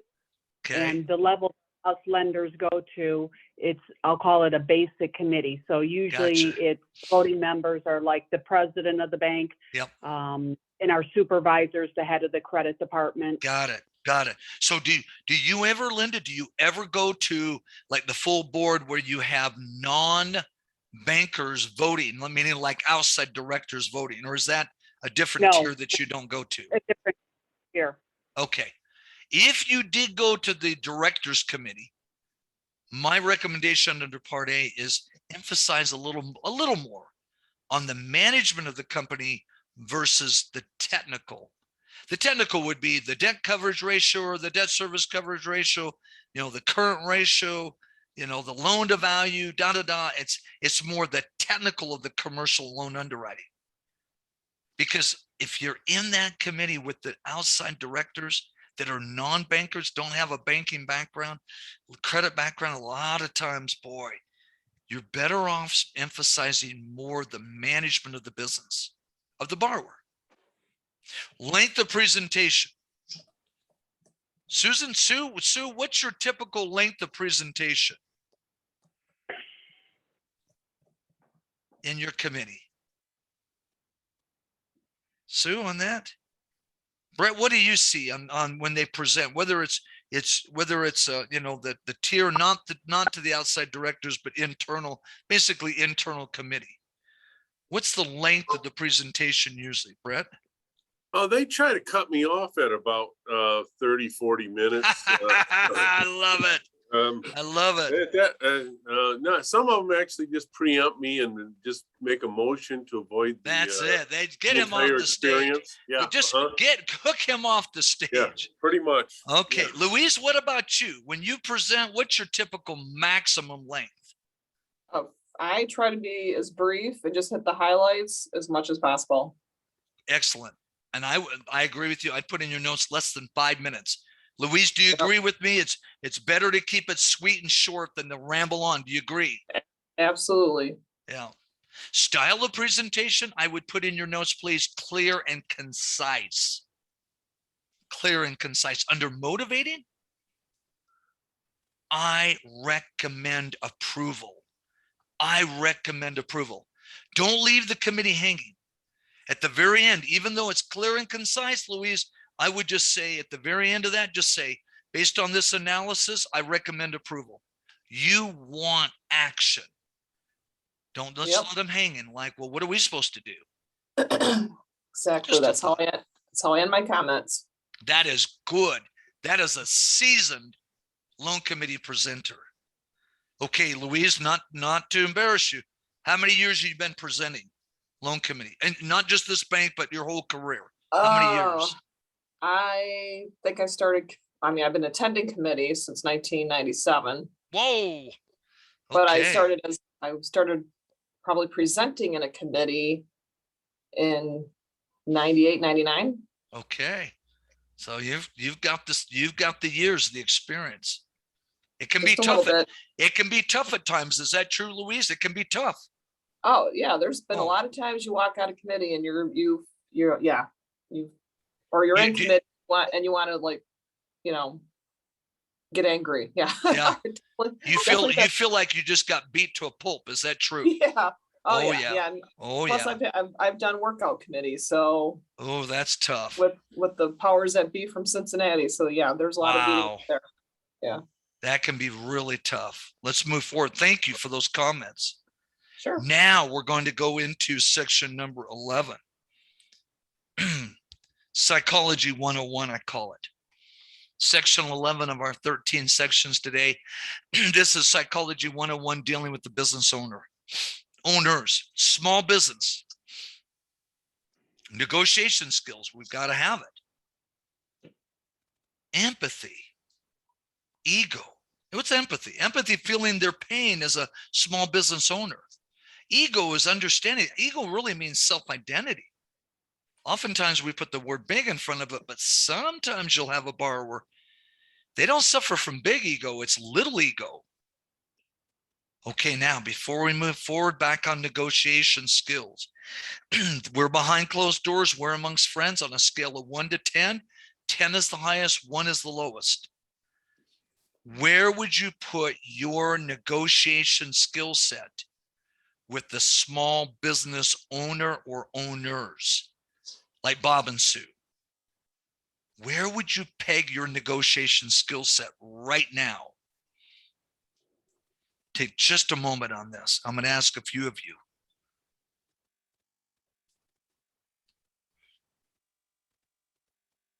Okay, John, where would you put yourself? I don't know. I'm sorry, hang on. I got a 6 or 7, maybe. 6 or 7, okay. James, where would you put yourself? James, here he comes, boys, quick. 6 or 7 as well. All right. Brad, where would you put yourself? I don't want to get into the ego part, but I'm clearly a 10. 10 all the way. Good. I love it. Let's go to part D. This is still part of Psychology 101, dealing with the individual business owners. Pardon me. Consider the 5 S's. The 5 S's, Maslow's hierarchy of needs. Survival, it's a level 1 day. Safety, level 2. Social, level 3. Self-esteem, level 4. Self-actualization is the epitome, level 5 of human experience. Self-actualization. You get up in the morning, the birds are chirping. You drive down the highway, no accidents. Get into the parking lot at the bank, no one stole your favorite spot. You get in your office. Instead of 50 emails, there's 5. You have 5 or 6 meetings in a row, and they just go like clockwork. And at 5 o'clock, the whistle blows, you slide down the back of the dinosaur and drop into your car, and the birds are still chirping all the way home. What cartoon are you in? Linda, what cartoon are you in? I think Linda's audio doesn't work on her phone. Okay, it's okay. On the phone. Okay, no problem. I understand that. Sue, what cartoon are you in? What cartoon are you in, Sue? Where you slide down the back of the dinosaur. Any idea? Brent, how about, okay, Sue, go ahead. Oh, Sue's not, she's not able to reply Okay, with her phone. I okay. think Sue just hung up. She does that a lot. I think Okay. she's bored. She has to All sort right, I attention love span. it. She's Brett, yeah. what cartoon are you in, Brett? What cartoon am I in? Yeah, when you slide down the back of the dinosaur, drop into the car. Flintstones or The whatever? Flintstones. Now this, I mean, it's tongue in cheek, but thank you, Brett. But You're welcome. when you negotiate, I love it. When you negotiate with your borrowers, your small business borrower, the individual, the principal, consider, where are they at? You pick up the phone tomorrow morning, you call this client. They're going to tell you, oh, I'm having level 1 day survival. Oh, I'm having level social or level 3 days social or a level 5 days self-actualization. No matter what, pick up on where they're at and lift them up a little notch. Or we're going to talk about that.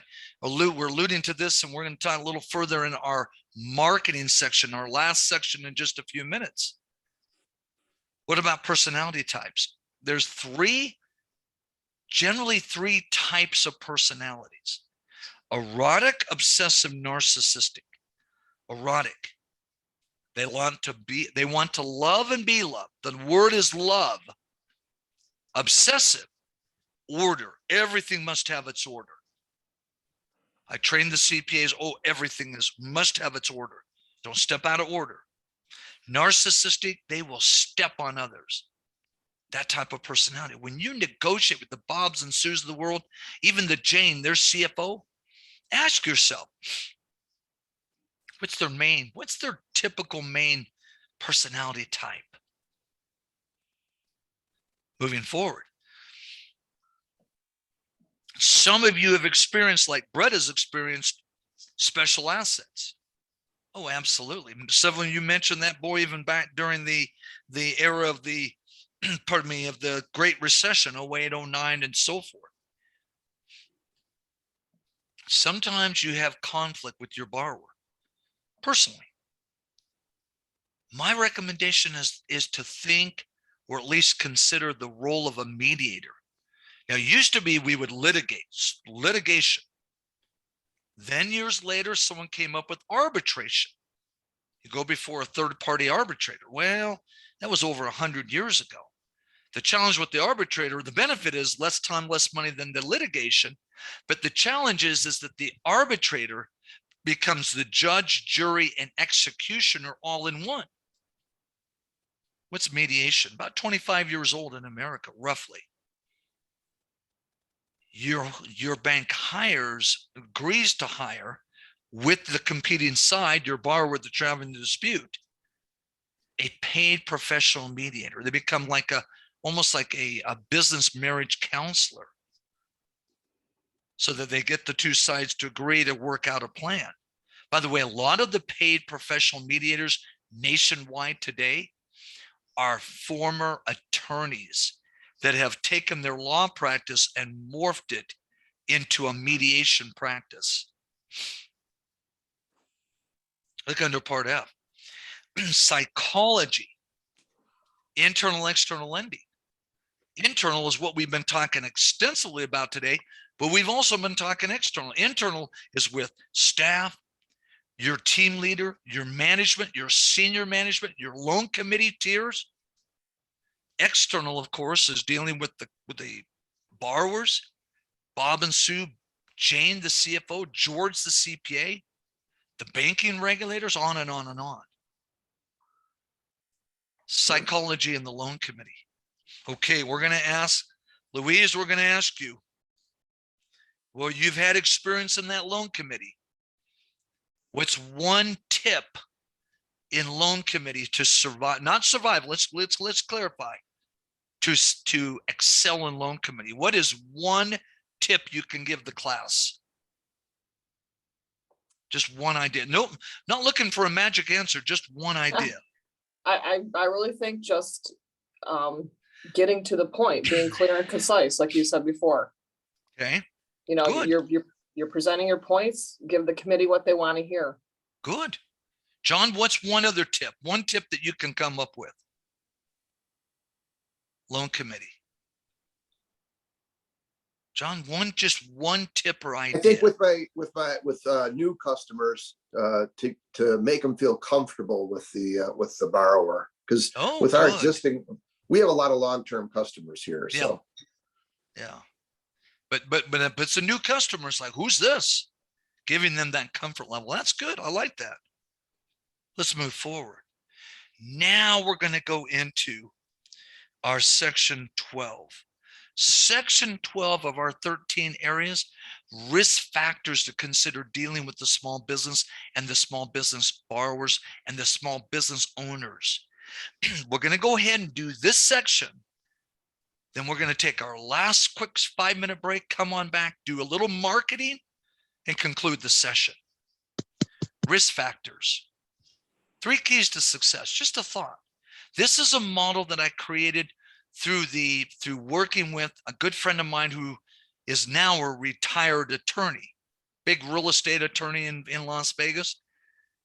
The 3 keys to success. When you work with your small business borrowers, consider this 3-step model. How are they doing on their marketing? How are they doing on their financing? What about their management? These are risk factors in the small business. If you turn forward to page number 30, ask yourself, how effective are Bob and Sue as marketers? If they're new, if they're long-term existing customers, you'll probably already know. But what if they're new or newer to your bank? You would, if you're interviewing them, you're the loan officer, you're out there working with them. Tell me, Bob and Sue, about your marketing of your services of this manufacturing firm. Sue blurts out, well, we've got three product lines, and the first is kind of an older product. The other two are more new, and boy, those markets are wide open. That first one, pardon me, a lot of competition. What about on number two? And Jane's sitting there with Bob and Sue. Let's say they're a new or newer client of your bank. New client. What about your other banks? Now, oftentimes we have this idea like we're their only bank. Well, during the Great Recession, 08, 09 into 10, a lot of banks realized, oh, we'd rather have our clients bank with a few other banks to diversify the risk. Whereas before the Great Recession, oh no, we do it all. I wouldn't hesitate to ask Bob, Sue, and Jane, the CFO, what about your non-bank financing through the industry, through the trade? Bob blurts out, well, we have 4 major suppliers, and all 4 of them have given us up to 250 or 300,000 in credit, open credit. What about your accounting and taxes? You'd probably address this more to Jane, the CFO. Now, not to embarrass Bob and Sue and Jane, I'd put right below taxes a 1 and a 2. Number 1, and remember, this is risk. This is why this model is based on risk of the small business borrower. If any of these concepts in this risk section, boy, you could use to improve or add to your comments in the write-up, oh, do so, I beg of you. Here under number 1, under the taxes, you would want to ask them, are your payroll taxes current? Now, you got to make sure you don't offend them. We don't want to get into a big dispute. And maybe it's better to meet with just Jane on some of this. She can kind of be the buffer. But maybe it's better to be in front of the owners, the principals. Are your weekly payroll taxes current? Number 2, are your quarterly tax reserve payments current? These are the dates. These are the dates that they're due for the self-employed.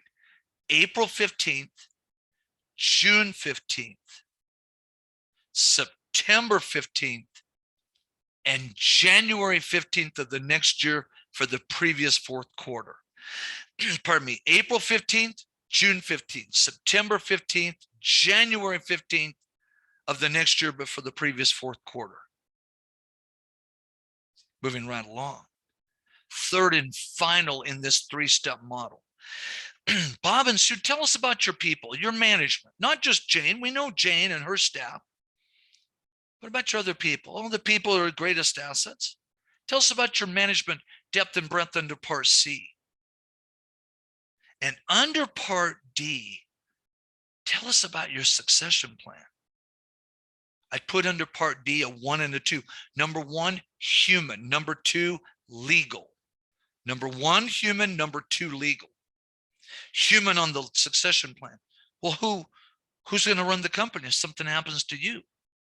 Oh, well, we have our adult daughter. We may not have even known that. Who's that? Well, so-and-so. Her name is Beth, but Beth she was raised in the business. Beth may be in school or maybe out of state or whatever. Oh no, she's coming back, or she just came back, and boy, we're grooming her to take over the business. We have 2 other, let's say they have 3 kids, not 2 like we said earlier. Let's say they have 3 kids. Well, we got 2 other kids, but they're not interested in the business. Beth's going to run it. That's the human side. What about the legal? Simple, basic questions. Do you have living trust? Do you have wills in place? Trust, living trust, wills? Do you have a buy-sell agreement with Beth? Oh, we're working on it. I mean, Beth is, 32 years old. She was raised in the business, but she went away to college and she's been working out of state, but she's coming back to Michigan. Or she just came back and boy, this is all set, ready to go. Here's another one on the legal. Is there not only a buy sell, but do you have key person insurance, life insurance? On Bob's head, Sue's head, absolutely. By the way, from a bank perspective, you would not name the key person insurance. You would not name the bank as a beneficiary. The cleaner, by far cleaner documentation approach is you take an assignment of the policy. So you simply reach in and grab your proceeds out of the death benefit, out of the death proceeds. You don't want to be named as a beneficiary. The bank doesn't, because then you could get quagmired into or stuck in the estate issues with Bob and or Sue upon their death. Moving right along. Other risk factors in this section, section 12. Specific industry, competitors, taxes we talked about, interest rates, management. Okay, let me ask you this. In the last 2 months, have you had much discussion on interest rate swings, increases, what have you? James, if you can tell us in the chat, in just the last 2 months from right now, have you had much discussion internally within the bank on interest rates? Any discussion in the last couple of months? Okay, here it comes. Just this morning, he says, great, just this morning. Brad, how about you? In your bank, have you had in your area of the bank, have you had much discussion on interest rate changes? Yeah, we assume it's headed up. I mean, Okay. That's inevitable. There's no question. Okay. So you've had some discussion on it. Good. Okay. Thank you. Mhm. Let's move forward. Management changes, of course. Then go to page number 33. A little further on risk. Liquidity risk. Look at compliance. I'd highlight compliance risk. Now, oftentimes we fixate within the bank of the compliance risk that we have, that we're subject to as a bank. But wait. Most of your borrowers, believe it or not, they have some sort of compliance requirements. A manufacturer, boy, they've got to toe the line with OSHA, all the safety standards and environmental standards and on and on and on, both federal, state, county, city, whatever.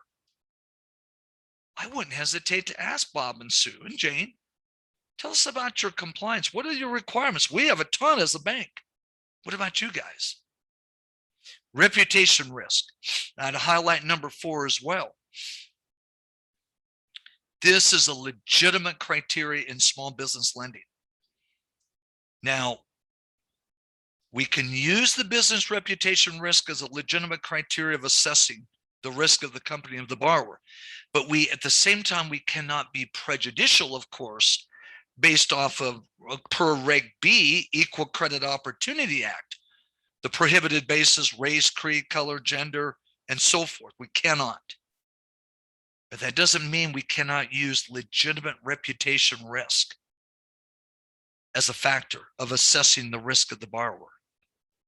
What about strategic? What's your big picture? Well, Bob and Sue blurts out, well, as we just talked about, we just told you about Beth. In the next 3 years, full transition. We're retired. We're done. Okay. Moving forward. Camel's rating. You say, well, whoa, why are we talking about Camel's rating? It's in our risk section. Of course, every bank has a Camel's rating. You're all familiar with that. The acronym, the C, the A, the M, all the way down, capital, the acronym Camels. Well, I would propose this idea for a small business borrower. You could use almost the same model to assess the overall risk of that small business borrower. How's their capital, their equity versus their debt? We talked about debt to equity ratio. What about their asset quality? What about their management, their earnings, liquidity? This is, of course, the standard for the bank. But what about your borrower? It can be used as essentially a risk rating tool. The regulators use it on us, the bank. We could use it as well. Look at number 6, sensitivity to market risk, including interest rate swings and then even technology changes. Most of the bank examiners today also want to hear about the technology. Are you up to speed as a bank with technology? Well, what about ABC LLC?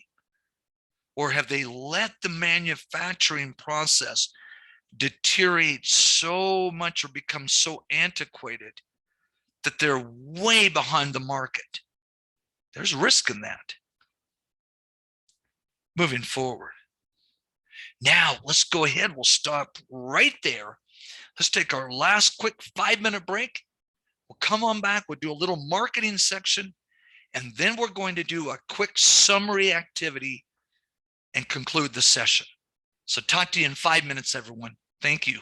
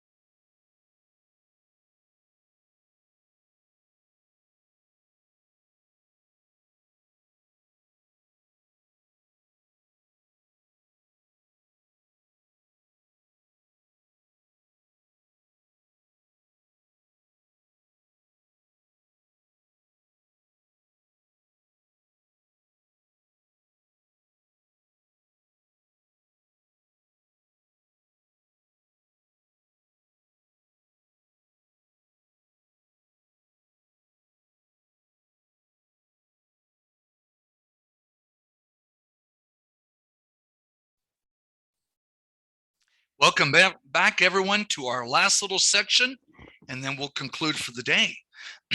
Marketing to the small business borrower. I need to ask the question straight out. Out of 100% of your professional time, how much of percentage approximately do you spend marketing to your small business clients in any way, shape, or form? Take just a moment. I'm going to ask a few of you. What would you say? Okay, Brett, what would you say? What percentage of your day? 20%, 50%, 70% of your day is Marketing? used in marketing? Marketing. Yes. Let's see. I would have to say I'm unique because I doing some SAG work, and I Yep. apparently have less marketing. I would say no more than 5%. I figured that. Yeah. that. Okay. uh, Louise, what about you? Thank you, Brett. Louise, what about you? It really will depend on how busy I am. Roughly, Yeah. on average, 40%, 60% of your day. I say I don't market every day, But I mean, on average, just on average. 5%, How much? maybe 5%. Maybe 5%. Okay. John, thank you on that. John, what about you? How much of your day is spent marketing? Well, that's tough to estimate. I don't know if you count lunches, phone calls. Oh, all of that, every bit of that. Anything to tie into marketing your bank. What percentage? Every bit of that would count. Phone calls, lunches, all of that. Absolutely. Maybe 20, Okay. perhaps. Okay. Thank you. James, how about you? What percentage of your day, just overall, what percentage of your day would you say is spent marketing? James says 10%. Okay. So most of you are on the credit side. You're underwriting, you're working on the deals, presenting the deals, so forth. Just a little snippet of marketing, then we'll conclude. In the marketing of the small business owners from the bank perspective, you can see under Part A, the target market. What is our focus under A1? What is our focus? Let's say we're an ag lender. I know most of you are not ag lenders, but let's say you're an ag lender. And you're saying we're going to do an equipment special program for the farmers in Michigan. Well, that's your target market. Farmers with equipment needs. Under the 4 Ps of the marketing mix, the product would be a specialized equipment program. Cut rate pricing, very favorable terms for approved credit only. Place. Where do you market? Physical and or virtual. Physical. You have 13 branches. You put a banner in each branch. Physically. What about virtual? You attach an item to your bank website. How about price? Very, very competitive. What about promotion? Well, you advertise, you personally sell. How do you advertise? Well, always have a business card on your person, even when you're quote unquote off duty, if you will. What about personally sell? Well, typically we would shake the hand. Today in the era of COVID, it's either the fist pump or maybe even the elbow shake. Turn the page if you would, please. How do we really market to the small business community? Practice, practice, practice. We go out and do it. Look at your competitors. Wow. Other banks. What about credit unions? Okay, I'm going to ask Brad. Brad, does your bank compete with the credit unions in the greater general or greater Detroit market, or are credit unions not that big of a thing? Not that big of a competitor? Well, they didn't used to be, but now they sure are. They're doing a lot of stuff, and their terms seem to be not as conservative as ours. Yeah. So they're making some inroads. Yep, I agree. What is a QSO? In my opinion, you should know what this is. A QSO it stands for credit union service organization. Credit union service organization. Years ago, the US Congress limited the kind of strapped the hands of the credit unions industry. And they said, well, you can only lend commercial loans up to 25% of the equity of the credit union. So they really kind of strapped their hands, kind of limited their ability to make loans, commercial loans, business loans. Well, someone years later, figured out, which is still years ago from now, why don't we set up a separate company? Now, the credit union is not for profit. The CUSO is for profit. And we'll set up this separate CUSO, credit union service organization. They have to have at least one credit union sponsor them. Typically, an executive from the credit union sits on the board of the CUSO, but it's a private company, for profit, with other owners, shareholders, whatever. And it functions almost like a small community bank with the main purpose, commercial loans. The CUSO allows the credit union, I'll just say it straight out, not to get into the politics of it, but to get around the rules set up by the US Congress. That becomes, the CUSO can become a major additional competitor to your bank. Life insurance companies, especially on commercial real estate. Louise, with commercial real estate, boy, you know this, life companies, sometimes they'll swoop in and they'll grab that deal. They'll undercut your bank on that commercial real estate deal. Finance companies, ABL lenders, asset-based lending, specialty, asset-based lending, factoring, where, boy, they'll at a discount, they'll buy, or they'll actually, in this case, they'll finance or they'll buy the receivable. Fintech, I would circle fintech or highlight that, please, everyone. Fintech is now the biggest growth competitor to the banks in America today. Stands for financial technology. It is huge. The fintech companies, about a year and a half, 2 years ago, the big banks came out and said, we're going to fight these fintech companies. Everything they do is on the phone. They don't have the big office. They don't have all the big overhead that a bank would have.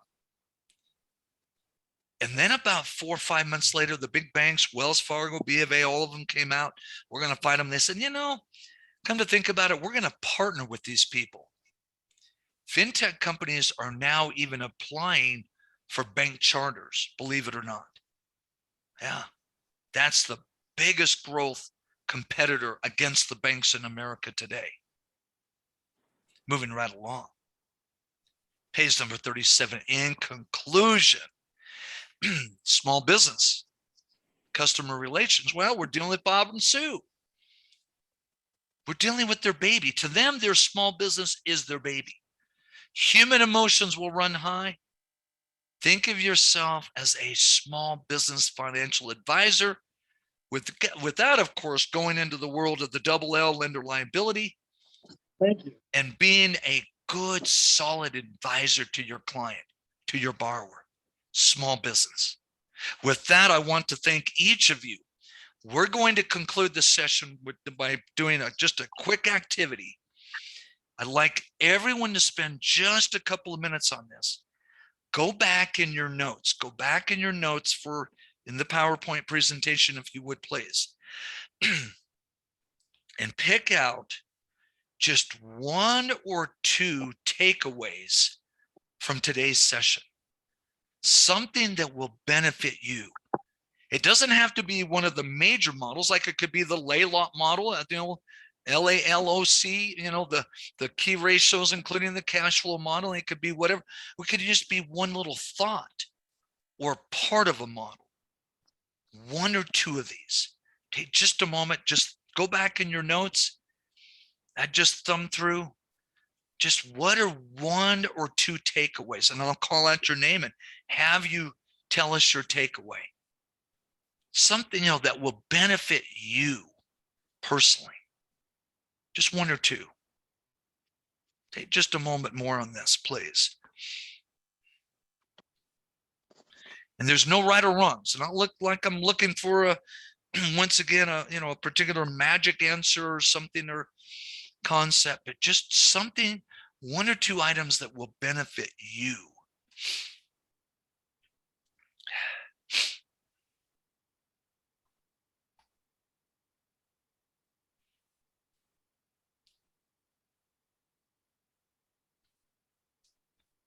Okay.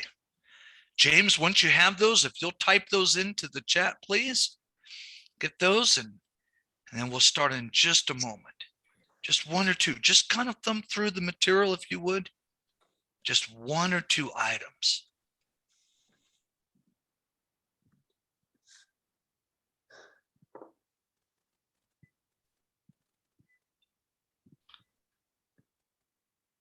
Just one or two takeaways. Take just a moment more on this.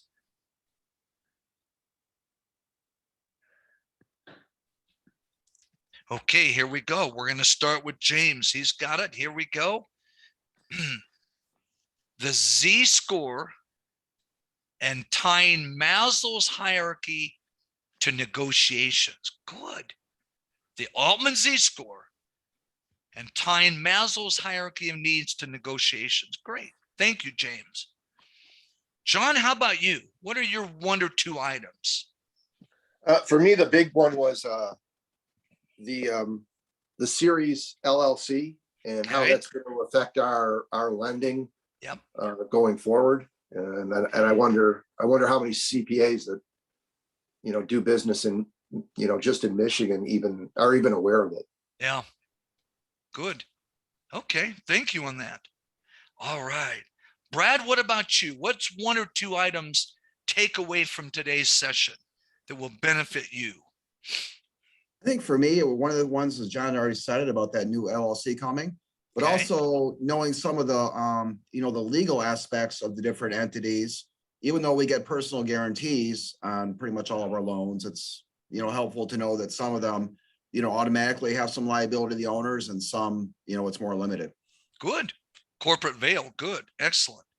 Okay, Linda, I don't know if Linda can hear. I know the audio may be out, but Linda, if you're No, there, oh, you're there. Go ahead, Linda. Mine, I think, would be really the Section 179 deduction. I'm waiting to find out how long before our credit department figures this out and removes it and tracks our cash flows. Oh, I love it. Linda, that's great. Any others, Linda? Any other thoughts? Nope, that was the main Okay. one that caught my. You bet. Section 179 depreciation. Thank you. Okay, Susan or Sue, maybe yours was the one that had the audio. Sue, if unless you can open up and tell us. Okay. Brett, how about you? How about you? What's one or two items take away from today's session? Well, thanks Please. for picking me, David.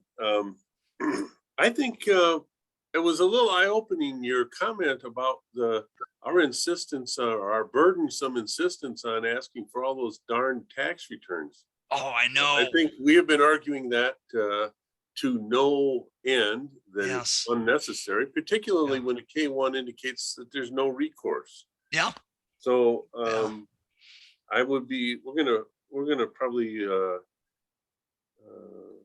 take that away and try to see what we can do to influence our credit department. And also about the Altman Z. Yeah. Interesting formula there. I mean, it only has 72% reliability, Yeah. but with the 6% false negatives, you got to question the predictive Yeah. value. But I think he was influenced heavily by William Beaver. I mean, Yeah. we all know And- that. But Yeah, Yeah. and I agree with you, Brett. Now I emphasize it's not perfect, the Altman Right. Z score, but neither are any of those key ratios. Even our cash flow modeling, the EBITDA, the personal, the business, or the global, Yeah. or the cash basis, or even the commercial real estate, you could argue, poke holes. It's only an indication of direction, in my opinion. Exactly. It's what's Yeah. going on now that really matters. What's going to go Yeah. on in the future. Yeah, I agree. Good point. And lastly, Louise, what about yours, please? Well, not to repeat what Brett just said, but the same thing as far as the tax returns, and using, like the distributions, because that has always been, it is kind of a point of contention for me, having to ask for all this stuff. And You bet. and again, the Z score, which I looked at our spreads as you were talking about that, we don't have that on there, I Yeah. noticed. Yeah. And even if Um, you have Moody's, by the way, if you have Moody's or SageWorks, Baker Hill, it can be in there, but sometimes the software companies say you have to pay extra. And Oh, if the okay. bank management decides we're not going to pay extra, you're not going to see it. But that Right. doesn't mean that you can't go online and Google Altman Z score and find those free of charge Excel based templates and then insert the variables and create your own. Mhm. So Right. Yep. good point. Okay, well, thank you for that. I want to thank each of you. This was excellent participation today. Everyone in the audio and James in the chat, thank you for joining with us. Everyone, please, as we started out the session, I mentioned the email address. If I can help you in any way, shape, or form, send me an email. Be glad to work with you.